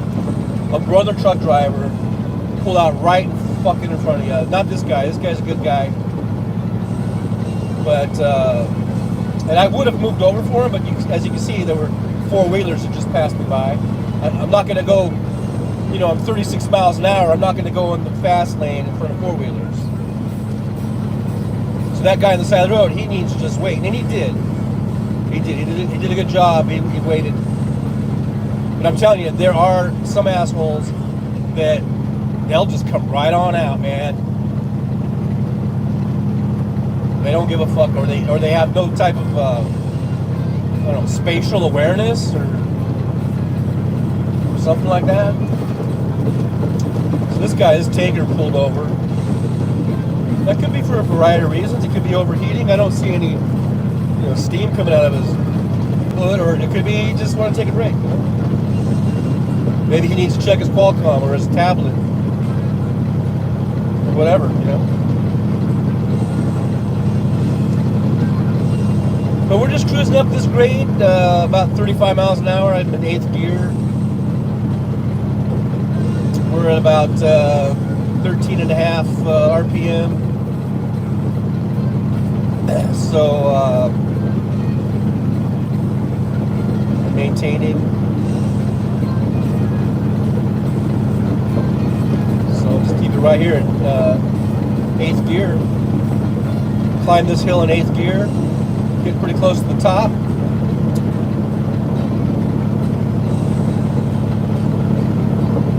Pretty close to the summit.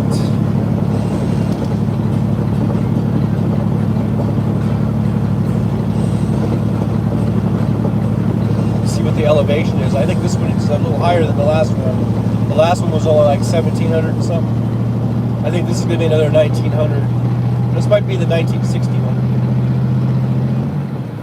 I'm shifting into 9th. Yeah, this is Sexton Mountain Pass, elevation 1960. And it is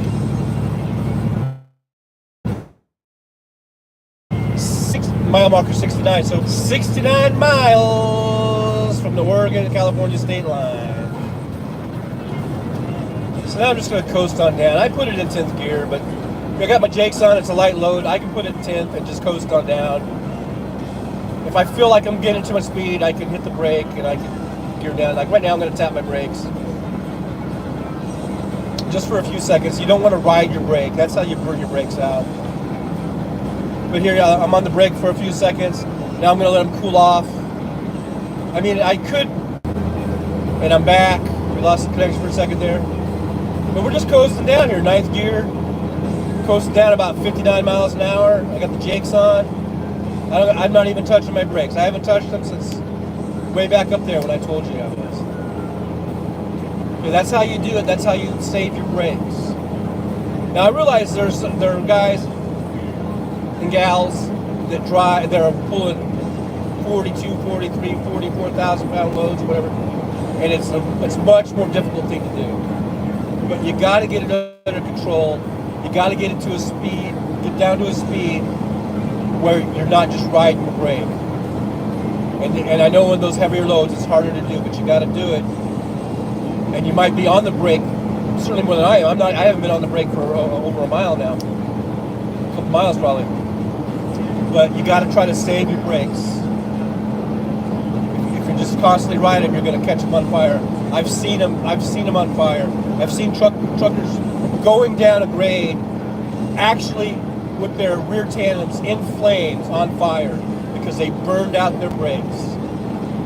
It's a lot of friction, man. It gets so hot, and then you go up and you burn your trailer down. Sometimes it goes all the way to the tractor, you know?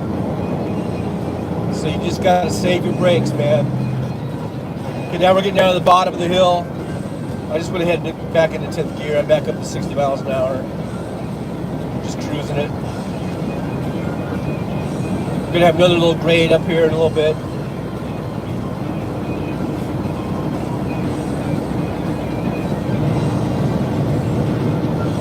I might hammer down in a second here, just get a little, try to get some speed up for this hill.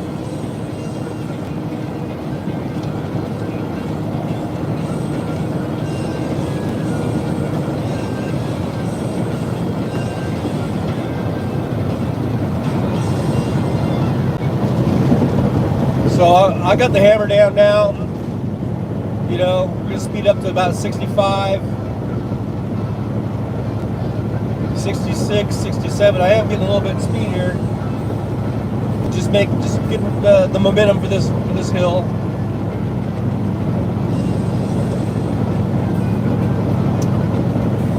Now this must be a little bit less of a percentage of a grade because I am at 64, so I'm able to maintain in 10th gear with the hammer down. Over 60 miles an hour, so that's pretty cool.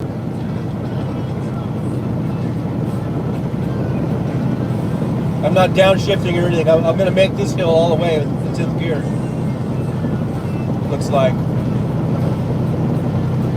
And now I'm at 60 miles an hour.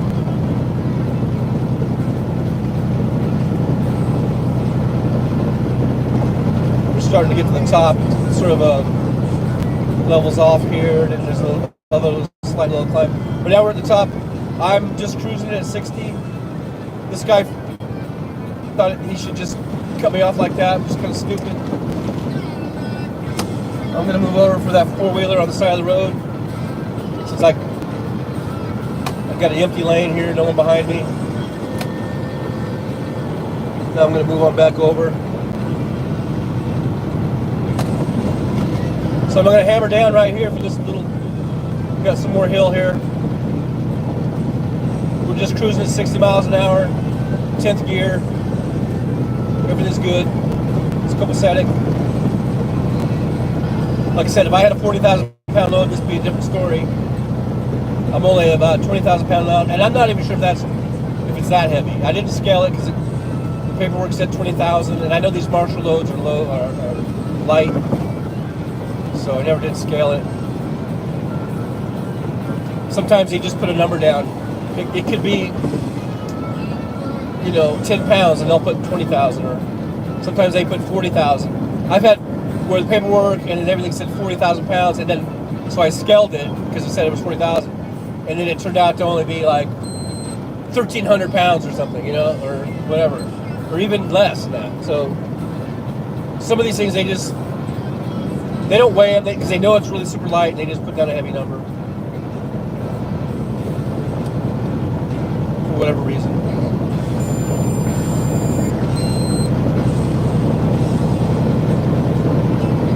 Well, there was a rest area to the right, and both sides, actually.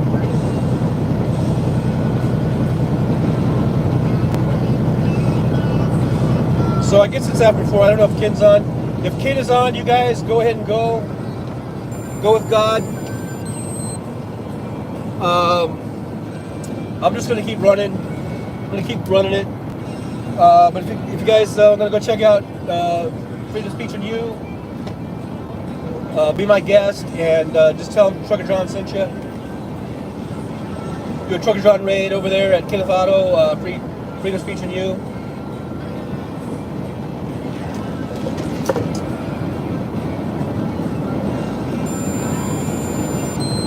I don't know if he's on now. I can't see the chat, but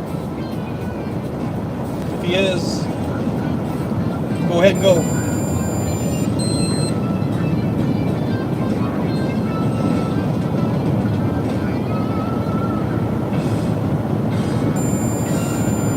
Because I'm going to be driving. I might drive till 9:30. I don't know if the live stream is going to go till 9:30, but I'm going to be driving until 9:30. Maybe, I think. I'm not sure. I haven't decided yet. Which would be about over 5 hours more. Before I spout that off, let me make sure I got how much time I got left on my clock. I got 7 hours and 15 minutes of drive time left. I'm not going to drive 7 hours, but I might do another 4 or 5 hours of driving.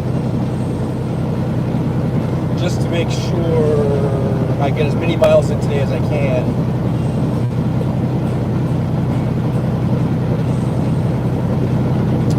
So we can get this load into Phoenix. I wanted to get it in tomorrow,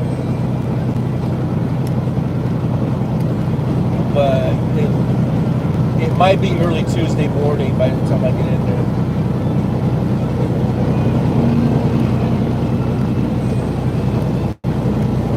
Really kind of sucks because the pay period ends tomorrow night, meaning that in order to get paid for it on this next paycheck, I need to have this load in by tomorrow night by like 10 o'clock Pacific time, I guess. But I don't know, I might be able to if I can get enough miles tonight and get it down to lower 600 miles. I can do 600 miles. I just got to get up off my lazy ass and do it. No sleeping in till freaking 10 o'clock or whatever it was I did today.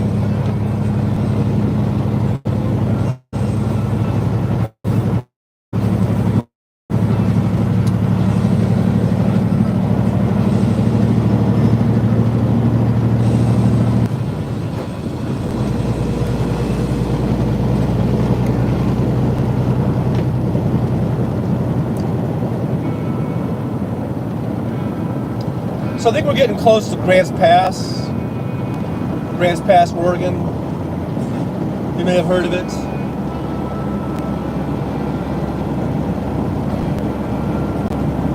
And again, we're on the interstate out here. You're not going to really see much of the town and everything, but trust me, we're here. We're almost there, 2 miles.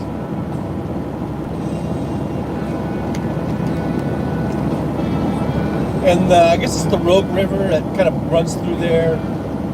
And they have a lot of campgrounds and RV parks and stuff like that where you can camp. And you can take these Rogue River boat tours, I guess they call it. And I remember I did that when I was a little kid. Again, I always mention stuff with my parents when I was a little kid. Because we used to travel a lot, like during the summers and stuff. And I remember coming up here and taking one of those boat rides. And the one we took, I think it was like a speedboat ride, man. As I remember it, it seemed like a fast boat, and like water was coming into the boat, like splashing into the boat. I remember it was really, it was exciting, you know. It wasn't just like some sort of, you know, I don't know, steamer ship or whatever. I mean, this was like a fast boat that would go over these rapids and shit, you know. But it wasn't like a canoe, but it was like a regular big giant. It was like a pretty big boat. So I remember that. I think I was like, I don't know, 10 or 11 or whatever. Yeah, that was the last time I did that. All that shit, did that when I was a kid. I haven't done much of it since.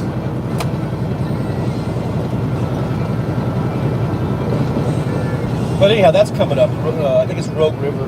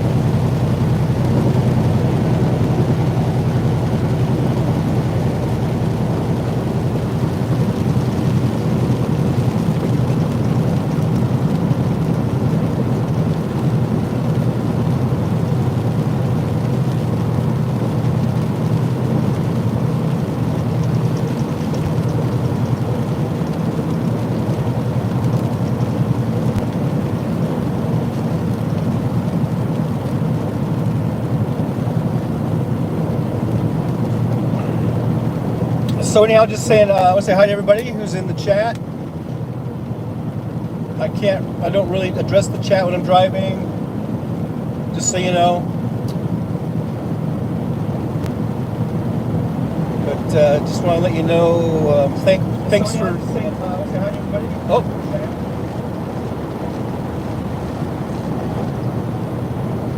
Just saying hi. I did switch over to there. I just want to see if KO was going on his show. I was just going to let everybody know, whoever wants to go over there, just go ahead and do it, and just tell him Trucker John sent you.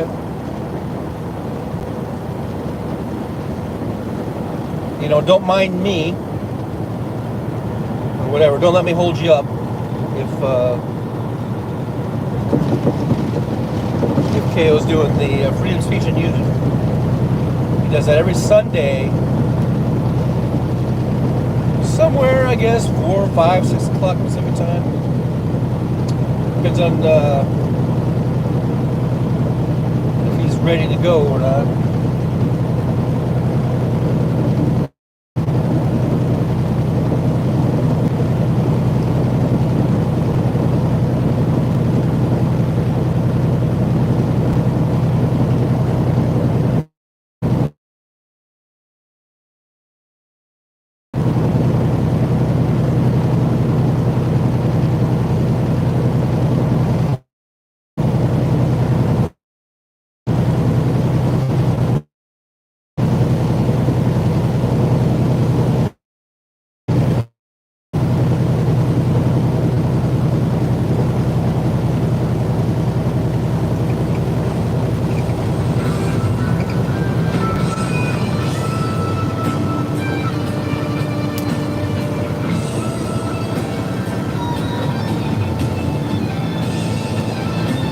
Well, the rain's picking up. Here we are, just past Grants Pass. And now we're on to, I think the city is over here, I think it is called Rogue River, maybe. And I think the river is called Rogue River.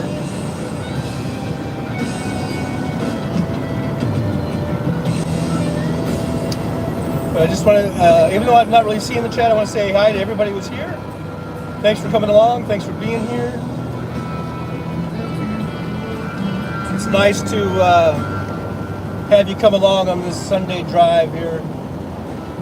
And I guess we could say this is Southern Oregon now. We're less than 50 miles from the Oregon and California state line. I think. What's the mile marker? It might be right around 50. Let's see. Here's a mile marker coming up.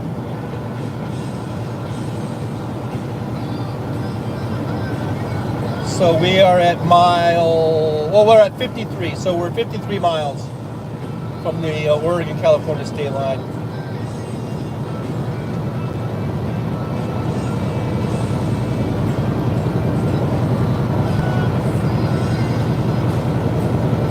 Just saw another truckload of Teslas heading up north.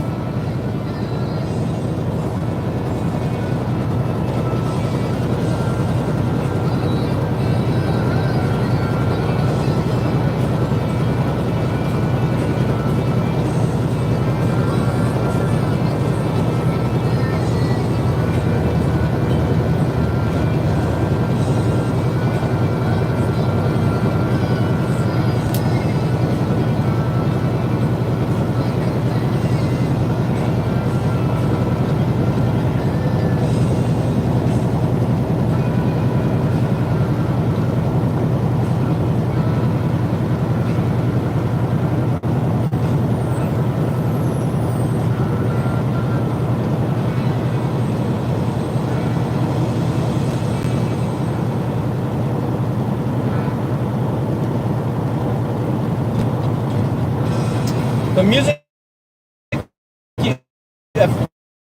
don't know if it's hard for me to judge. I have it kind of low. I don't know if you guys can hear it all that well, but you hear it. It's a band called Glowstick, Glostik.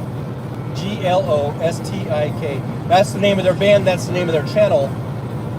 If you ever want to check them out. I think they're pretty good. I like them. They do originals and covers. They're a rock band.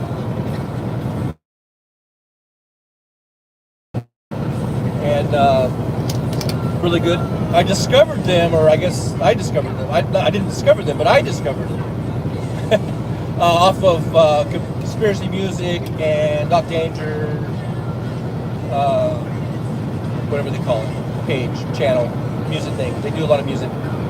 So if you want to go check out Conspiracy Music, and they have lots of great YouTubers that are performers and singers and musicians, singer-songwriters, everything from metal to hard rock to rap to folk music, true folk music, I don't think, but a little bit more folksier, and not really, no country, I don't think, but certainly pop, stuff like that. But I think there is an emphasis more on the hard rock side on that channel, which I like. I dig it, man. I'm digging it. Oh, I just looked over there. Someone's house burnt down to the ground, but I think it's been a while. I think I've seen it before. Yeah, so this is the sign just said City of Rogue River. So just about 8 miles back that way, Rogue River. And I do believe this is where, when I was a little kid, we camped, because I think we had at that trip, we either had a camper or no, maybe it was before that.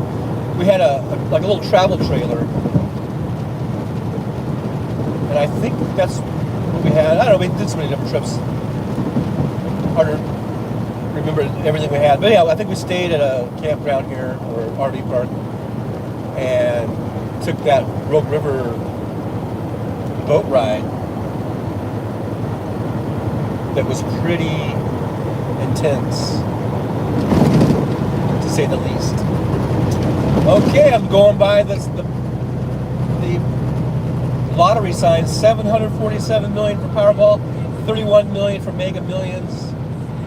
Jolie's gonna win it, and then she's gonna take us all to a party in Las Vegas. Okay. I don't know. I'm just saying that. You know, that's just what I'm saying. So don't hold me to it. But, and that's, if she wins the 747 million, I can see Jolie doing that. I can see Jolie saying, "Hey, I'll pay for your plane ticket, and we'll have a big party. We'll rent out something or whatever. I don't know. We'll just have a big old party, and we're gonna go paint the town red." I can see Jolie doing that. Out of that 747 million, you probably wouldn't even spend $1 million. You could probably do that for, I don't know.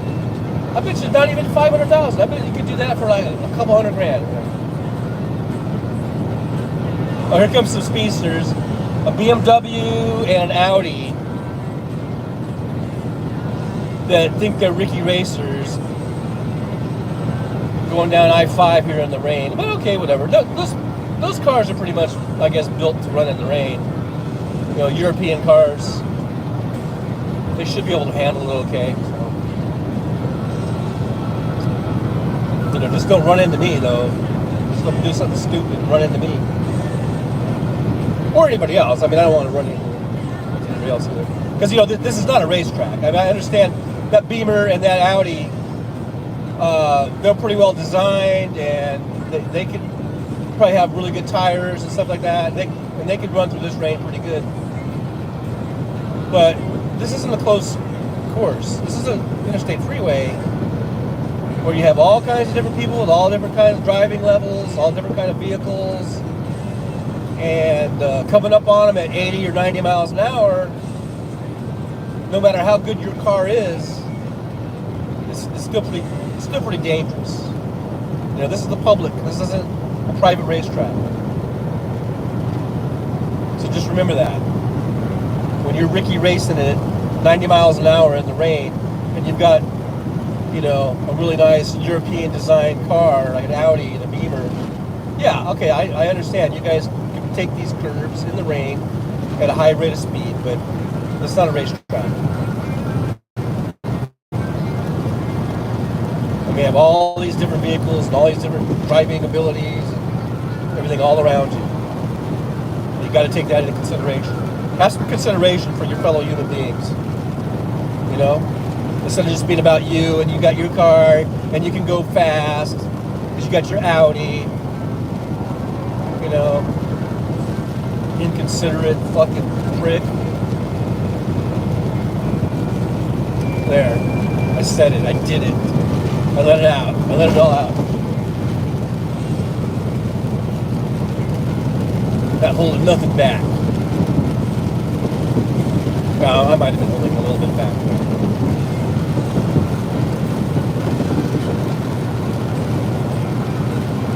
Well, here we are in the rain. Rain, rain, rain. We need the rain, so I'm not complaining. And it's not just, it used to be like California needs the rain, but it's not just California anymore. The whole goddamn country needs the rain, man. When you got the Mississippi drying up, it's not just California anymore.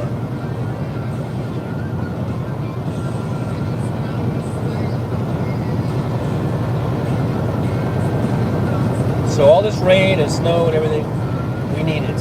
Like Wes Webb was saying earlier, we need it.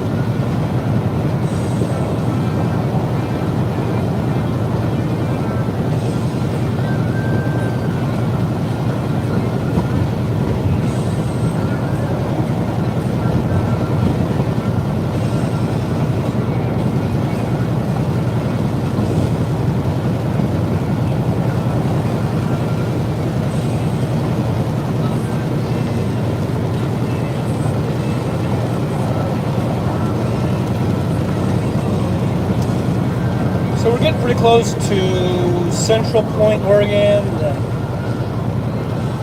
which is right, almost connected with Medford. Medford's maybe the biggest city around this sort of area. And again, you're on the interstate, we're not going to see much, but from what I've seen of it, because I have gone a little bit off the interstate a couple times, and it's pretty nice little city.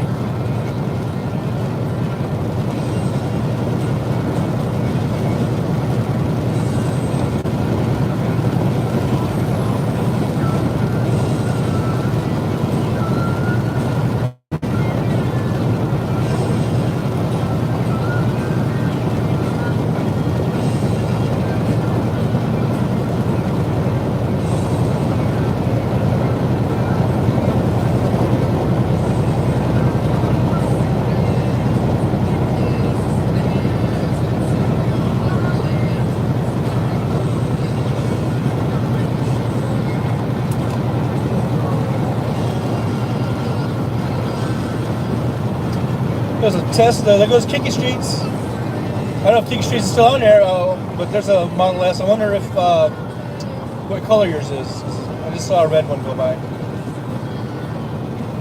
And to me, red seems like Kiki Streets' color. I don't know. Maybe it's because his profile icon has red. Is it a red car? What is it? Oh, look at that more closely. I think it's a red car, isn't it? Like, isn't it the Stephen King car? I forget now.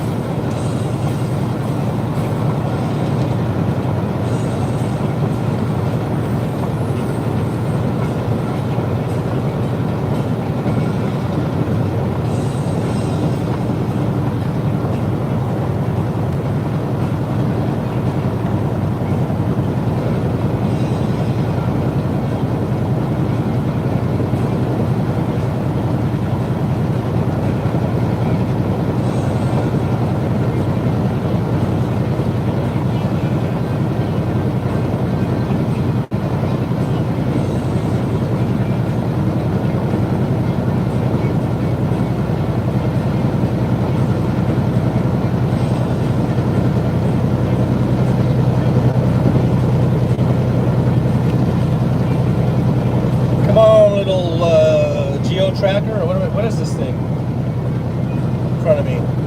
Suzuki? Or what is it? Name that car.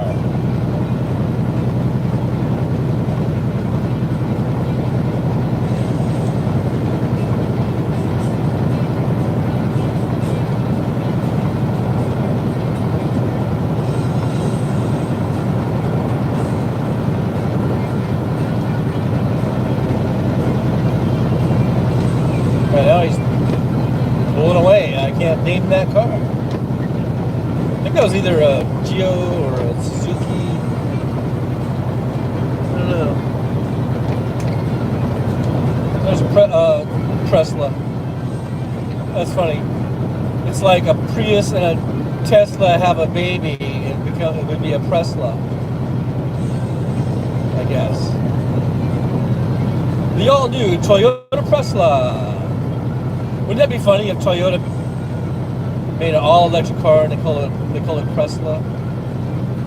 I mean, like, I guess, do they have Priuses that are all completely 100% electric, or are they all hybrids? King Streets, where are you, man? I need you. You're my car guy.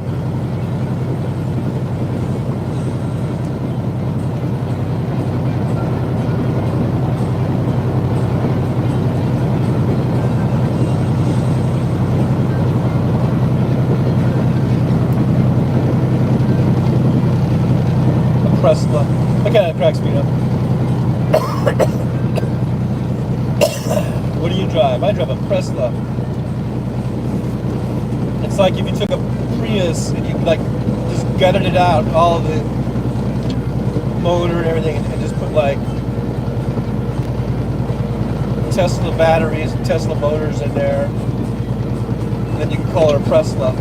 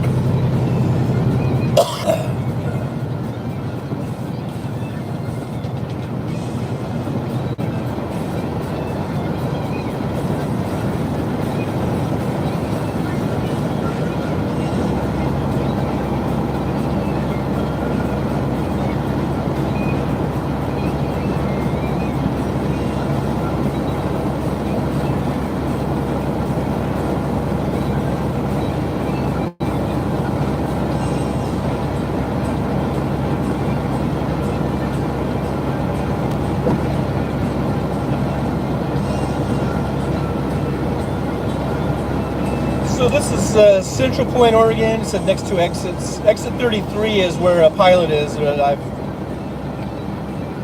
stayed at and gone at and gotten fuel at many a time.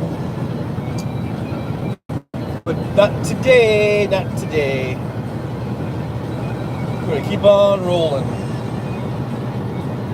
Rolling. Keep on rolling. Rawhide.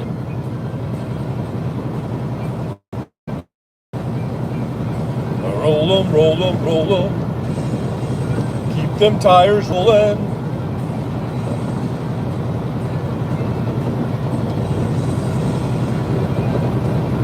Trucker John! Fleet. Contingent.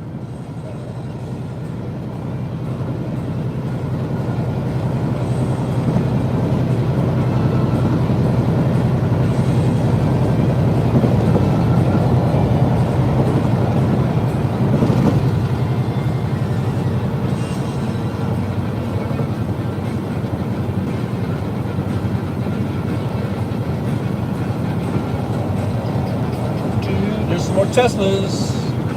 That car hauler at northbound. Hauling more Teslas up north.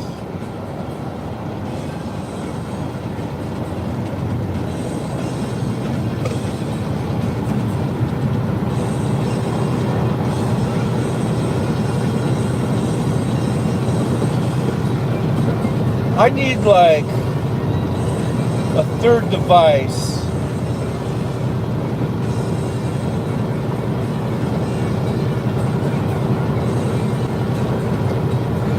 Or something, I don't know.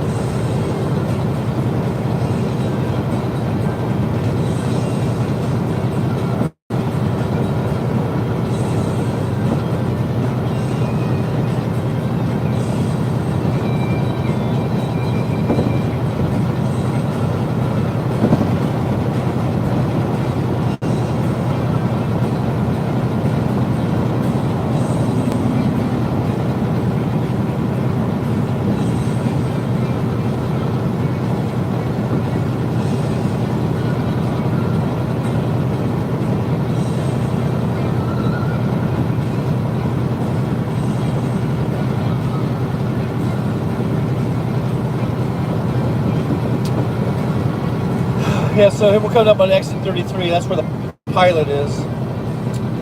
But we're not stopping. We're not stopping. I'm just pointing it out. Point of interest, I guess.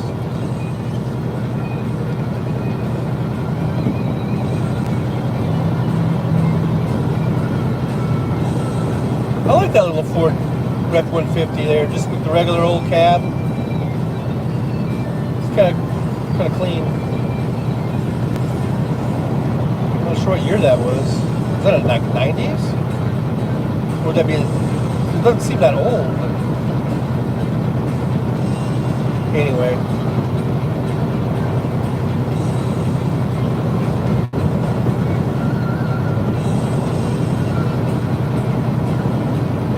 Looks like we might be catching a little bit of traffic in this the greater Medford metro area. I was saying that kind of tongue in cheek.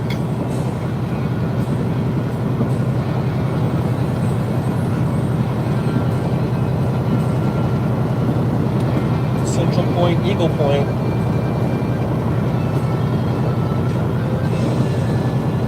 Did they change the name of that miniature golf place? I thought that was like a Boondocks or whatever they call it. I think it's got a new name now. Off to the left is Pilot.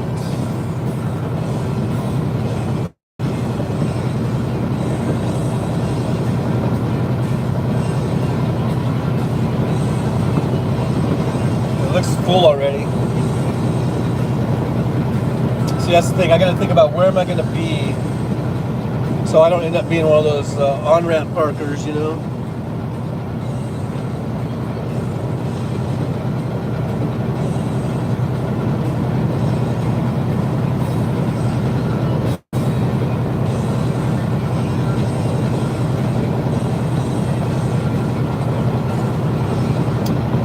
Now, I told Jolie I might just go to Corning, and I might still just go to Corning, California, because they've got 3 big truck stops with 3 big parking lots, so you can almost always find parking there. If I go about another, I think it's only 12 miles. There's a Pilot, but that's a smaller parking lot, and it's a good chance that's going to be full. If I go another, I guess about 60 or 70 miles to Donegan, then there's another Pilot there, and there's a pretty good chance that that parking lot will be full.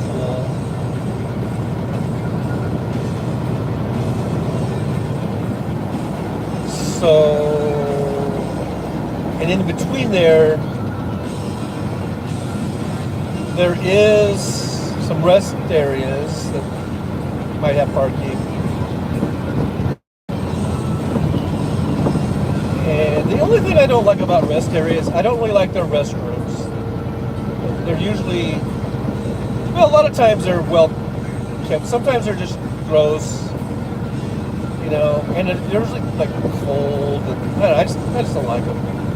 And plus, there's nothing to eat unless maybe there might be a vending machine. Sometimes there's a vending machine, sometimes there's not. And I really don't want vending machine food for my breakfast. You know what I mean? So that's why I like stopping at, you know, a regular truck stop that has some type of restaurant, or at least something you can heat up or whatever, and it's better than a vending machine. So, and then I could be, I know I could be, you know, the kind of guy that cooks all his own meals, but I just don't want to do that shit, man. It's very time consuming and lots of cleanup and everything. I'd rather just eat at Denny's or whatever, you know. Just go in and eat and go. And I know it's cheaper to buy food at the groceries, at the grocery store, and all that shit. I know all that. I'm not that much of an idiot, okay? But as far as like time and efficiency or whatever, I just prefer to just go to the restaurant.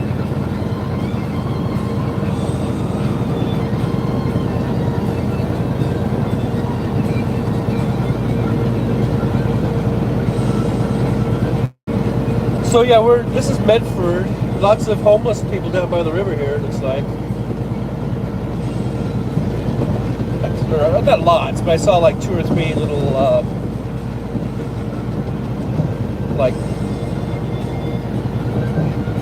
makeshift tents that look like those blue tarps that you can buy. They kind of were making like tents or coverings out of them, lean-tos, whatever.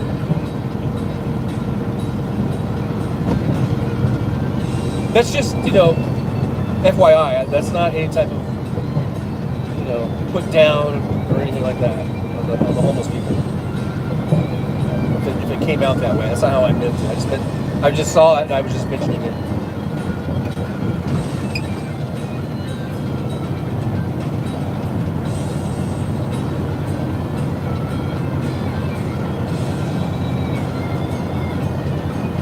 Now we're in South Medford. Medford is so big that it actually has a South Medford. That's when you know your city is good size. You have like, you know, north or south or whatever, or east or west. Apparently.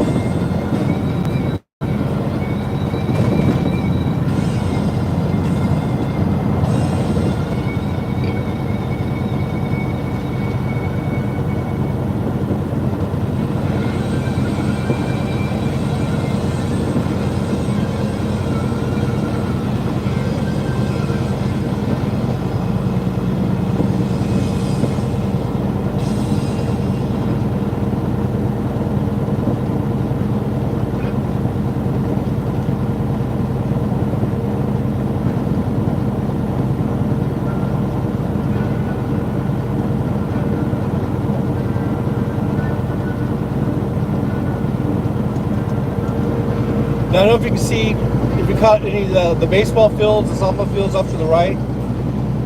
But those are some of the nicest, maybe the nicest baseball fields and softball fields that are like public. They're not like a pro team like Dodger Stadium or something. They're just like, you know, public fields or whatever. Probably the nicest I've ever seen in my life anywhere in the world.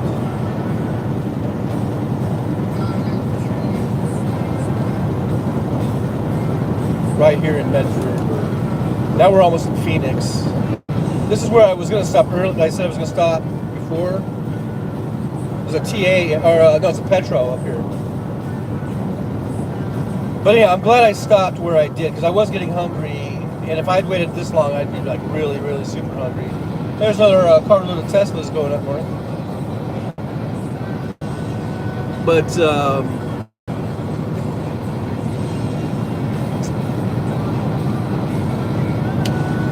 anyhow, this is where it is, exit 24, and this is Phoenix, Oregon. We're going to Phoenix. Well, I am, and you guys can come along if you want. And I appreciate you being here. But I'm headed up to Phoenix, Arizona, or down, because south is down. But right now we're driving through Phoenix, Oregon. How do you like that? How do you like them apples? So Phoenix, Oregon is approximately 1,051 miles. Well, it's exactly 1,051 miles to my destination, which is in Phoenix. But I guess if you were counting like maybe the Phoenix town limit or city limit, then it might be less than that 1051. But ballpark figure, it's about 1,050 miles from Phoenix, Oregon to Phoenix, Arizona. Just FYI, I'm just FYI-ing you. Now off to the right, I don't know if you can see these like new manufactured homes that have been up. There's like brand new. Because this was an older park, like a mobile home park or whatever. And they a couple years ago, they had a really, really super bad fire that came through here, and it burned that whole park to the ground. And it's been a couple years. It takes a couple years. They've actually been working on all the kind of the infrastructure and of it, and getting all the facilities back in, and the electrical and the plumbing and everything. And now the homes are starting to come back, popping up. So before you know it, it'll be back to normal, but with brand new, beautiful manufactured homes. And they are nice. That was not tongue-in-cheek. That was not sarcasm. That was sincerity. Those are nice little homes, and it's going to be a nice park, all brand spanking new. So I don't know. There might have been some people that died, or at least overall in this fire. They had a really big fire here a couple years ago. It seems like there's always someone that manages to die, in those things. But I don't know if anyone did or not. But I wouldn't be surprised if a few people died in this fire they had. But out of that, speaking of Phoenix, out of that fire, this brand new, beautiful manufactured home park is going to spring up. And I would imagine most of the people, that's their insurance. So they hopefully are going back into it. I mean, it's been a long time. I don't know. Maybe some people may have moved out, found other places for permanent housing. Maybe some were just doing temporary stuff until they could get this rebuilt,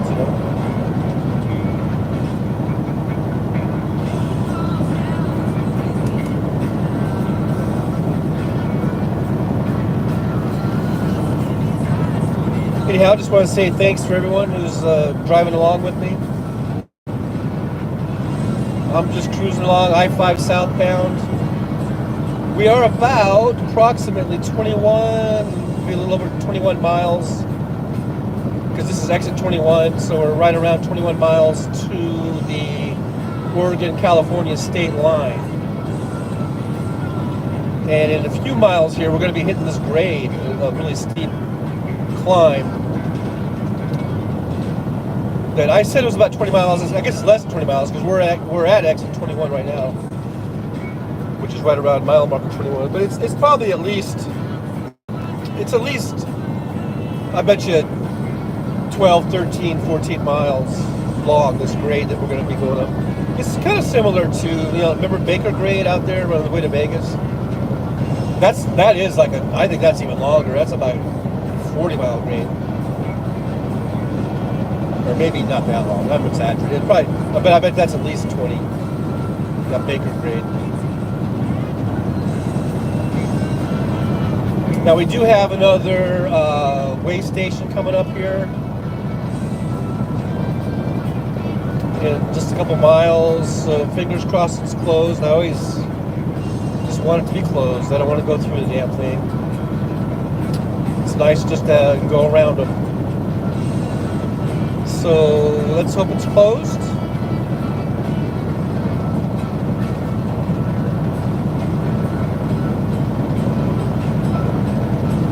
And we are getting up to the city of Ashland.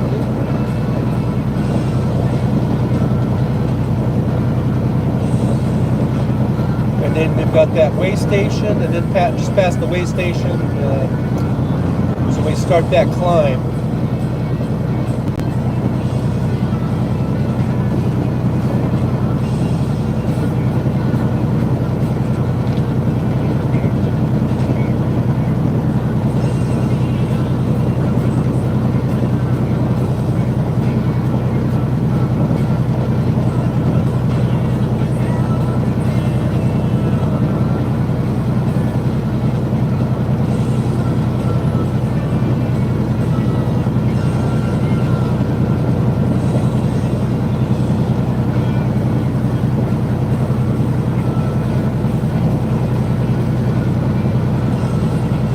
The way station is 3/4 of a mile away.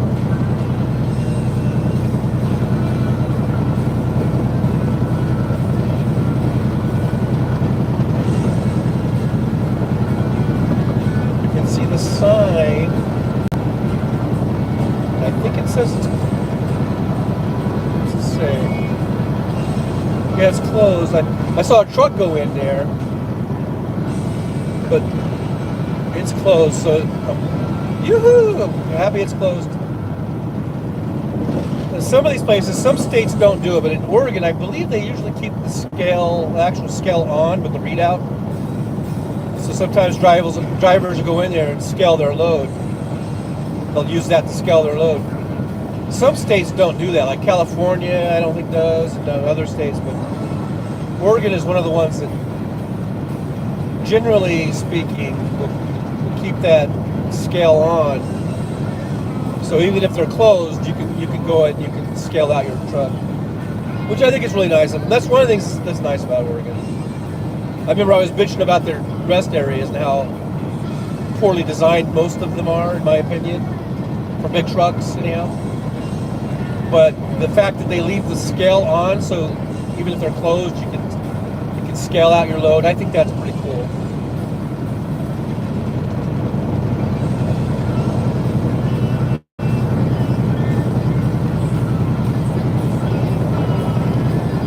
So yeah, we're getting close to this grade. We are actually climbing a little bit right now, I think. But the real steep part isn't for another couple miles, I guess.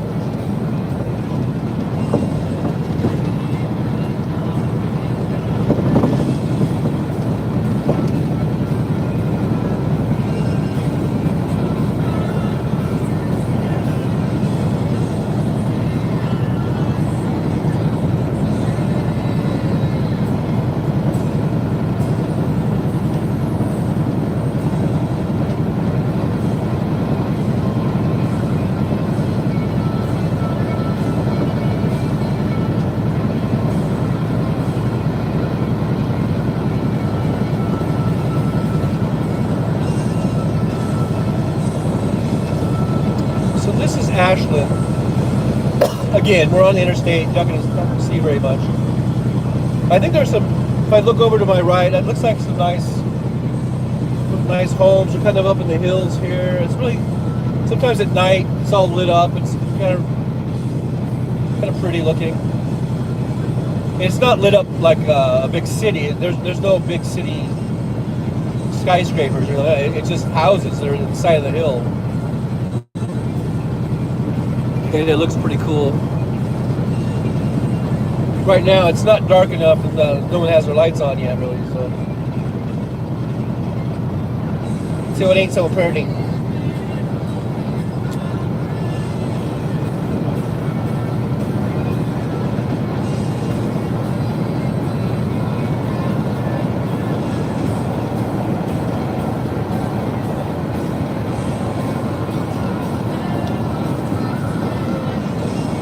Listening to Glow Stick. This video is just about done. That's GLOSTIK. That's the name of their channel, and that's the name of their band. You want to check them out? Do make sure you tell them that Trucker John sent you. If you go in their channel and leave a comment, tell them Trucker John sent you.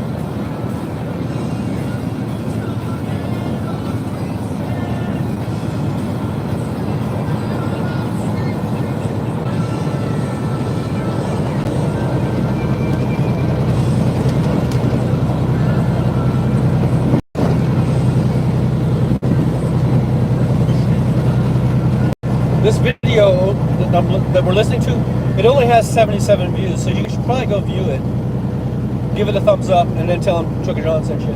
Now, it just now switched over to Conspiracy Music with Doc Danger, number 28. This was from, well, it's from 2 weeks ago, apparently. So you might want to check them out too. And if you do, and you give them a thumbs up and you subscribe or whatever, if you go in there and comment, just tell them Trucker John sent you. I'd appreciate it. That's Conspiracy Music with Doc Danger. You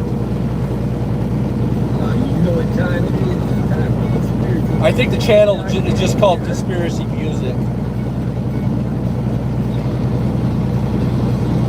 If you like hard rock and metal and stuff like that, go check them out.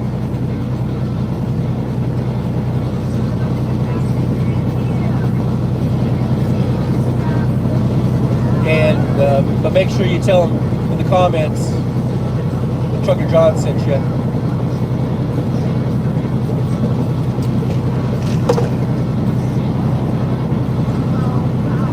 Either part of the Trucker John fleet or the Trucker John contingency, or not contingency, contingent. See, that's the problem. Contingent is too much like contingency. This says winter driving conditions, use caution. So we might have some winter driving conditions up here. We're getting this high elevation.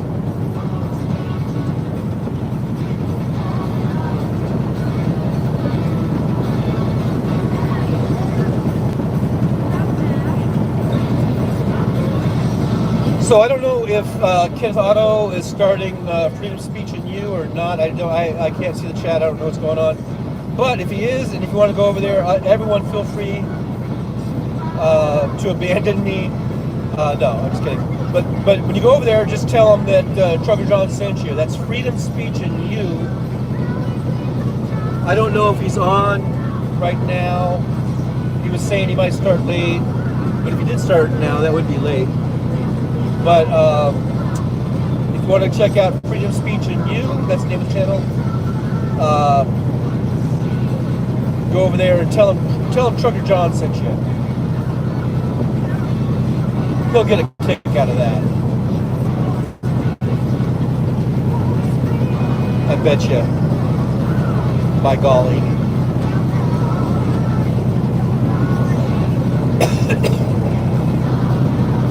By golly, by golly, by gosh. So we're starting the climb here. So far, truck's handling it pretty good. The load that I have,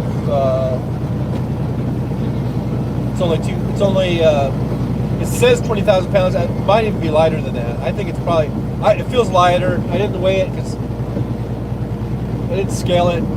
It's only 20,000 pounds on the paperwork. And I think it's even lighter than that. In my humblest of opinions.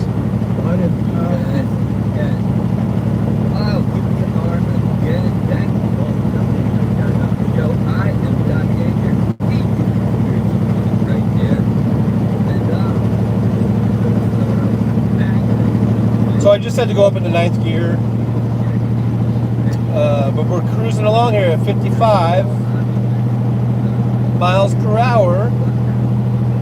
And actually gained a little speed right there. We had a little dip there in the grade. And now I'm back to 55. You can see, maybe you can see the truck up there's got his four-ways on. So I might be catching him pretty soon, maybe, unless I slow it. Because now I'm down to 50. 50 miles an hour.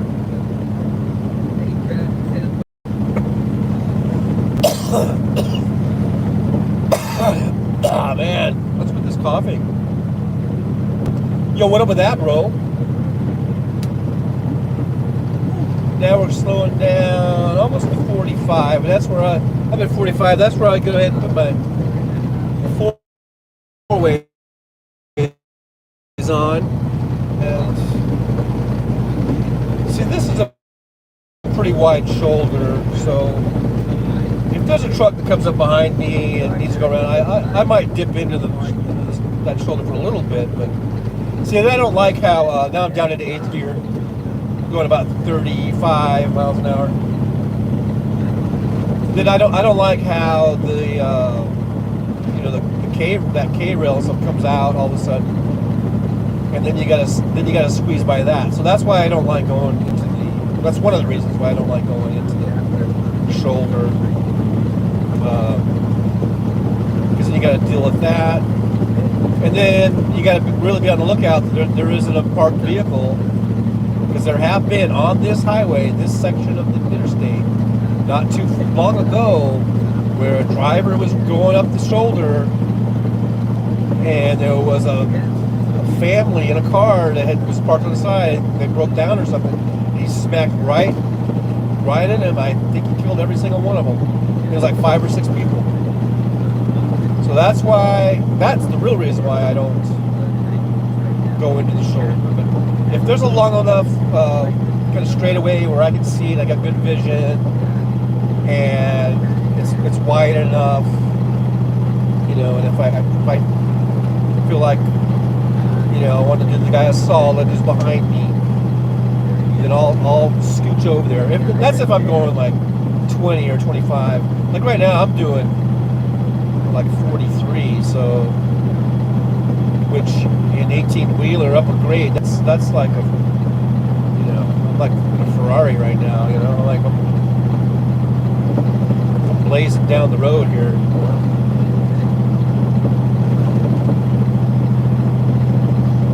Showed the elevation. We're now at 3,000 feet, so we're way above any of those summits that we had gone over earlier. That were like the one was 1,700 feet, and a couple of them were like 1,960, around there. And we just passed 3,000 feet. We're not even to the top yet. The top summit is going to be around, I think it's 4,300, 42 and change, or 43 and change. So we got another at least 1,000 to climb here, probably. Maybe last time, as I was talking, we may have gone more than 300 feet to climb. But you know what I mean.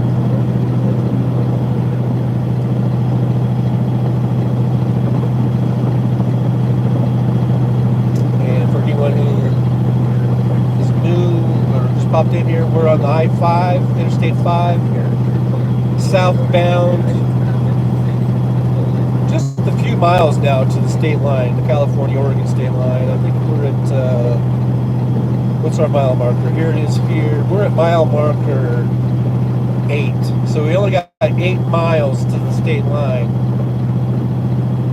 And then we'll be crossing into California.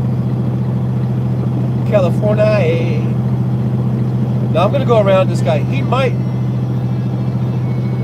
go into the shoulder to let me over, but he might not, which is fine. I'm totally fine. I would get over in the left lane right now, but there's a goddamn four-wheeler. But like I've said before, never fucking fails. I can go miles and miles and miles without a four-wheeler, and then as soon as I need to get over in that lane, freaking four-wheeler right there. Anyhow, there he is in the Jeep.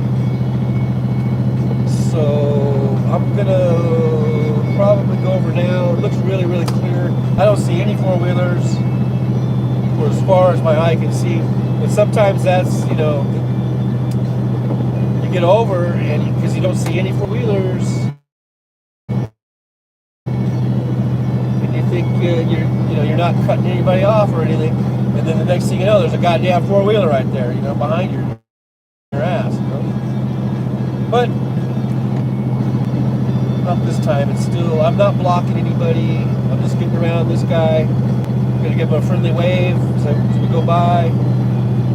Just to know there's no animosity, no hurt feelings. Just the brotherhood of trucking type of deal. Okay, it's clear to come over. It's way past him now. Back in this lane. No four-wheelers, so that's good. I didn't cut any four-wheelers off. I didn't get them, I didn't slow them down on their journey, you know, for like 15 seconds. Where some of the people, I've had them where, God forbid, you slow someone down for 15 seconds, and it's road rage is on, man. They're flipping the bird. They've had them throw water bottles at me. I've had them just cut me off. I've had them get in front of me and do like they call it a brake check, where they slow down to almost zero, and so I got to hit my brakes and I got to gear down and all that shit. Yeah, just total bullshit. You know? Just because I may have tried to go around a slower truck, and I really am conscientious of not doing it if I could even see them. If I see headlights even like a mile back, I'm really hesitant to even go over. I try to do it when it's absolutely 100% clear, but you know, it doesn't always work out that way. Like now I'm coming over, I don't see any four-wheelers as far as I can see, so I think I should be good. But sometimes they're going so fast, they really just come up on you. And so now, let's just say there was one behind me right now, but there's not. So I'm going around this guy at 40 miles an hour, and I know the four-wheelers, they like to go 70, 80, 90, whatever. But, you know, cut me a little slack here, man. I'm just trying to get around this guy. And it's clear now, so I'm going to get back over. Now, there's no one over there. I'm just using this as a hypothetical, I guess. But just doing that, let's say a four-wheeler came up behind me and had to slow down for 20 seconds or something.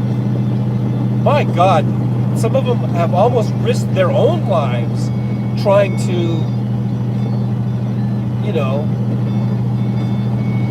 tell me how much they hate me all of a sudden or whatever. And they've almost rammed into me with their vehicles. And certainly they have thrown water bottles at me, and they have flipped me off, and they have gotten right in front of me and hit their brakes. And not just tap the brakes so the brake light comes on. Sometimes they do that. But I mean all the way slow down to like 20 miles an hour or even slower. So then I have to brake and gear down and all this shit. And I'm just about ready to almost ditch the truck over to the shoulder or something to not hit them. And then they'll take off at the last second.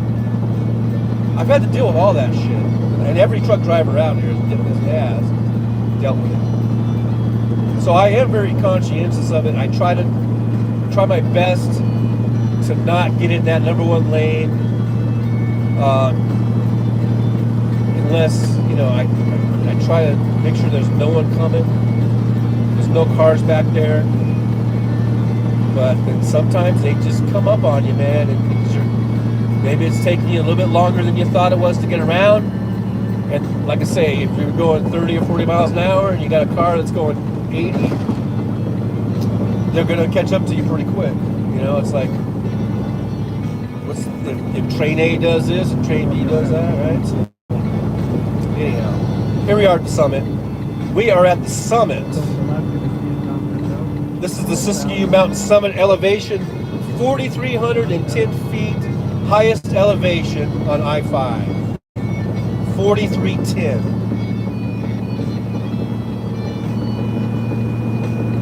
Is the highest. All of I-5, which spans basically from San Diego, California, which is down at right near the USA Mexico border, all the way to the Canadian U.S. border up in Washington, up in, I want to say Bueller, but it's not Bueller. It starts with a B. There's a town right there, Interstate 5, right by the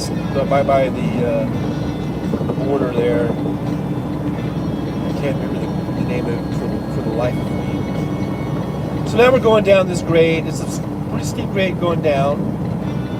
I'm just in 9th gear. I got my Jakes on, and I was on my brake a couple times here because I got a guy in front of me. And I don't want to just get up on him. And I want to try to stay out of that number 1 lane if I can. I mean, if he was going really super slow, then I would probably go around him. I can live with this speed. I'm not, going out again. Hopefully we're back. I had to push the reconnect button. But hopefully we're back. Still on the Oregon side of the state line, but we are on the downside of the other downside. Whatever. I call it the Ashland Summit, but what do they call it? Mount Siskiyou Summit? I guess is what it's called. And we're just a couple miles from the state line. We're getting into California here. And we've got a check station, what they call a check station, or I guess they call it a check station, where they check your papers. It's also like an agricultural thing. Like if you have any ag load, a lot of that needs like a stamp, special stamp, and you need to stop and go in, and they need to look at your paperwork and then stamp it. An actual old-fashioned ink stamp thing. Like I've only had to do it. I think I was hauling hay, where they load hay into your dry van, and I think that, and I think I hauled something else, kind of like that, alfalfa pellets or something like that, and where I had to get an ag stamp. But I don't need that now. I just show them my paperwork real quick, and they just wave you on through. This is just a Marshall's department store or clothing store load, and so that's all they're interested in, is whether or not you need that. If you're an ag, if you have any type of agricultural stuff or produce, then they need to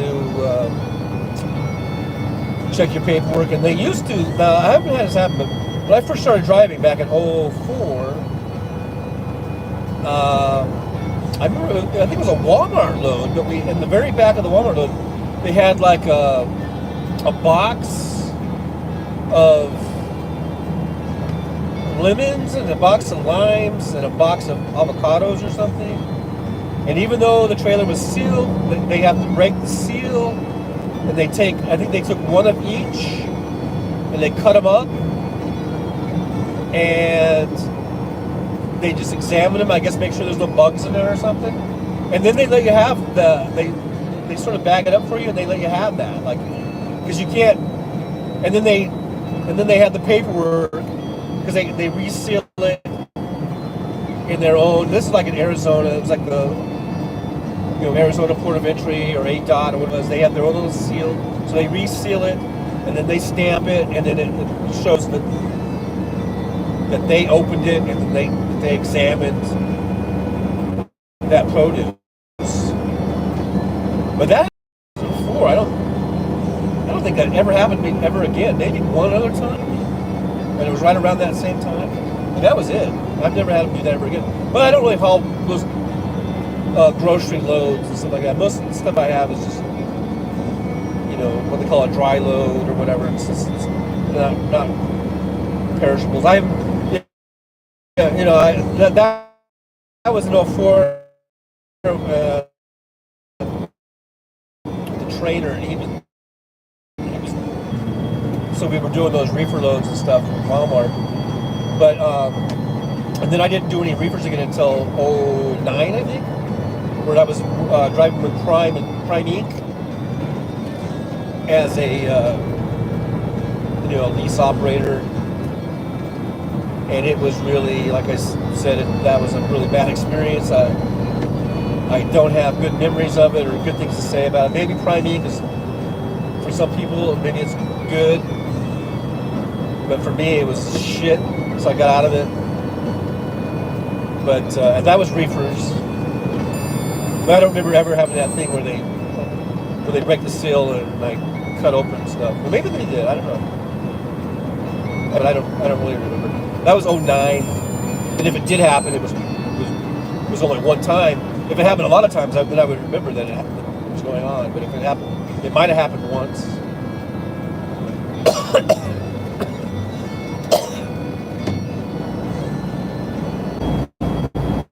Hopefully we're back. We are going through some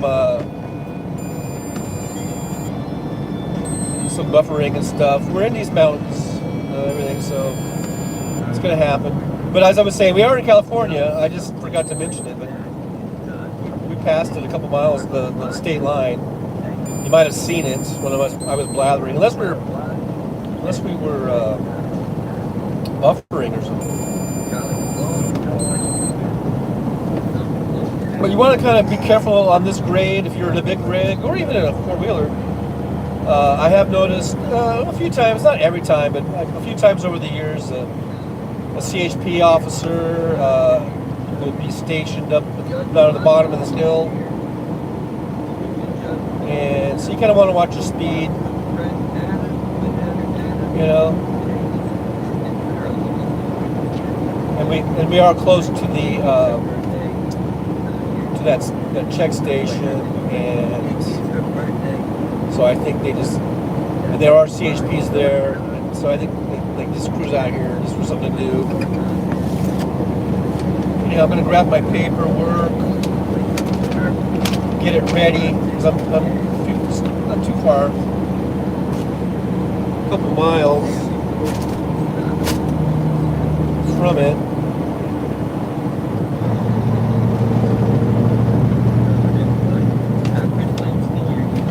So all I do is when I go and I just kind of stick my bill of lading out the window, and they take a quick look at it. They can usually tell right away that there's no type of ag. Because sometimes it'll have different stamps on that paperwork.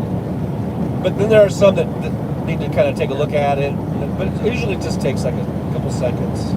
But some of them will just wave you right on through. It just depends on the person working, I guess, and how they feel, and how much effort they want to put into it, or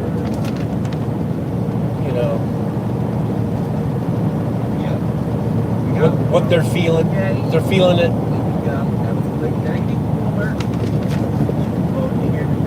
But this is California, good old California. The next town up, it's we're gonna have a bit of a climb, some climbing, some more mountains, and then we'll come out of that and we'll be going right down into Wairika, and then about another 20 miles after that, there's gonna be Weed, and then so on. Then got a bunch more mountains to climb through, and then we'll be going into like Redding, stuff like that, things of that nature.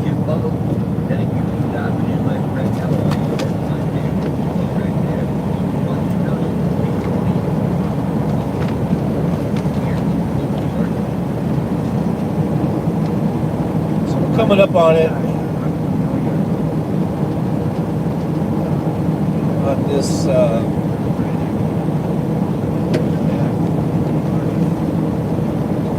ag station, or I don't know, bug house. What do the truckers say? I'm a trucker, I should know. I think they call it like a bug house or bug station. I don't know. Nick Rich might know. knows more about this shit than I do. As far as all the lingo. So if you are new here, everybody.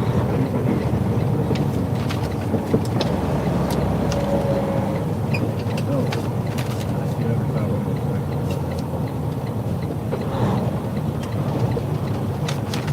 There you go, yeah. You are so musician, you just hang out, you hear pretty music. Say hi to you guys. Say hi to the artists that we play. I'd love to hear from you. Give me a comment. Say hi.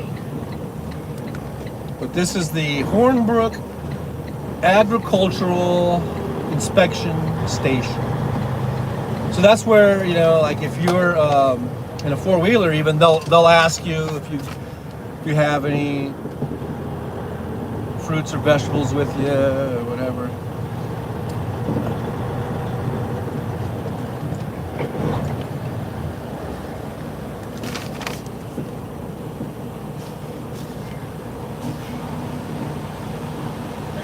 Pretty good. Thank you. Have a good day. Oops. All right, thanks.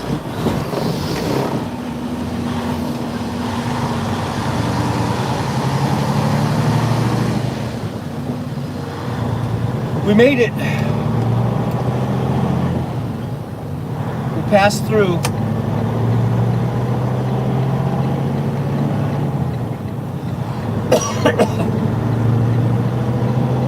He actually did take a kind of took a hold of it and looked at it.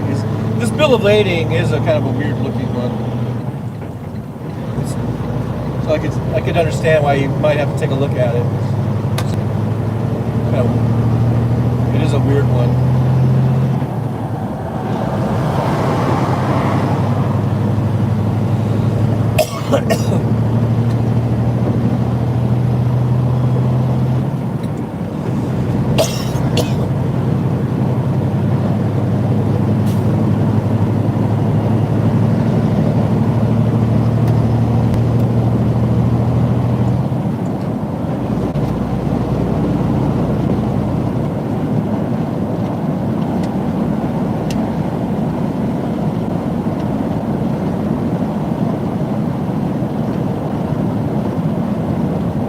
I got the window open, just to get a little bit of that California fresh air for a little bit.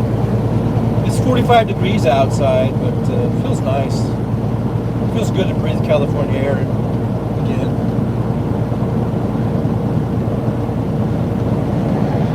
Better than that Oregon air.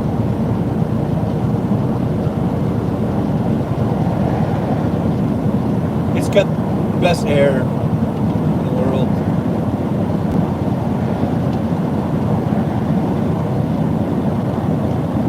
As far as I'm concerned.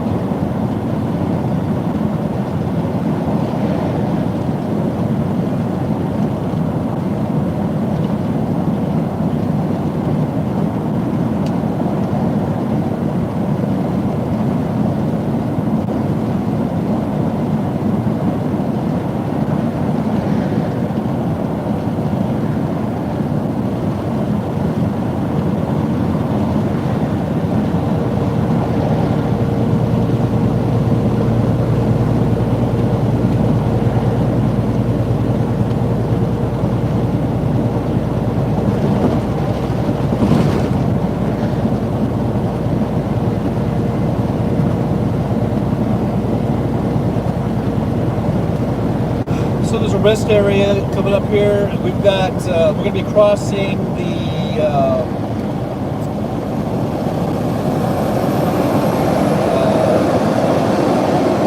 I think it's the Klamath River.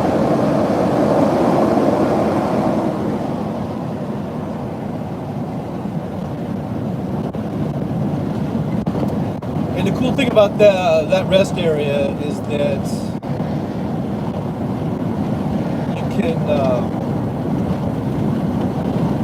the river goes right along it, and it's just like a pretty view.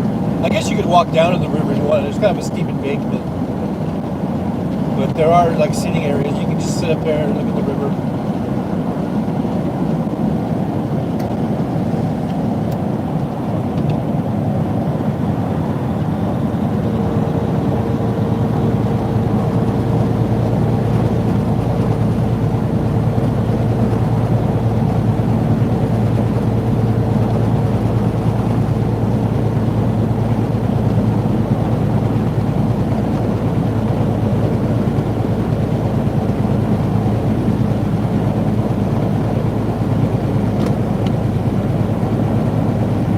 But we're going to have quite a bit of, we're going to be going through these Siskiyou Mountains.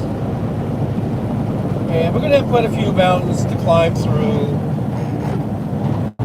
between here and Redding. So that's quite a few miles up and down, and some pretty steep grades.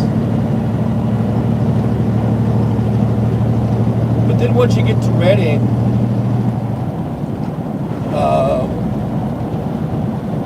it flattens out, and you're pretty much in getting into the valley. I don't know if the San Joaquin Valley is considered that far up into Redding or not, but it's all kind of this just big, flat, they call it a valley, but it's not like a V-shaped valley. It's like a flat, desert. Not that it's desert, but it's almost like a dry lake bed type of floor all through that central valley, pretty much from Redding all the way to Bakersfield. Which is quite a swath. That's probably 400 miles or something. At least. I don't know. Maybe 400 miles. Yeah, probably.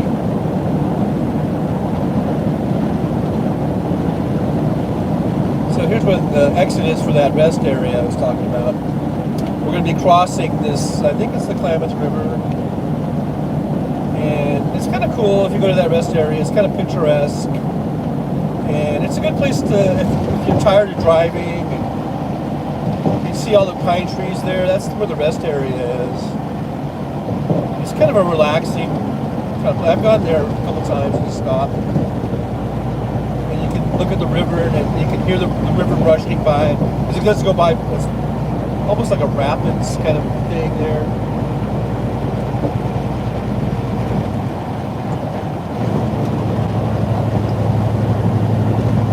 So here's a climb. We're going to be doing a little bit of a climb here for a couple miles, I guess, or whatever. Right now I'm in 9th gear. Putting 4-ways on, I'm at 45 miles an hour. And like I said, I don't know if Freedom's Future New is on, but if you guys need to go over there, feel free. I don't want to hold anybody up. That includes you, Jolie, if you need to go over there. Stay on my account here. I'm just gonna keep it rolling though while I'm driving. But if you need to go over there, go over there.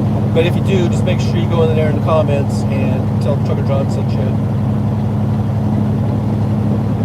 And that wherever you go, even if I didn't send you, just wherever you go, from now on, and you make a comment on someone's YouTube channel or a video, just tell them Trucker John sent you. That should just be like a standard procedure. Standard operating procedure wherever you go, especially if you subscribe to my channel and you become one of the Trucker John contingent or Trucker John fleet. I don't know. I guess we'll go with fleet. Then it really should be just the SOP on that should just be Trucker John sent me. Even if it's just like your kid or your family, and you go in there and just go, hey, Trucker John sent me.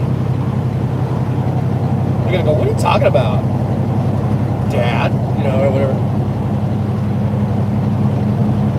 Well, Trucker John sent me. What are you talking about? I don't sent you. You've been watching this page, this channel forever, since I started it. No one sent you. What are you talking about? Trucker John sent me. That's all you need to say. Or you could put the at symbol.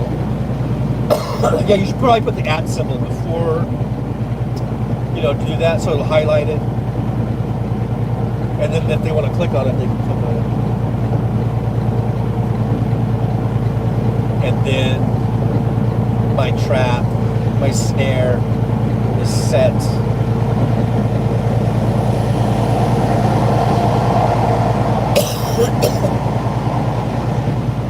Looks like we're. Are we getting a California sunset? Some of it, a little piece of it. Getting a little bit of little pink in the clouds there.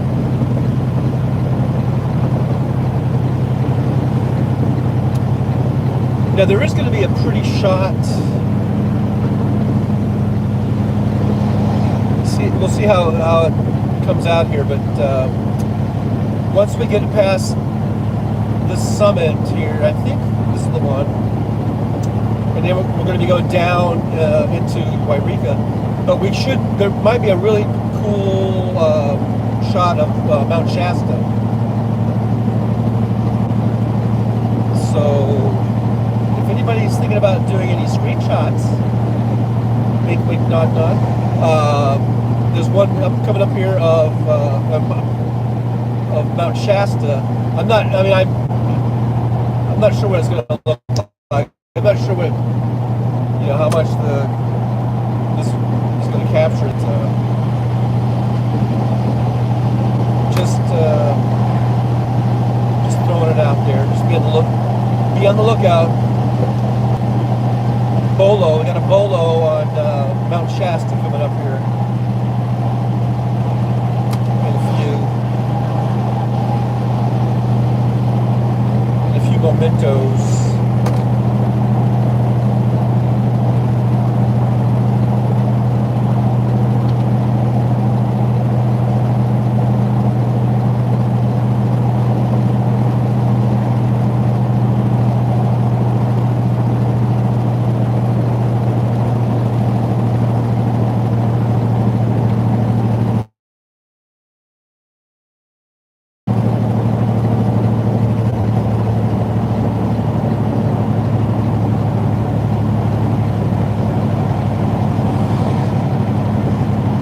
Now here we are at 3,000 feet again.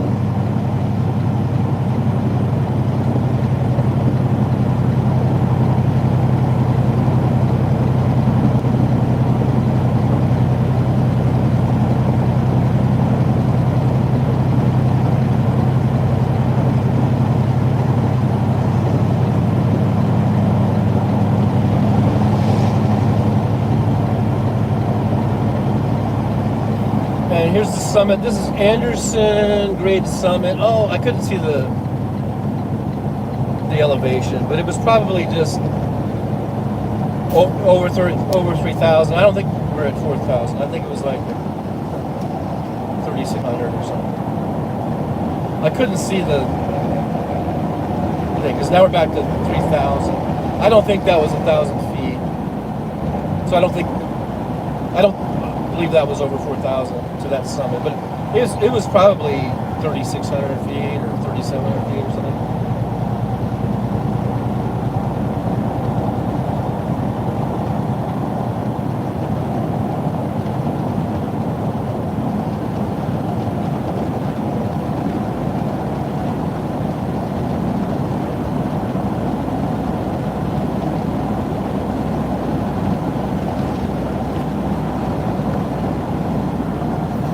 Here's another thing.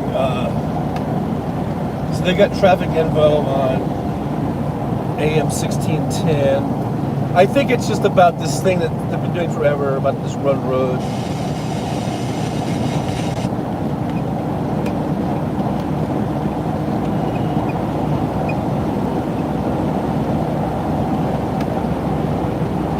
Let's see if it'll come in. Highway Advisory. WPFK 506. Now is now moved from the road area to Scott Mountain, approximately 8 miles south of Callahan, night, weekend, or holiday. Highway Advisory. WPFK 506. Mount Shasta is covered by the clouds. You can't really even see it. Now is now moved from the road area to Scott Mountain, approximately 8 miles south of Callahan, night, weekend, or holiday. Okay, I don't know what the fuck that is, but I don't think it pertains to me or anything, or anywhere I'm going. So.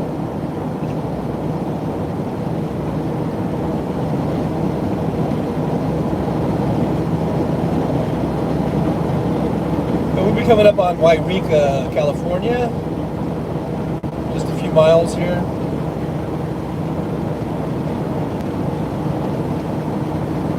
Yeah, the top of Mount Shasta is completely covered with clouds right now. When there's no clouds, it's a really cool shot from out here.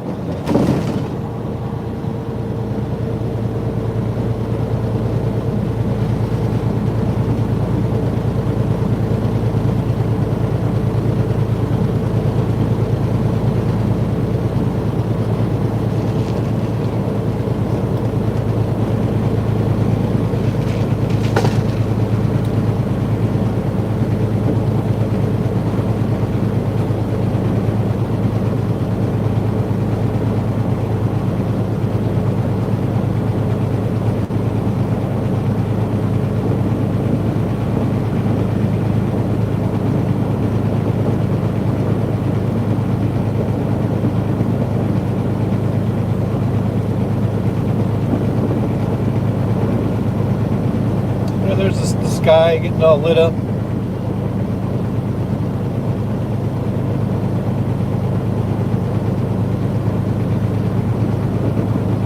Right here in Wairika.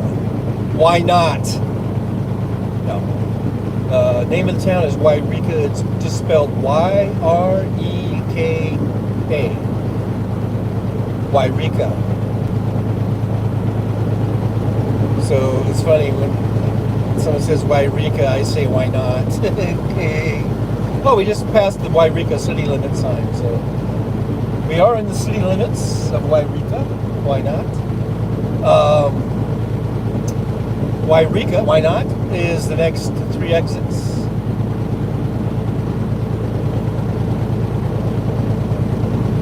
There are 3 exits town. Okay, I think we're back. I think we kind of had a little glitch there, or not glitch, but a little falling out of the signal.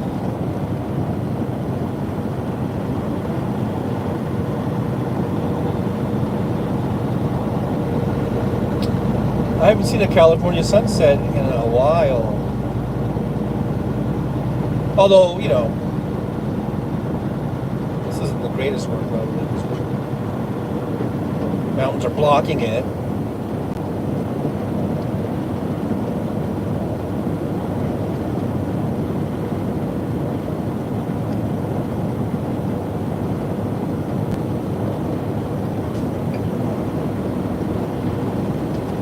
Yeah, it's a nice little sunset. I did happen to see that post by the way, Tiki Streets. Glad you're still with me. I'm just trying to figure out how many hours is 8 hours, because I think Vinny Loco was saying something about 8 hours. Maybe you should go 8 hours. So what is 8 times 6? Like 64? I think we're at 400 minutes. So we are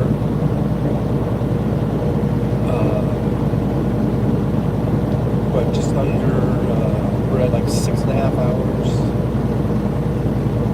So 6:42, 7:15. Yeah, I think I'll have to try to not go longer than like around 7 o'clock Pacific time.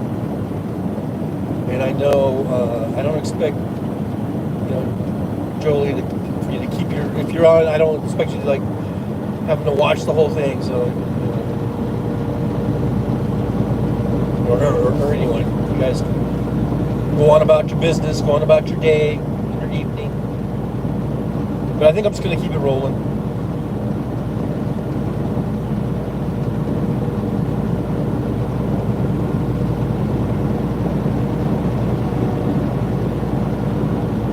Until about 7 o'clock my time.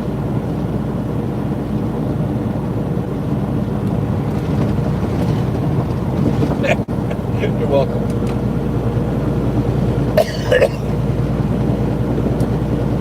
So So this is, if you can see any bit of this town on the sides of the shot there, that's Wairika. Why not?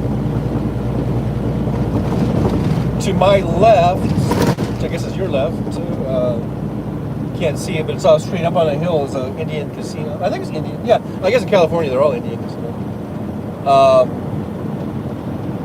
They built it actually a few years ago, but it just seems, I was going to say it's new, but it's actually been there for a few years now. I mean, like 4 or 5 years. So it's relatively new. But I remember watching them build it and everything. And I never have been up there, and I do see the trucks go up there, so there must be, and a lot of these casinos do have truck parking. But I've never gone up there. One of these days I'd like to go up there and check it out, just to check it out. I don't really gamble. Sometimes I'll play a little blackjack, but that's about it. You know, like invest 20 or 40 bucks, maybe 60 if I'm feeling really, you know, big time gambler. But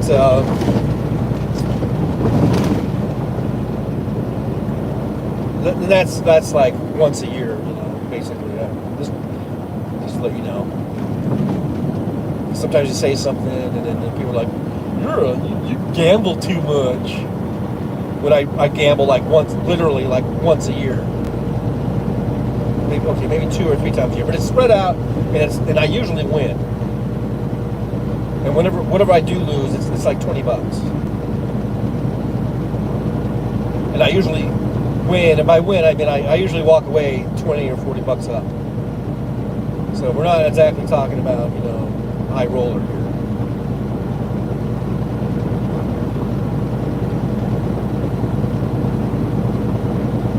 But I guess I'm a little touchy, because some people can be so judgmental, you know, of everything.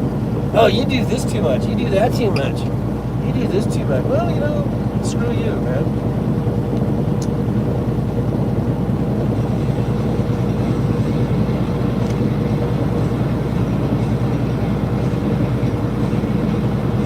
And I was saying screw you like, you know, in generality or whatever.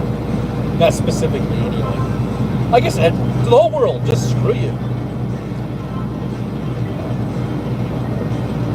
Okay, so now we're kind of looping back around. We just went through Wairika, why not? And now we're headed back more to like a pretty much south or southeasterly direction, and the next little town is Weed. Another little town that I've stayed at many a time overnight. Usually in the truck, but I have been in a hotel there. I want to say just once. There's a Quality Inn, and then there's what's the other one? It's a little bit better one. I don't think I ever stayed in a little bit better one. I think I just stayed in the Quality Inn, which was okay. It's not up there with Best Western. Let's just put it that way. And I am saying that somewhat, you know, tongue in cheek, but also not tongue in cheek. It's true. Most of the Best Westerns I've stayed at are better than Quality Inn. Although there have been a difference in Quality Inn quality also. Yeah, there was a CHP that just went on by, and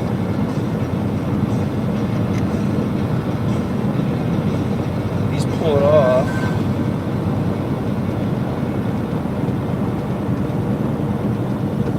He just pulled off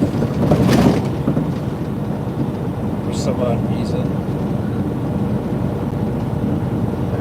Yeah, this place is kind of, there was a cop shop, CHP cop shop back in Wairika.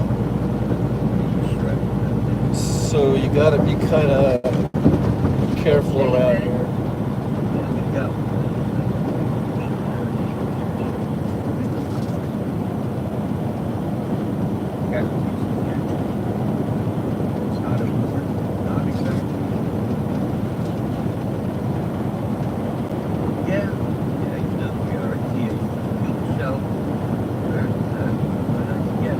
And you know, I'm so paranoid about that front headlight.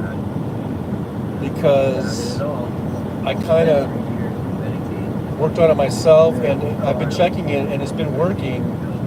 But I'm so paranoid about it, just going out, because it's really hard to tell. Sometimes I think it's out and it's not out. Sometimes I think it's on and it's not. And yeah, I'm so paranoid about it. Just now seeing that cop, I'm seriously thinking about just stopping in Weed now for the night, because they could pull me over, and it is just like a fix-it ticket, but I just don't need the aggravation of them doing a roadside inspection and then, you know, and maybe finding more stuff. So I might just be calling it a night right now. You know, even though I've got 5.5 more hours left on my clock, and I could very easily go, because I feel good, I feel rested, and I'm pretty sure that light is working, but I'm so paranoid about it. Because I'm looking out there, and it looks good. It looks like it's, I've got the lights on right now, and at this time of night, it's, you know, I have to have them on. Like, I think the law states that you don't have to turn your headlights on for like up to a half an hour after sundown. So I guess, I don't, maybe it hasn't been a half an hour yet, but still, it's kind of dark, and I pretty much have to have these headlights on right now, and they are on, and it looks like they're both working, but like I said, I'm so paranoid about it that I think I'm gonna stop at Weed. So all this hullabaloo about me driving till 9:30, I guess, is a bunch of bullshit, because it's almost 6 o'clock. By the time I stop at Weed, it's only going to be like 6:15 or 6:20. And now there is a little rest area here. I could just stop, give that light another look, and if it's on, which it looks to me like it's on, like my little repair job is actually working. But, and if it is on, then I guess I would feel confident enough to keep going.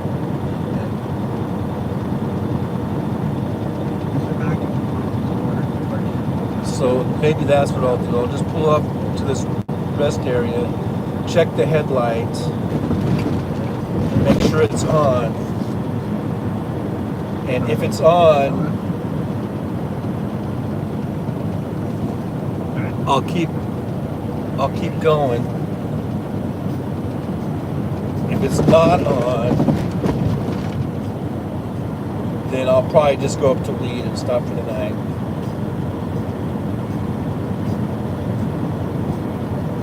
How's that sound?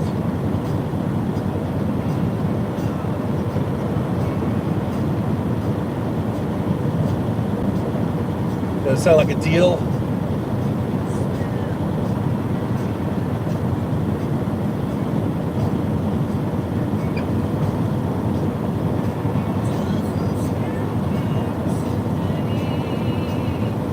Yeah. Like I say, it looks like both of them are working. I did my own little, and I've never done it before, I did my own little rewiring thing, and it's been working, but, you know, I just feel, I guess I don't feel confident in my work. So yeah, I'm going to pull over at this rest area. It's a few miles up here, I think. Check it out. And if it's still working, then I guess that means it's good.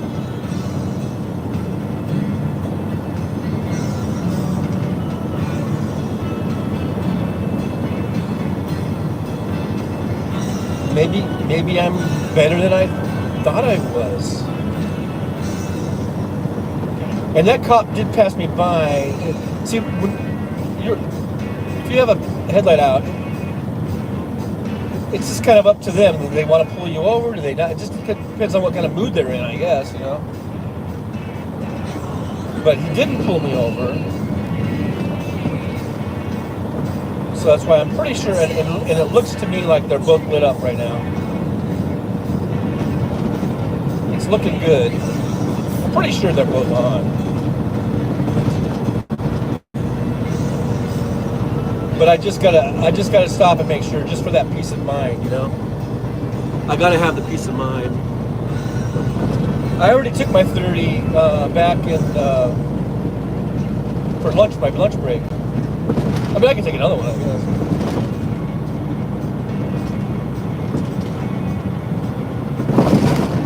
I took the 30 back in. Maybe you weren't in. I see the chat coming in. I didn't see who that was. Was that like yeah, that's Gus. Yeah, I took a 30. Maybe you weren't on, and I was back at Seven Feathers back in Canyonville. That was, I guess, a couple hours ago. I forget what time that was. 3:30 or something, or I don't know. Maybe maybe it wasn't even that late. I think it was 2 something, 2:30 or something. Well, I'm about 99.9% sure that both of those headlights are on right now and working. So maybe I shouldn't stop. I don't know. I think I will stop, just for my own peace of mind. It'll be just a quick stop at this rest area. I'm just gonna see if the lights are on, and then, which I'm pretty sure I say 99.9% sure. So I'll just get back in the truck and take off. Because I really do, I don't want to stop and wait. I want to keep going. I want to get to at least Corning, I like that one.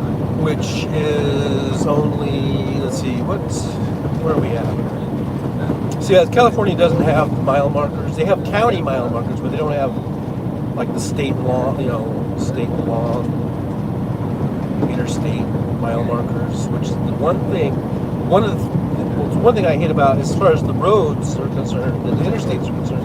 It's one thing I hate about California. They don't put the mile markers to show the complete distance from San Diego to, up there in Oregon there. They should have mile markers every mile, but they don't. So I'm just trying to remember, from Weed, it's about, I think, about 100, isn't that 633 to 733, maybe 112. So from Weed to Corning is 112 miles. And I'm probably only like, I don't know, what am I, like 10 miles from Weed? So, what did I say, 112, 122? So it's about at least 122 or maybe a little more to Corning. So you're looking at 2 hours, about 2 more hours to Corning, which would be fine, I guess.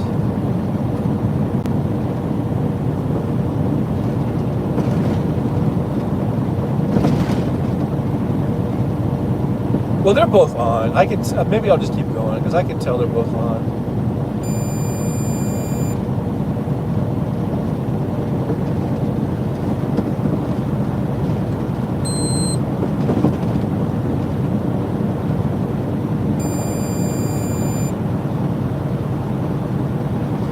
So I think I'm gonna just keep on going.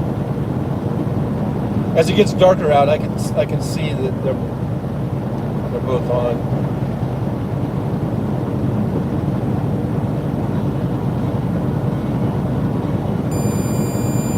There is another way station. That first station we went to, that's just an ag station. That's the agricultural.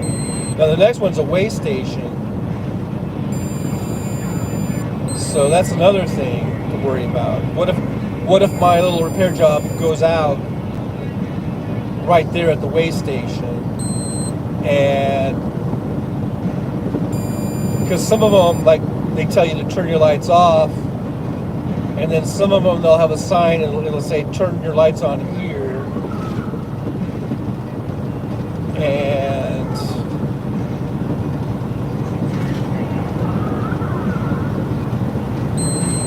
And then if I gotta turn my lights on, and if this thing goes out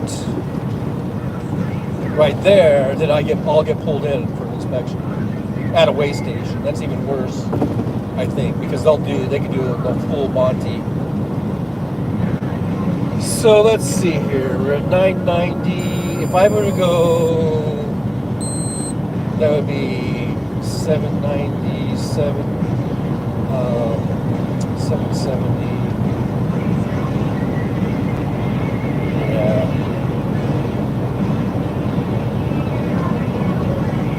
Shit. If I stop at weed, I'm gonna feel guilty. Like I didn't do the miles I should have done. You know what I mean?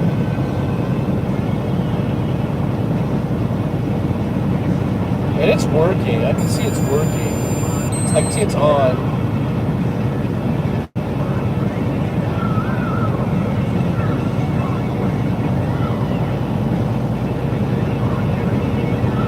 And see, the thing is, I have pre-pass, but in California, I mean, I'm not sure. They do a grading system.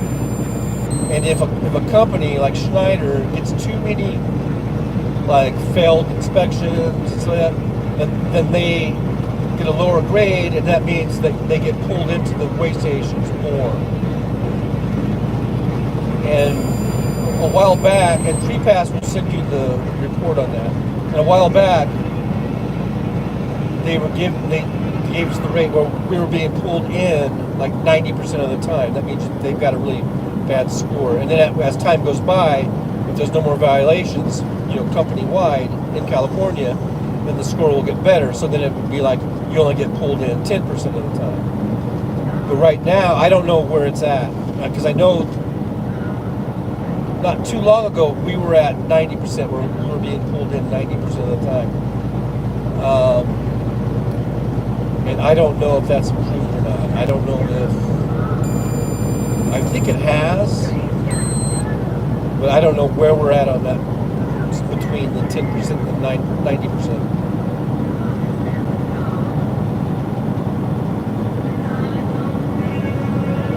But if we were at the 90% and I knew we were at the 90%, then I would probably just go on through and say, well, I've got a 90%. I mean, if we were at the 10%, I would say, well, I've got a 10% chance they're going to pull me in, and I would probably take those odds. But if we're at the 90%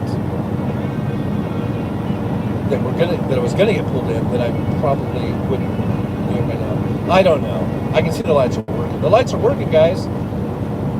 My headlight repair is working. My wiring repair. I don't know why I'm being so paranoid about it, but I am.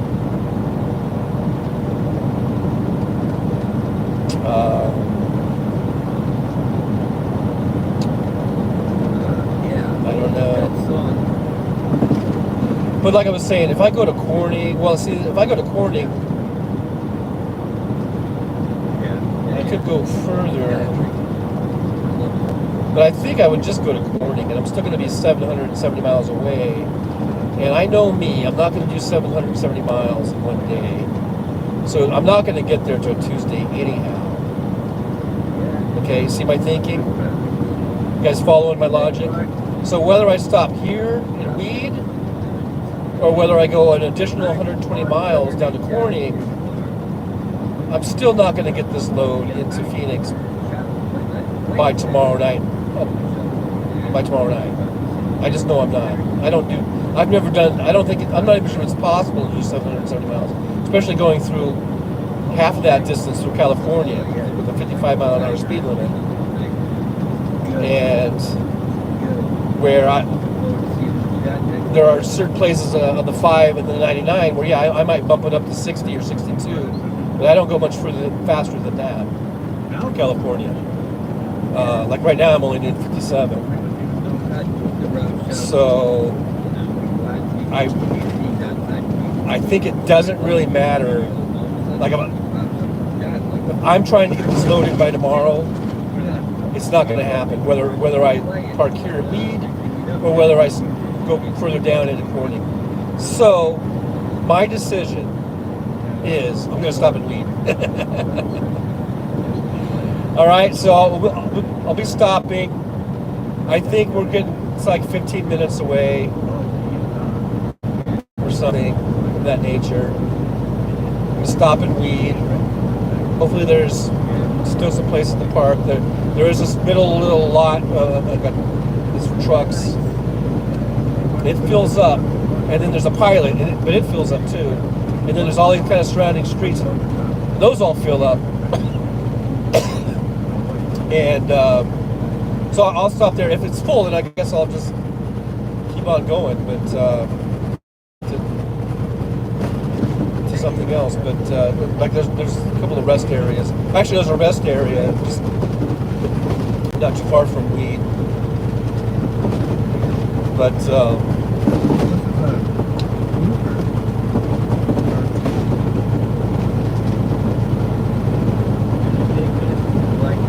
we'll check Weed first. If I can find parking at Weed, I'll park there. If I can't, I'll just get it back on the road, and then there's a rest area just a few miles south of Weed. And the reason I choose Weed over that rest area is because, again, like I said, Weed has restrooms, Weed has restaurants, Weed has hotels if I want to get a hotel, which I probably won't. I'll just live in the truck. The rest area, it has parking. That's just nice. They have restrooms, but those restrooms are can be kind of gross, So I'd rather have a nicer restroom because I can go to Pilot, use my shower credits, go over there and take a shower and everything else. So I think I've talked myself into stopping at Weed for the night.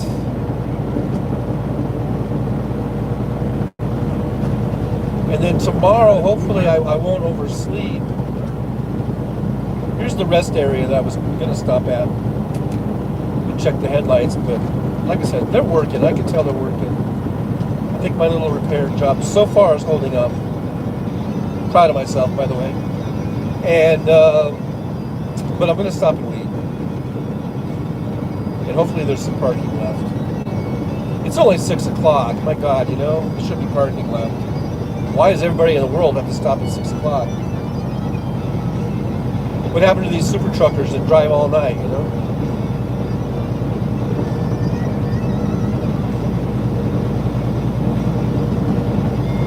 And then once I get parked and settled in, I'll go ahead and shut down the live stream.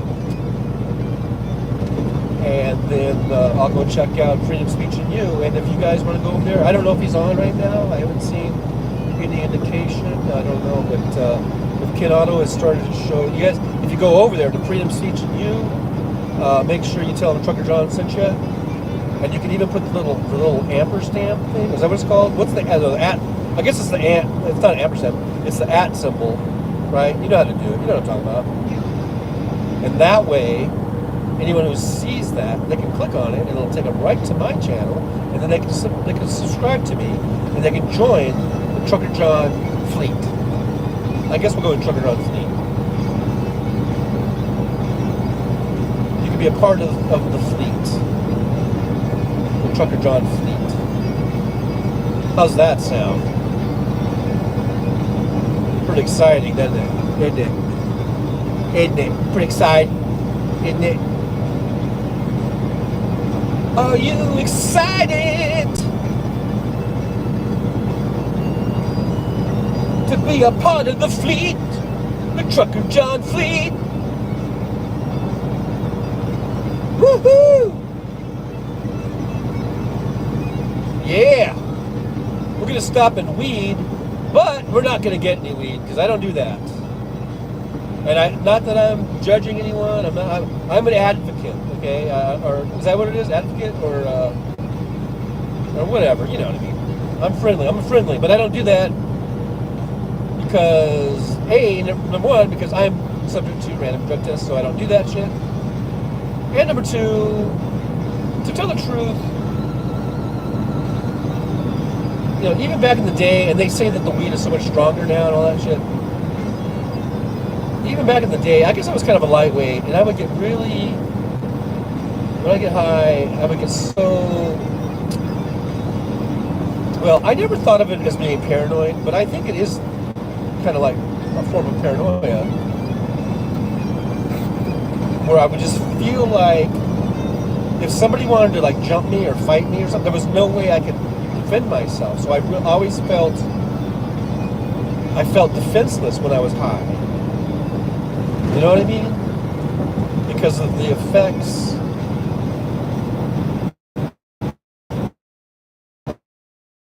of it would just make me so out of it, kind of like, where I just felt like I couldn't defend myself. That's the only thing I didn't really like about it. Other than that, it was great. So if I was with, I guess if I was with people I really trusted, I wasn't just at some rando party, you know, with a bunch of people from Victorville that were gonna jump me or something. You know, if I wasn't in that situation, then I guess I felt okay, and I could just let loose and have fun, you know. But believe me, if you go over to Victorville, and you're from Apple Valley, and you're at some party with a bunch of Victorville dudes, and you're all high and shit, you're gonna feel paranoid. You're gonna feel like someone's about to fucking put a knife in your back. You know, so drinking. So I guess that's why I would drink more than I smoke. But anyhow, we're going back now like 45 years ago in history, or 40 years, or even in some cases 30 or 35 years later. Not 30, definitely not 30, but more like 40 years ago, I guess.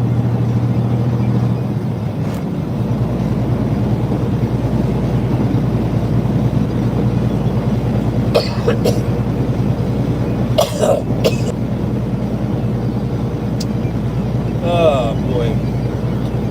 So we are basically in weed right now. You might be able to see a cool shot of the moon. Let's see if it's going to pick up. You see that thing, that white light spot in the clouds? That's the moon. And earlier, the trees weren't blocking. I could actually see the moon, not just the glow there. It was kind of a cool shot. But I don't know. You know how you take a picture with your phone camera of the moon, you think that's a really cool shot, and then you look at it and it's just this shitty little, tiny little white dot or something. But I can tell you, the moon, I think it looks like a full moon tonight. And it looks pretty cool. It's coming up from the east.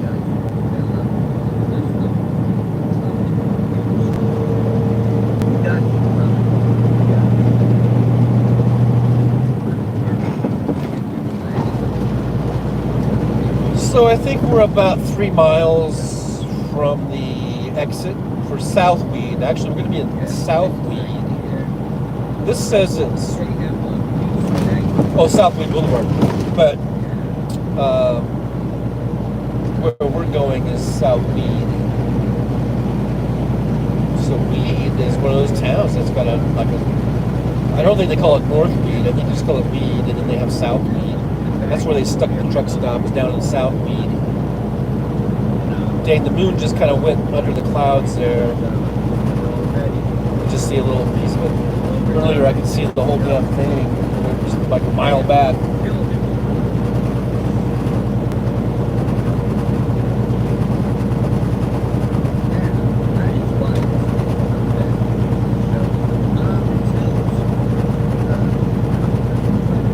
So I believe the next exit will be our exit. Exit 745. We just crossed exit 747. So that tells me it's approximately 2 miles, give or take a mile. This one says exit 745 is 1 mile. So I guess we're just 1 mile away. Yeah, I'm stopping, guys. I'm giving up. I did my whole reasoning, my rationale. I've decided to go ahead and call it quits. It's 42 degrees. It's actually kind of warm I think, from being up here. We're in the mountains and weed. And, but it's going to drop down, at least I'm sure, another 10 degrees. Maybe more, I don't know. But with any luck, I can get a parking spot right in front of the Starbucks. And then in the morning, you know where I'm going. I'm going to Starbucks, get me some coffee. Not now, but I'm talking about in the morning. And probably one of those little breakfast sandwiches that they have, you know. That will be the plan, if there is parking here, though. You never know, it might be a clusterfuck. Sometimes this place is just a big shit show. But it's only 6, a little after 6. It seems like there should be, I say should be in the key word, some parking.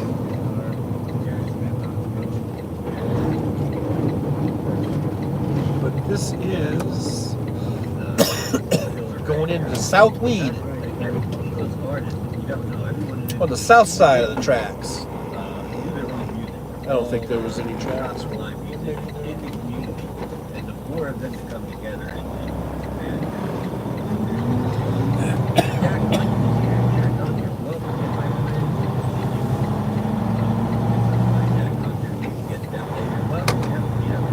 I think I'm just gonna skip. A lot of times there's a pilot up here. A lot of times I don't even try for the pilot because number A, it's probably full, and B, I kind of like this other spot better. Anyhow, because like I say, I might be able to get right in front of Starbucks, but it's still within walking distance, so I can just walk over to Pilot and use their restrooms and stuff. You see straight ahead is the Pilot. But instead of going up there, which is usually a shit show, I can go to this other lot over here. It's the dirt lot, kind of right in the middle of this section of town. And hopefully there's still some spaces available. I think there is. It is still kind of early.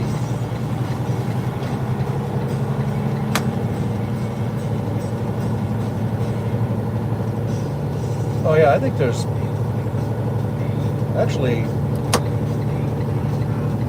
lots of spots. It's almost empty.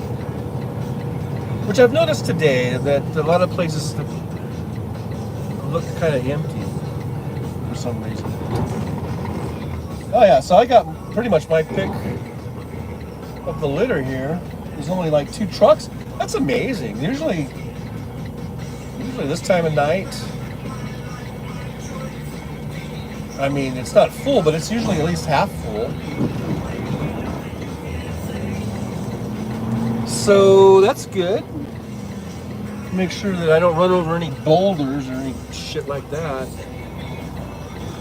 Now, see, the good thing, well, that guy went and did some shopping. Yeah, because they have, what do you call it over there?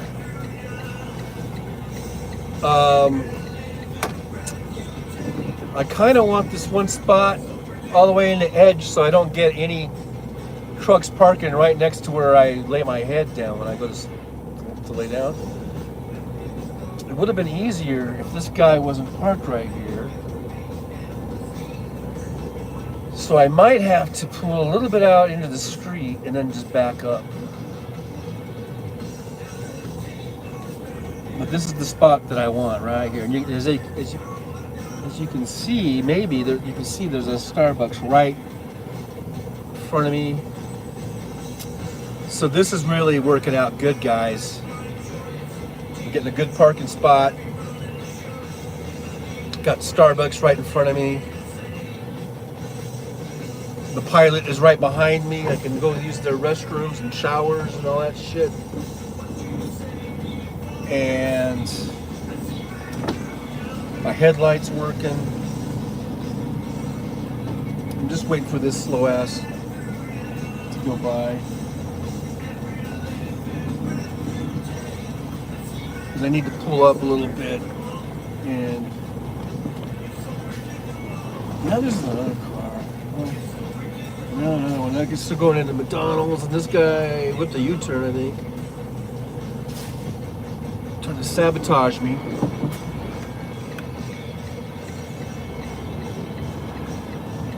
And look, even, see, McDonald's has truck parking too. I could go over there, but I don't want to.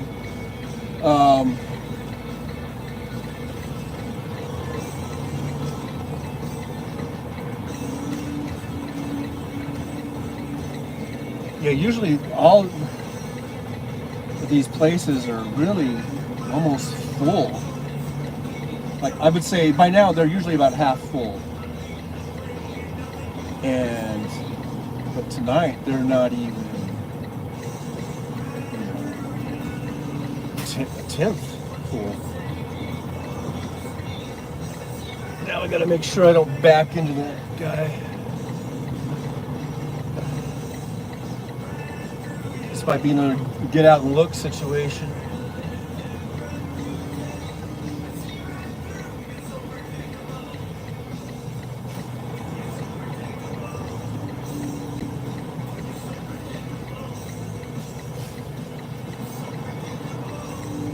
Okay, I'm just gonna get out and look. This is probably okay right here where I'm at, but I'm just gonna get out and give it a quick look-see.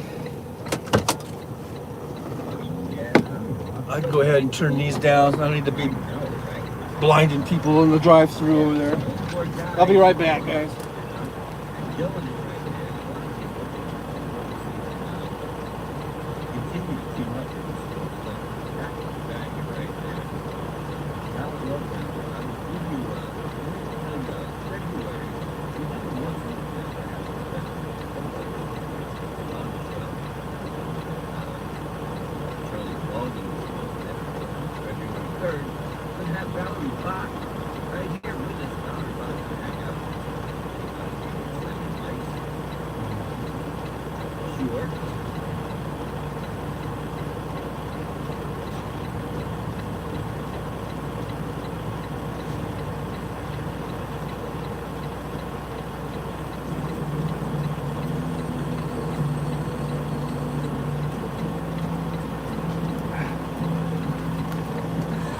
All right, there's plenty of room back there.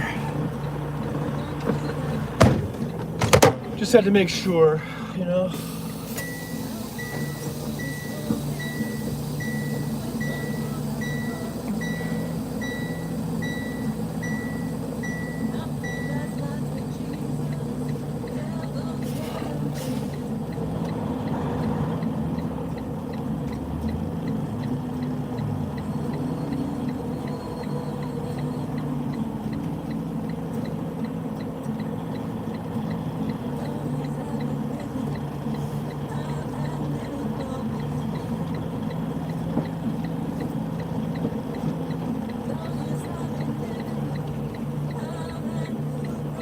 I think this is probably good enough right here.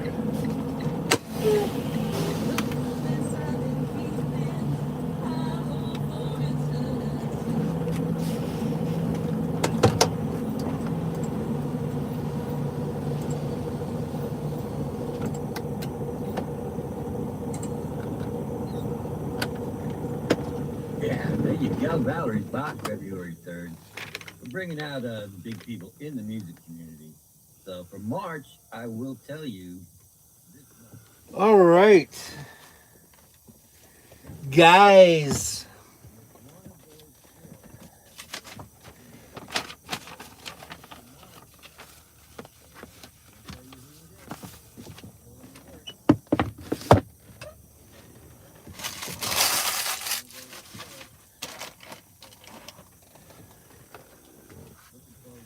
Let's see here.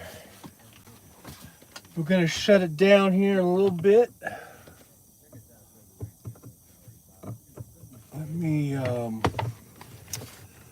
this on.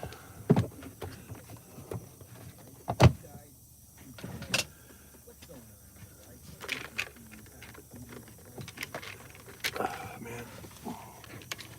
Stuff gets hung up on here.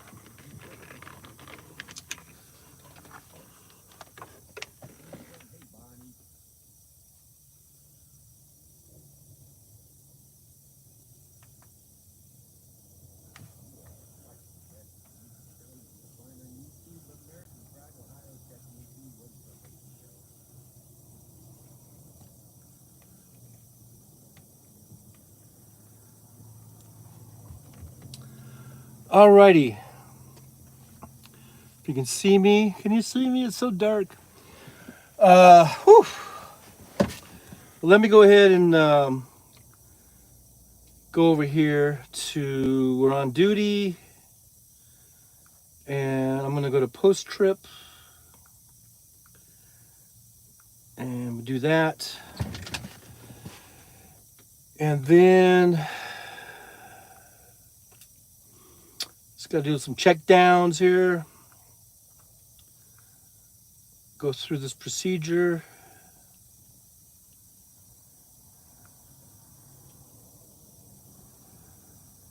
I only did 317 miles today. That's a shame. That's a crying shame. But I overslept, man. What the hell? Why did I do that? I overslept by like, I don't know, 3 hours at least. Let's see. I gotta do my DVIR. Do.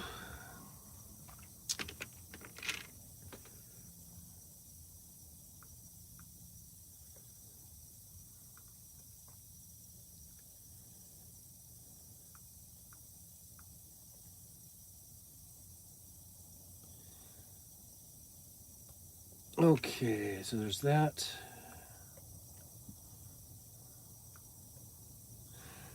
Okay, let me just